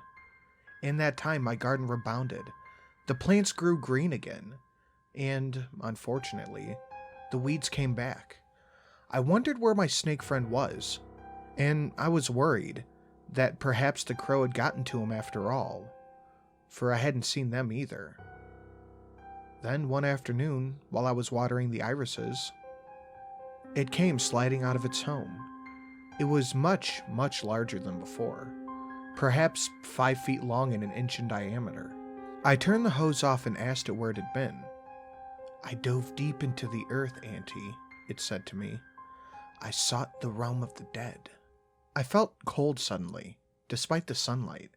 I asked it why it would do such a thing, and it bobbed its head, tongue flickering, and said, "To find your husband." I almost didn't hear what it said next. My mind froze on their words, on their impossibility. But the wild, daring hope that fluttered in my chest, hope that I frantically held back because I didn't think I would survive having it extinguished if it were allowed to take root and bloom in my heart. "But I'm sorry, Auntie," it continued. "I could not travel far enough. I am still too weak. Let me stay in your garden a little longer, then I will try again." The spring passed and turned into summer. My neighbor's vegetable garden began to yield its crop, albeit small, for their garden was suffering with the rain and the heat, and their plants had barely grown this year. But there was enough to harvest. And I saw them out there one day, gathering the squash and taking it to the grill to cook. I could smell the charcoal in the steak, and the earthly scent of fresh-cut vegetables. They had company over, another couple, and I could hear them laughing and talking on their back deck from inside my house. It hurt in an odd way. My house had been silent for many months now. I'm not certain how long it was before I became aware of the silence coming from their backyard. It struck me suddenly, and I thought it odd. It was still bright out, and surely their company wouldn't have gone home so soon. I went to the back window and looked. The 4 of them were lying on the ground. None of them were moving. I felt dizzy. I stumbled backward away from the window and thought of the funeral home, and being there alone with my husband's body, and hating how still he was, hating looking at him, and seeing nothing, like he was carved out of marble. I forced myself to move, to go out the back door and run to the fence gate, to let myself into their yard, to call 911. I knelt by the closest, the woman guest, someone I didn't know. Her eyes were open, bulging with terror, and streaked with black liquid. Her mouth was filled with a bloody froth. Blood leaked from her nose and from her ears. Her limbs were skewed, her back bent, as if she were a doll carelessly thrown to the ground. I heard the screaming of the crows from a tree nearby, as they hopped from branch to branch, shrieking at me. And then I heard a whisper from the fence.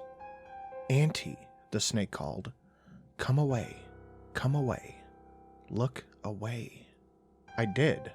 I stood there with my back to the bodies of my neighbors, and wept while the 911 operator said that it would be okay, and the ambulance would be there soon. His words were empty, and I think that he knew it too. "I'm sorry, Auntie," the snake murmured. "I'll try to find them as well in the realm of the dead." They came and took the bodies, putting them in bags so bystanders on the sidewalks couldn't see the bloody foam in their blackened eyes. The police came and took the food, and they questioned me. No, I didn't see anything odd. No, I wasn't aware of anyone who would want to hurt them. No, I haven't gotten out much. Honestly, not after my husband died. I answered everything that they asked me as best as I could. And then, they left. I didn't see the snake after that. I found the hole it left behind, digging down into the earth as it sought the dead, and I loosely filled it back up. My neighbor's family came and packed up their house. They were only there for a few days. Then the house went silent. I figured that they'd have an estate sale at some point in the future, when they were ready. I haven't gotten rid of any of my husband's belongings after all. He'd been dead for months now. Then more people came, people I didn't recognize, and they stayed in my neighbor's backyard and took soil samples and took cuttings of the plants in the vegetable garden. My own garden was surviving, but barely. I had to rip out most of the irises, and I felt a sort of terrified desperation every time I went out there to try to save the plants that remained. The trees in the back fence line were beginning to lose their leaves too. It was like autumn had come early. I didn't understand why any of this was happening. like my garden was dying with my husband. I didn't know that the snake had returned. It hadn't called to me, and I was not the one who found it. Someone came to my door. One of the people who had been taking samples of my neighbor's yard. He wanted to come do the same for mine. Some soil, he said. Some clippings of the flowers in the bushes. Nothing intrusive. I asked what he was looking for. Just checking for contaminants, he said, and he didn't need to explain anything else. They were afraid that my neighbors had died because something had gotten into their vegetables. I took him around the side of the house and opened the gate for him. I stood by the fence as he poked around at the dry patches of grass, stabbed a tool like a spike into the soil, and dropped a dirt clod into a bag. Then he stepped onto the stone slabs, the ones that marked the boundary to my garden bed, and he put one foot on the soil, reaching for the irises. There was a flash of light, like the sunlight reflecting off a mirror. The white snake had emerged from the wilted garden bed. Its head was like the size of a watermelon, and I saw fangs as long as my hand when it opened its mouth. It reared up, body like a tree trunk. The man opened his mouth to scream before the snake's mouth closed over his head, the jaw distending to engulf him. It slammed onto the ground, jerking the man's body down with it. Then the earth boiled beneath its coils. The soil surged like a whale breaching and returning into the water. The snake fell back onto the ground and dragged the man with him, his body limp. His feet were the last thing I saw, before the dirt fell into the hollow, and there was nothing left behind. I covered my mouth with my hand, stifling a scream. I turned and walked back to the house. Only then did I allow myself to fall apart. I screamed, I sobbed, I clawed at my face with my nails. What was I gonna do? Should I call the police? Do I tell them that there's some giant snake in my yard? I stayed in my house and did nothing. I walked from window to window, fretting, peeking out into the backyard. Finally, many hours later, a policeman showed up at my door. There'd been someone out earlier, he said, getting samples for their investigation. Had I seen him? His car was still parked out in front of my house. I told him that he had been in my backyard, but I hadn't seen him leave. I assumed he just moved on to other yards in the neighborhood, and that he would be back when he was done. The officer asked if he could search my yard. I said he could. Then he went out back, and I watched from the window, dreading what I could see. He found a patch of disturbed earth, where the snake's submergence had torn all the plants free, and half buried them in freshly turned soil. He poked around the dirt and came up with the man's cell phone. Then he called in for more people. I was told to stay inside the house, and I thought this meant that they suspected I had done something. They dug up the yard and I cried as they did, because they knocked over the stone border. There would be no saving the plants that they uprooted, and all their efforts were wasted, because the snake was gone, deep down into the earth, and its meal taken with him. There were so many questions for me, and I told them the same thing again and again and again, that he had gone into the backyard and that's all I knew.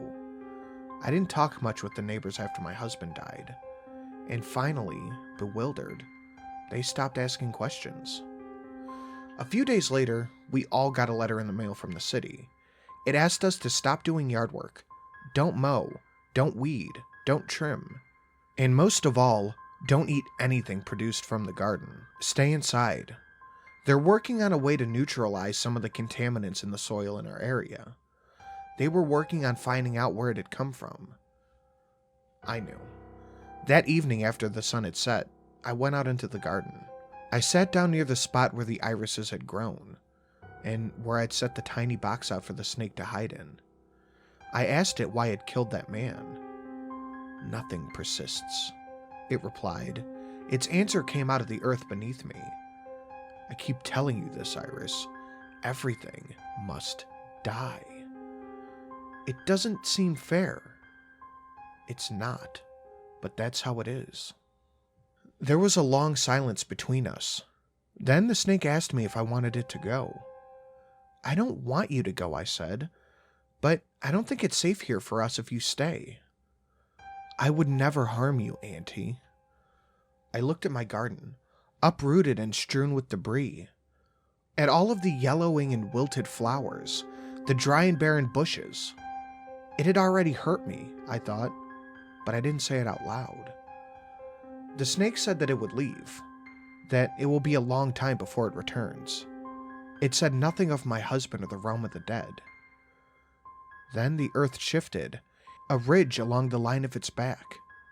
It subsided, and I knew that the snake was gone. My plants continued to die. Some of the neighbors had moved out and left houses behind that will never sell. After a little girl was taken away in an ambulance, when she fell to the ground with convulsions, her mouth filling with bloody foam, the snake is gone. But its poison remained. I do not doubt what it said. It will come back. Perhaps in a few years, perhaps a few decades, perhaps even a few centuries, but it will return. And the plants will wilt, the oceans will die, and we will even breathe the poison into our lungs. And it'll mingle in our blood and it will eat us away and leave us wasted, putrid corpses to rot upon the dying soil. Not even insects will touch us. We're still receiving letters to stay indoors, telling us that they're working on a solution, telling us that if we have somewhere else to go, we should consider relocating. My neighborhood feels deserted. Here in the peak of summer with silent streets and darkened houses, everyone hurries to their mailbox and back. No one stops to talk to anyone anymore. Too afraid to spend too much time outside with the poisoned soil. I sneak out at night to take care of the garden.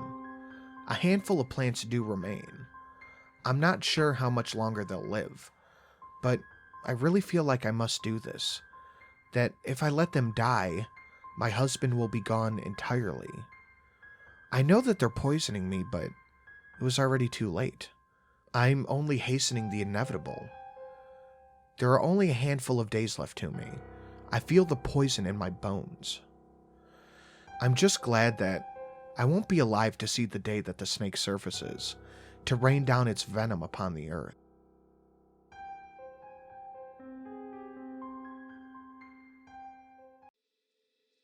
The Strangers. My name is Andrew Eriks. I lived once in a city called New York. My mother is Terry Eriks. She's in the phone book. If you know the city and you read this, don't show it to her. But tell her I love her, that I'm trying to come home. Please. It all started when I decided around the time that I turned 25 that it was time to give up on taking my backpack into work. That it would make me look more mature, I thought, if I weren't lugging around a book bag everywhere like a high school student. Of course, this meant that I would have to give up reading in the subway, in the mornings and the afternoons, since I couldn't quite fit a paperback into my pocket. A briefcase would have been out of line, since I was working at a factory, and messenger bags, they always seemed a little, fruity to me. Too purse-like for my liking. I had an MP3 player which did help pass the time for a while, but when it broke, it would shut down at the end of every song if I didn't skip to the next track manually. I gave up on that too. So every morning, I'd sit in the metro for a half an hour that dragged on endlessly, with nothing to do but watch my fellow passengers. I was slightly shy, so I didn't like to be caught at it. So I would surreptitiously watch people. Interestingly enough, I discovered quickly that I wasn't the only person in the world who was uncomfortable in public. People covered it up in various ways, but I learned to see through them. I divided them up into categories in my head. There were the fidgeters, the ones who couldn't get comfortable, constantly moving their hands and shifting their weight, moving their legs closer to the bench, then further. They were the noticeably nervous type. After them, there were the fake sleepers, the ones who would take their seat and practically close their eyes in the same second. Most of them weren't really sleeping though. Real sleepers shifted more, came awake suddenly at stops or after loud noises. The fake ones just zoned out from the second they sat until the moment they pulled to the stop. Then there were the MP3 player addicts, the occasional laptop people, and the people who would travel in groups and talk too loudly. The cell phone junkies were either very popular or completely unable to shut up for more than 2 minutes at a time. Just as people watching was starting to get boring, I found my first incongruity. A middle-aged looking man, brown hair, average size and weight, and dressed casually. Oddly enough, he almost seemed too normal. He had no remarkable features, no mannerisms, almost as if he were designed to fade into the crowd. It was that which led me to notice him. I was intentionally trying to see how people acted on the subway, and he didn't act at all. Didn't ever react either. It was like seeing someone in front of a television, watching a documentary about fish. They aren't excited, they aren't engaged, but they aren't looking away either. Present, but not accounted for. He was on the subway in the afternoons. It was more than a month into people watching before he caught my eye, because I didn't catch him on the same subway every day, and I didn't consciously sit in the same car when I did. The first time I saw him was on a Monday, I believe, and the second time on the Thursday of the same week. He obviously did catch the same train, and he sat in the same car, in the same seat even. OCD much? I thought at the time anyway. Since he had caught my attention so much the first time, I watched him more avidly the next. He was, frankly, downright unsettling. He didn't do anything. At all. He just sat there, expressionless, head straight no matter what happened. A woman with a wailing kid entered the car and sat right behind him. Still nothing. He didn't even so much as turn his head or frown in annoyance. And that kid was pretty fucking loud, too. By the time the subway reached my stop, I found myself queasy. When I exited the cars, my hands were shaking, like I was having some type of nicotine fit. There was something about that man. Something about that man was wrong. He was, I thought, some kind of freak. A sociopath, maybe. One of those quiet guys who turns out to have over a dozen women's head in his freezer. And the first victim was probably his mother. I found myself intentionally dawdling after work in the afternoons, stopping to browse in kiosks in the mall near the subway, even though I didn't intend to buy anything. For a couple weeks, I avoided catching that subway. And then, I found myself at the stop when it was pulling in. I made sure to choose a train car as far from the one I had seen him in as possible. Then, one morning, I saw another person who set off all the same warning bells in my head. A woman. She was just as plain looking, just as out of place in the hustle and commotion around her. The moment I recognized her, I realized later, that was the beginning of my obsession. My people watching, which had began as a bit of a hobby just to stave off boredom. It became something of a religion to me. I couldn't enter the subway or ride the bus without finding myself examining everyone, filing all the mental checklists in my head. Plain clothes of solid color, no brands, check. No expression, no casual glances out the window or towards other passengers, check. No bags, purses, or accessories, check, check, check, check. We got another one. I started calling them the strangers. I didn't see them every day, even after I started taking the metro more than I needed to. I even found myself riding the buses out of my way in the evening. But there they were, often enough. Seeing one would set my teeth on edge, make my palms sweaty and my throat feel dry.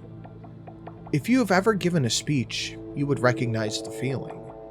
Even though they didn't pay me the slightest bit of attention, I felt like I was on display for them. I could see them plain as day. How could they miss me? They didn't, though. Not in the way that I could tell. And when, eventually, my curiosity overpowered my fear, I decided to follow one. I chose the one that I had first found, the man in the afternoon subway who always kept the same seat.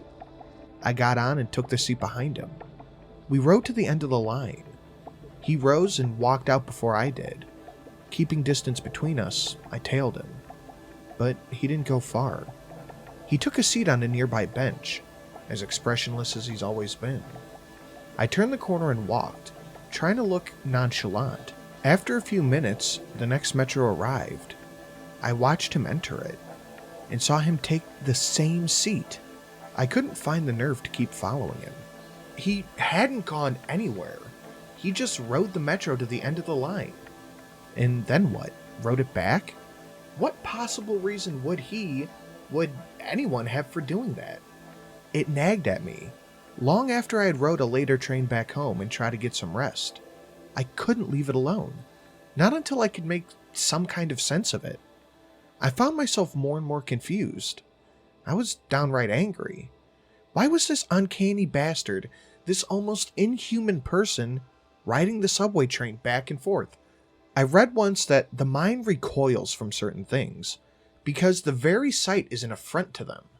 Spiders set it off in a lot of people, particularly pretty big ones. They just look wrong to us, alien even.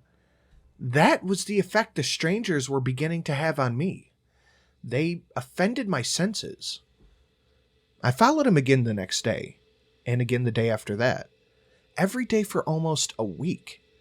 The two of us made our silent trips together, though only I knew it. By the end of the week, I was following this guy for hours, until the last train stopped near my apartment block that night. We rode from one end of the city to the other and then back. I wasn't people watching any longer. I was person watching, stranger watching. I didn't have eyes for anyone else, though through my periphery, I noticed more than a few confused glances sent my way. Other than that, we two might as well have been the only two people on the planet for all I cared. I lost my job that week. My manager was kind and timid, but he was firm. I wasn't concentrating, I had no focus. I wasn't being anywhere near productive. It was actually quite the speech, I think. I could barely hear any of it. All I could think about was my new work, my vigil. What would that man, no, that thing on the subway get up to when I wasn't there to keep an eye on him? I left work for the last time at noon that day. Normally, I would have started tailing my subject at about 5:30, but I was sure that he'd be waiting for me. I wish, now, that I had paid more attention to the day. Was it sunny? It was summer after all. I could have walked downtown, maybe checked out a few pretty girls. Could have had a nice iced cappuccino and a smoke in an outdoor cafe and then gone home. Did something to put my growing obsession out of my head. Found a new job and taken to reading on trains and buses again. Instead, I waited. More than one train goes up and down the lines. So, I sat in the station for at least an hour, until I saw him through a window. I walked into the subway car and noticed for the first time that my skin wasn't clammy. My hands weren't shaking.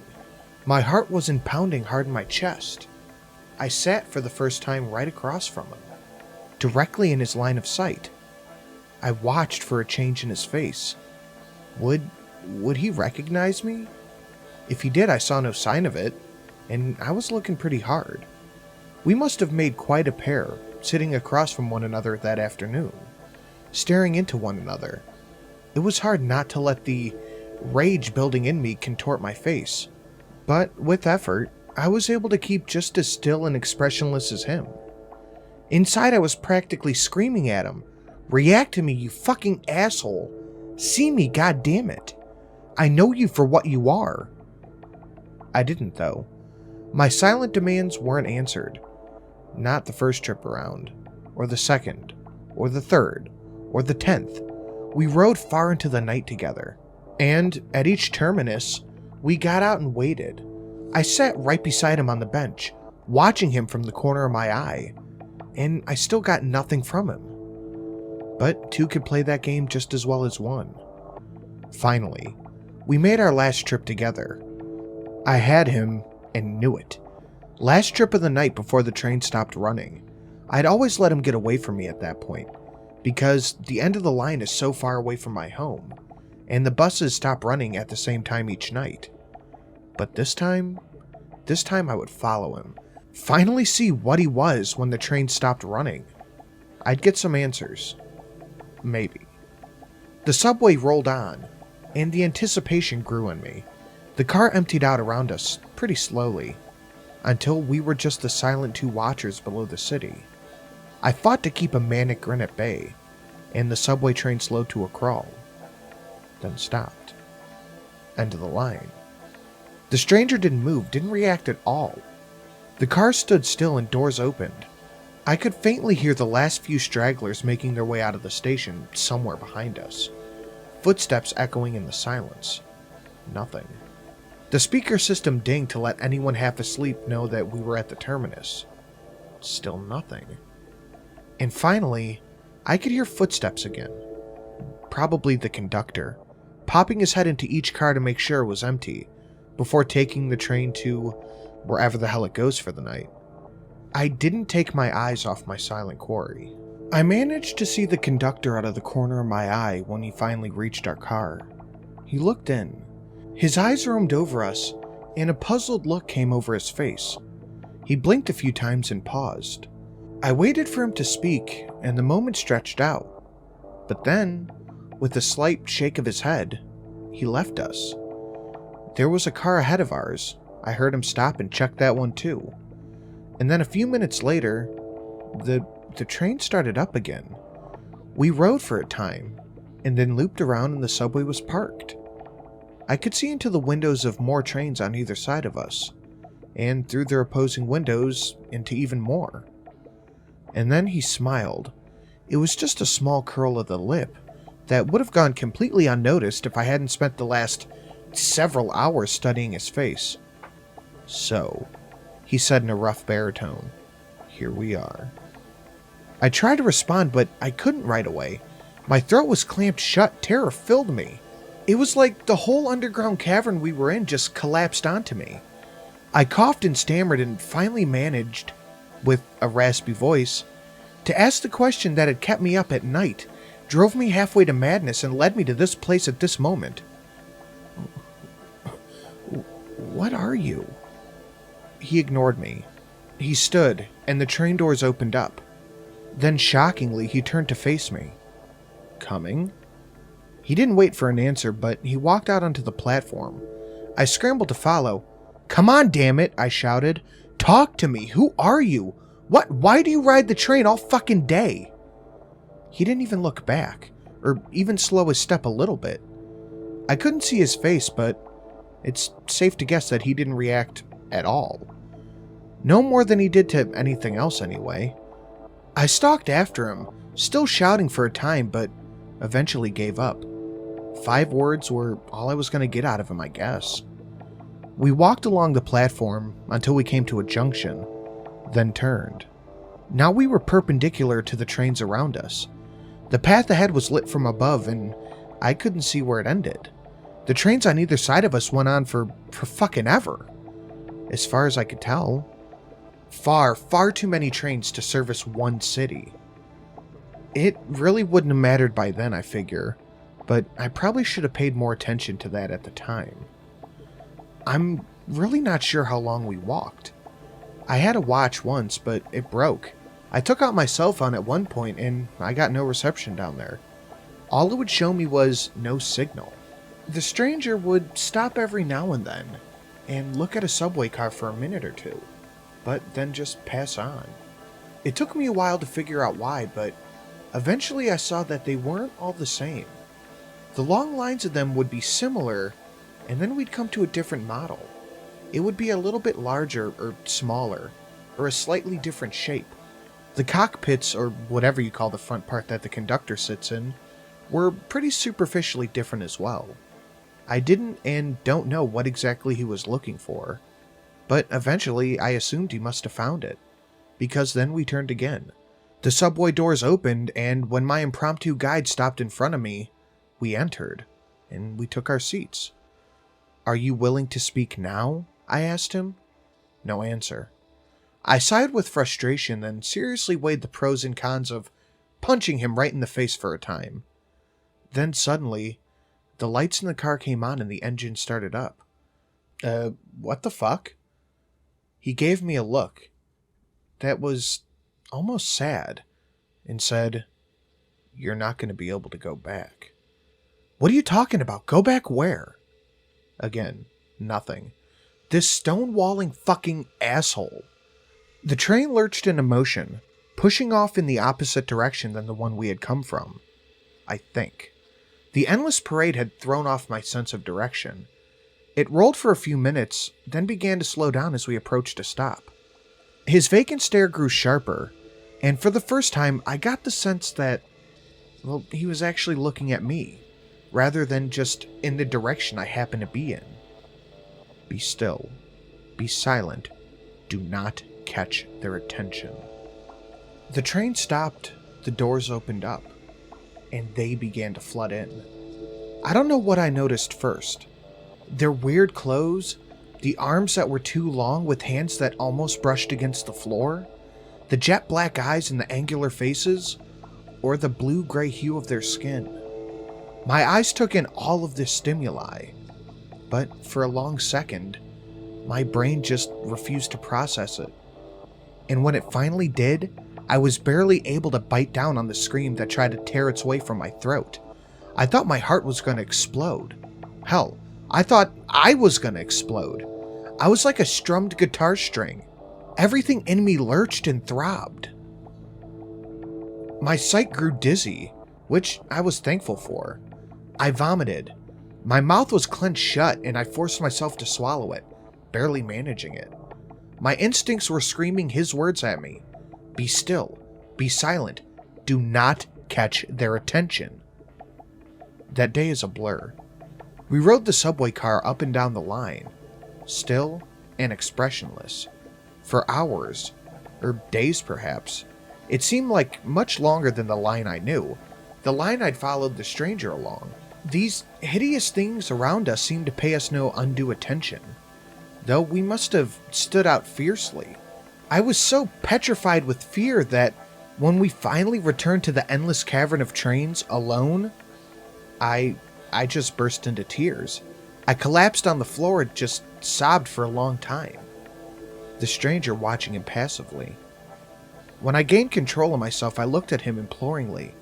Take me home, I croaked out. Please. I can't, he told me. I don't know which one of these would lead you back, if any of them do. He stood and walked out onto the platform. I rose wearily and followed him. He spun around and sharply said, I think you've followed me enough. The rage I had felt for him before, that the panic temporarily buried, rose back up in me. What? I screamed, rushing forward. I grabbed him by the shoulders with a burst of insane strength that I didn't even know was in me. I slammed him up against the side of a metro car. You fucking son of a bitch! What the fuck do you mean?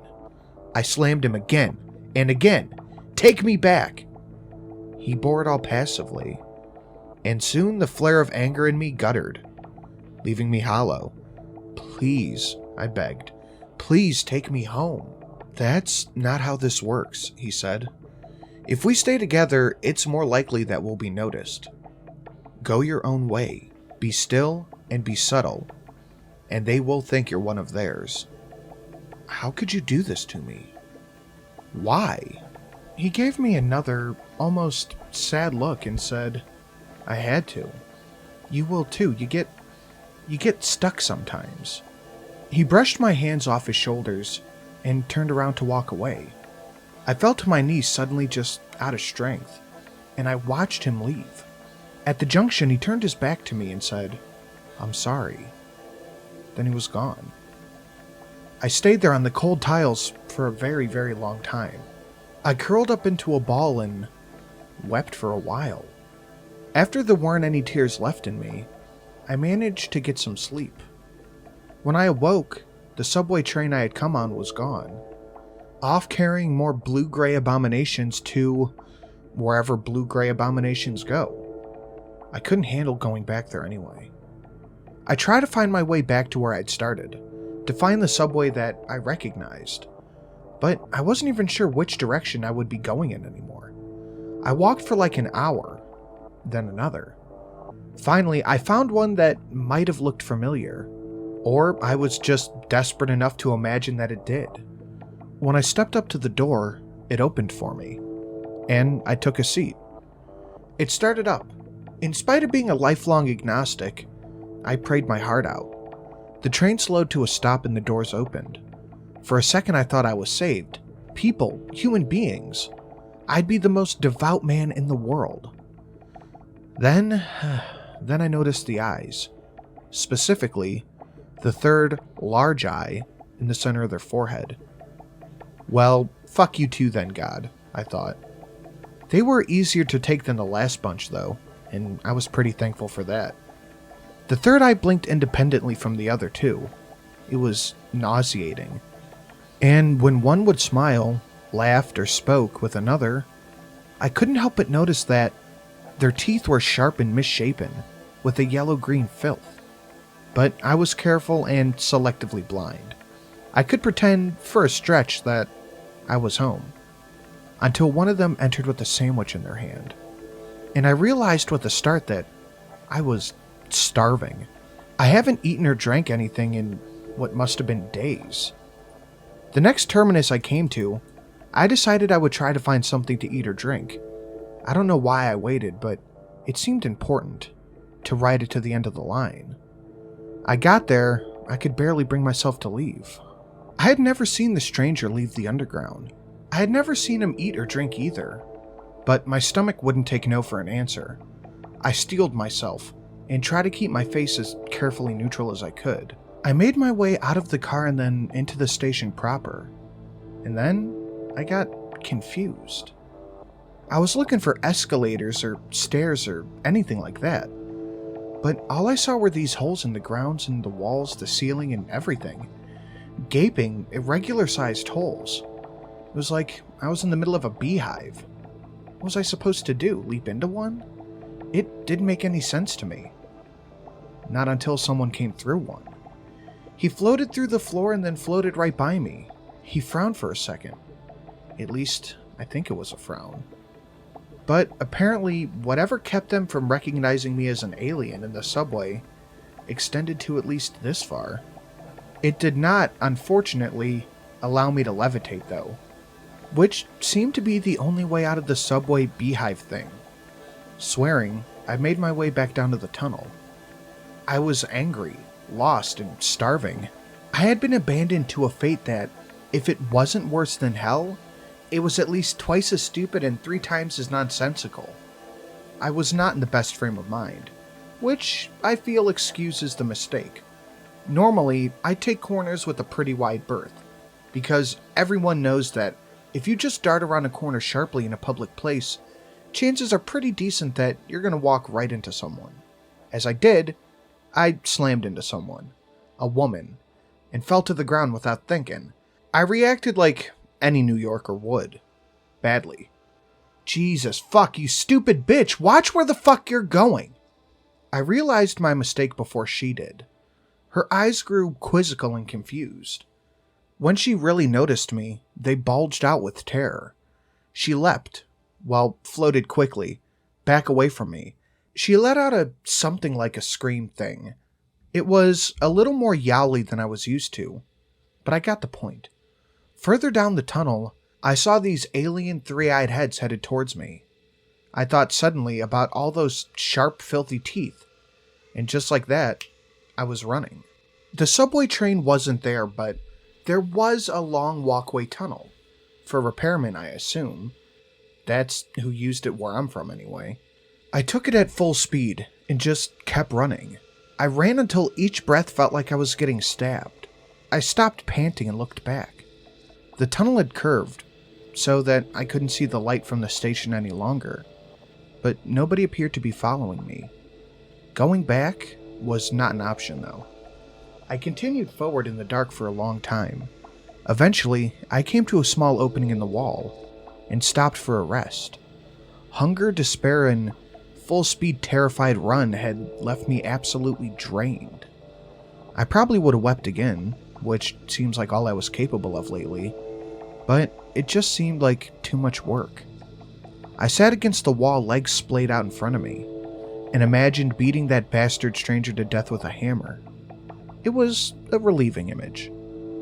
A rat was shuffling around nearby in the dark. Every so often I would kick my foot out to scare it away, but after a time I didn't even want to bother with that. Rabies or any other disease it might be carrying would be a blessing compared to the endless traveling through subways of strange worlds. Lost, destitute, and alone, when the thing crept near me again, I didn't shoo it off. Even when it reached out and pressed against my leg, I couldn't bring myself to care. Not until a train passed by, and the lights of the car lit up the culvert I was in, and the thing that I had thought was a rat. It was rat-like, yes, but it was much more spider-like. It was as if someone had bred the two of them together, and the resulting abomination might have been almost as horrible as the thing that was nuzzling my leg. I shrieked, flung myself up from the floor and booted it like a soccer player would, right into the opposite wall.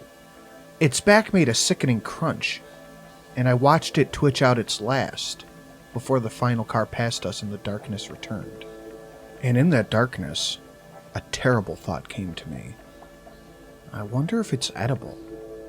I didn't want to, and I gagged just thinking about it, but I was hungry.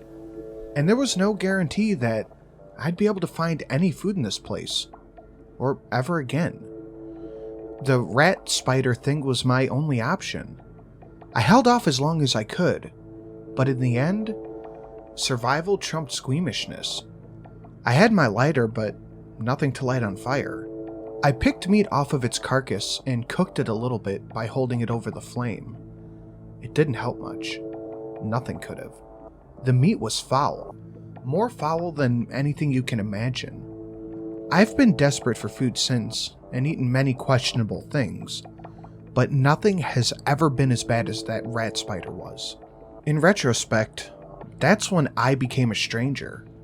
Before, I had struggled to reach expressionless, the expressionless state that the other had maintained. What I had taken for a calm was numbness. A sharp rock that's thrown into the river will over time have its edges rounded off, by water beating it over, and I had gone through the same. Tearing up and eating a monster in the dark below an alien world, the last of my edges has smoothed.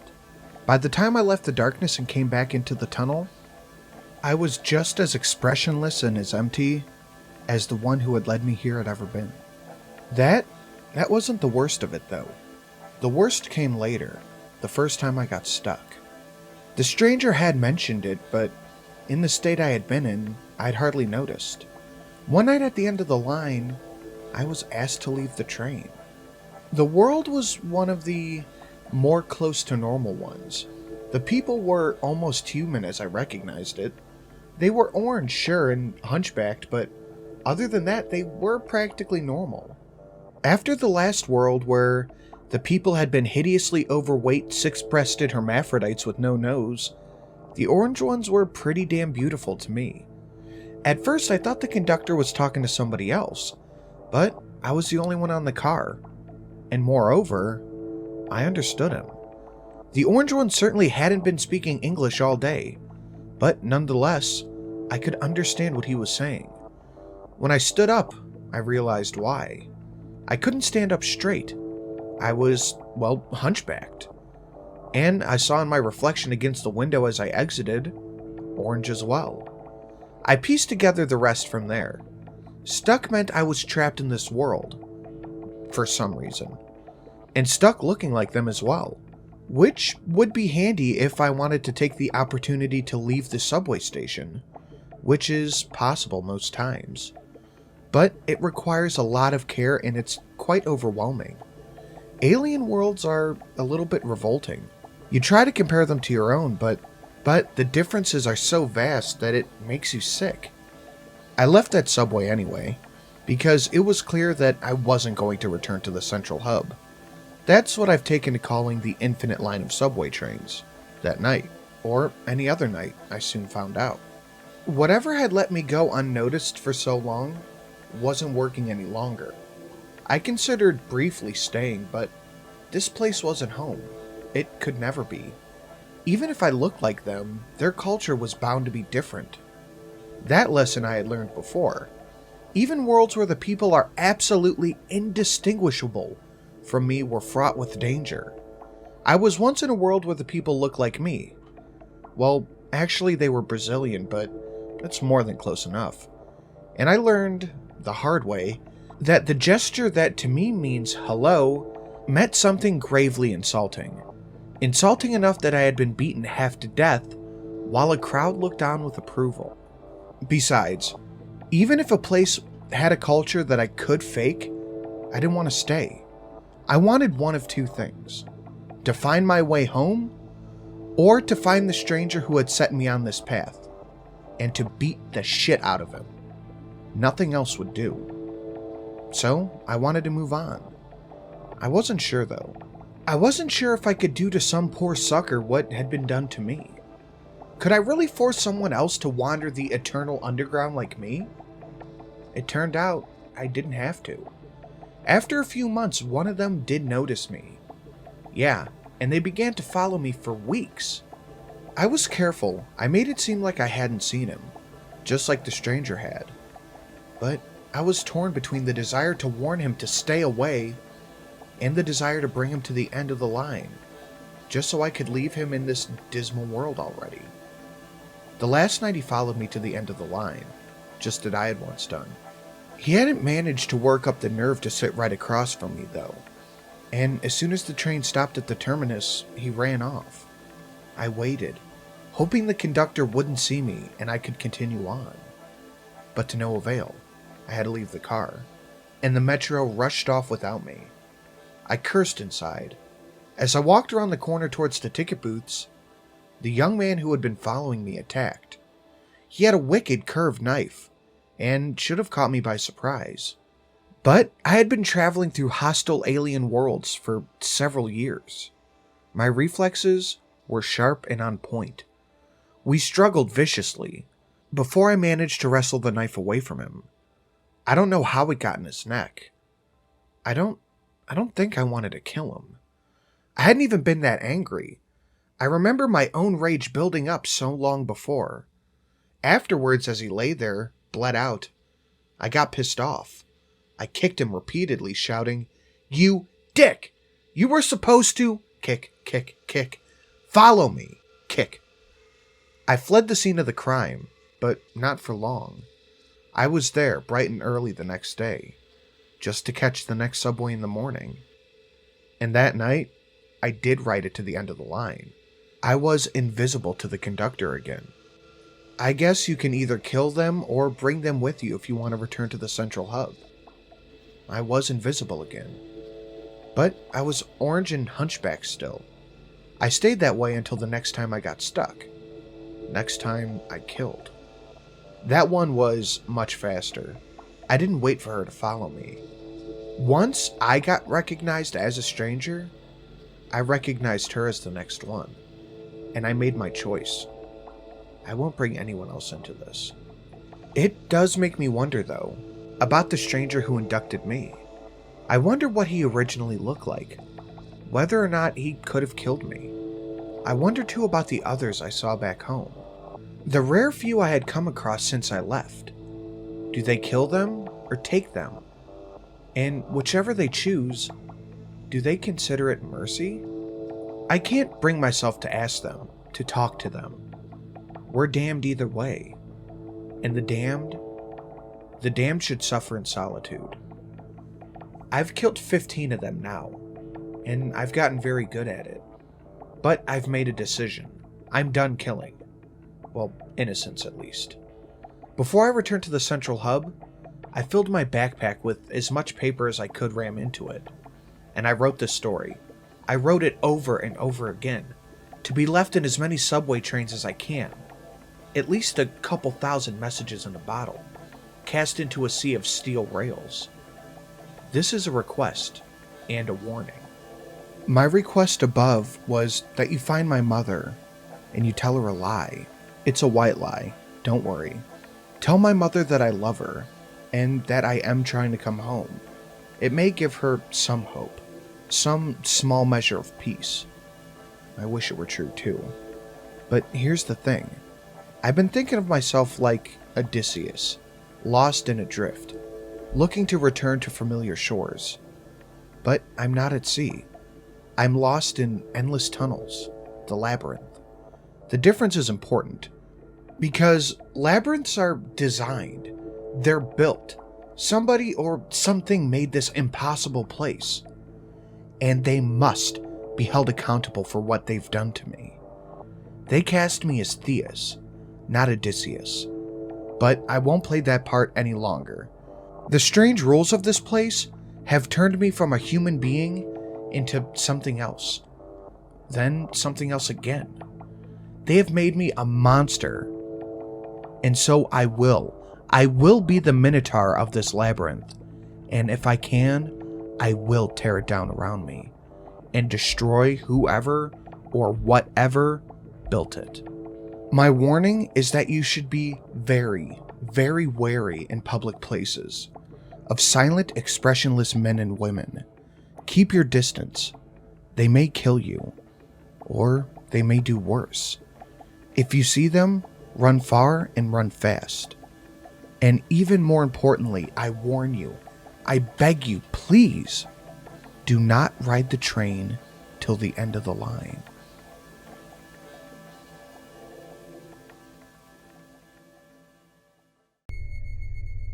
I'm Not Afraid of the Sounds in the Night by Lucius Scary. As I've gotten older, I must have grown to absolutely love reading scary stories at night before I fall asleep. They probably make me think of the dark forest concept. Alone in a dark forest, if you light a fire to call for help, you may invite predators to your location instead. Is it better to stumble in the dark where no one can see you? I must love this concept. Every bad outcome in a horror story is the result of a person making a bad decision. It was cause and effect. It was avoidable. If I prepare enough, I can stay completely safe. And I live in my own dark forest. A perfectly normal residential house, indistinguishable from the 200 others all around me. There's no possible reason for my house to stand out. My killer would have to be walking by my house and choose it at random. Maybe he thought the number 777 was so perfectly lucky. And what are the odds of that happening? So I lay in bed. I read. Because I'm not afraid. I sit in my bed with a screen glued to my face, and I read stories late into the night. My killer could float at the window, their grin slowly broadening into a smile as they wait. Who would believe that they would sit there for almost a half an hour, their pale face cracked into a skewed, uncomfortable grin? It would give me every chance to look up and see them, while they check to see if I'm distracted. But apparently, I'm no coward. I don't give in to my base fear and glance up at the window, even when alarms ring in my head, screaming at me to just take one glance. No, when I finally do look up, it's a pitch black window, and a chastising thought of my own foolishness. I don't believe in the pale, grinning face watching me through the window, and I am not afraid. Besides, my house is safe. I'm not stupid, fear not. The security system is monitoring all of the windows for anyone breaking the glass to give me a warning long before they could get close to me. I can't even begin to imagine the incredible patience of the person who would carve away the plastic edges of my window frame with a knife, slowly, chipping and peeling it away until they could pull the window open without unlatching it, never setting off the alarm. The small creaks that it would make would sound nothing more than a tree rubbing up against our old vinyl siding. And, well, that's a sound I can completely ignore. It's just a few normal creaks in the night. I am not afraid. Also, I sleep with 2 big dogs. They bark when a squirrel so much as farts outside. So why would I ever need to worry? I would have a loud barking warning of anyone entering my house. I have absolutely no respect for the genius it would take to slide a tube into our house with dog treats on the end. A tube that would carefully blow poison into their face. The face of any poor dog that likes to lick peanut butter at its tip. That would take so much patience that I can't even begin to imagine it. I might even hear the sound of my dogs grumbling slightly, or slouching down onto the floor. But those are everyday sounds, and I don't need to get up to investigate that. My dogs will warn me first, so I'm not afraid. All of this is backed up by the comfort of my old home. I must know every creak and groan that it gives, and someone with incredible patience and fortitude would have to spend 47 minutes and 13 seconds wriggling on their belly through the downstairs rooms and up the stairs just in order to avoid setting off any of the great creaks and awkward steps. So I can lay comfortably and confidently in my bed, my husband asleep and snoring beside me, while I listen to the odd creak and moan from the downstairs joists. Even the slight groaning of the stairs might trigger a paralyzing and deep alarm in my stomach. I listen to it creep towards me, but it's so slow and takes so long that I realize it must be the house. I'm not afraid of worn-out joists groaning. I'm too old for that. Besides, the dogs haven't barked, the alarms haven't chimed. I am not afraid. Even still, maybe I glance out the bedroom door. The bathroom light is on after all, and anyone who would sneak into the bedroom would have to walk past it first, leaving an unmistakable silhouette. If someone was so unbelievably intelligent that they would crouch down and shuffle past the light, leaving a silhouette roughly the same size as one of my big old dogs, why, I'm far too smart to even question that. I want to believe so badly that it's just my big dog. My big old dog slouching around upstairs. I've embroiled myself even deeper into what I'm reading, because as long as I keep reading, I can prevent the paralyzing fear from sinking me even deeper into my bed. Like I said, I haven't made any mistakes, and in the stories, it's only when the stupid hero gets up and walks around the house with a flashlight that they see what they shouldn't have seen. And besides, I'm not afraid. Am I? After all, what's there to be afraid of? The sort of brilliant and innovative man who could do all of these things? Well, he couldn't weigh more than 90 pounds. He would be skeletally thin, and he could move so lightly and carefully through any house he chooses. And of course, that means if anyone simply stood up and walked around their house and found him, they could easily drive him away, although he is a fantastic hider. I wouldn't even hear him in my own bedroom as he moved closer to me, painstakingly, 1 inch at a time for a minute after painful minute. He wouldn't make a sound, fabric on fabric, rustling, breathing, anything. Then again, maybe I do hear it. So low, so soft, so close, that I won't let myself believe it. Maybe I've been reading my stories for so long that I think my own brain has deceived me. How stupid would I have to be to have someone so achingly close to me and not even look over and see them? I suppose they could hide under the bed while they moved, but I don't believe in monsters under the bed anymore. So, I'm not afraid. And I breathe. Shallowly. So shallowly and so quickly. Alright, maybe I am a little afraid. The scary stories I'm reading are so engrossing after all. The screen hovers inches from my face, glowing bright and completely ruining my night vision. It distorts everything. At points, I probably swear I can see a face in the corner of my vision. Grinning. Grinning at me. Such a patient face. I don't know, maybe I believe in matrixing. The human mind's desperate desire to turn every shape into a human face. This is comforting after all. It's easier to believe that my brain is fooling me. Then that face beckons to me, begging me to take one last chance to see it and to protect myself. Because, after all, at this point it would certainly be playing with me. If I moved over to look, it would have to be so lightning quick that it would be out of there before my brain adjusted to where it was, or turned on the light to see it. But, clearly, my brain is the traitor, drunk on an intoxicating mix of frightening stories and not enough sleep. I am not afraid at all. When I finally feel a tiny pinprick in my neck and start to fall asleep, I am still not afraid. I'm sure I write it off as nerves or one of 100 other things.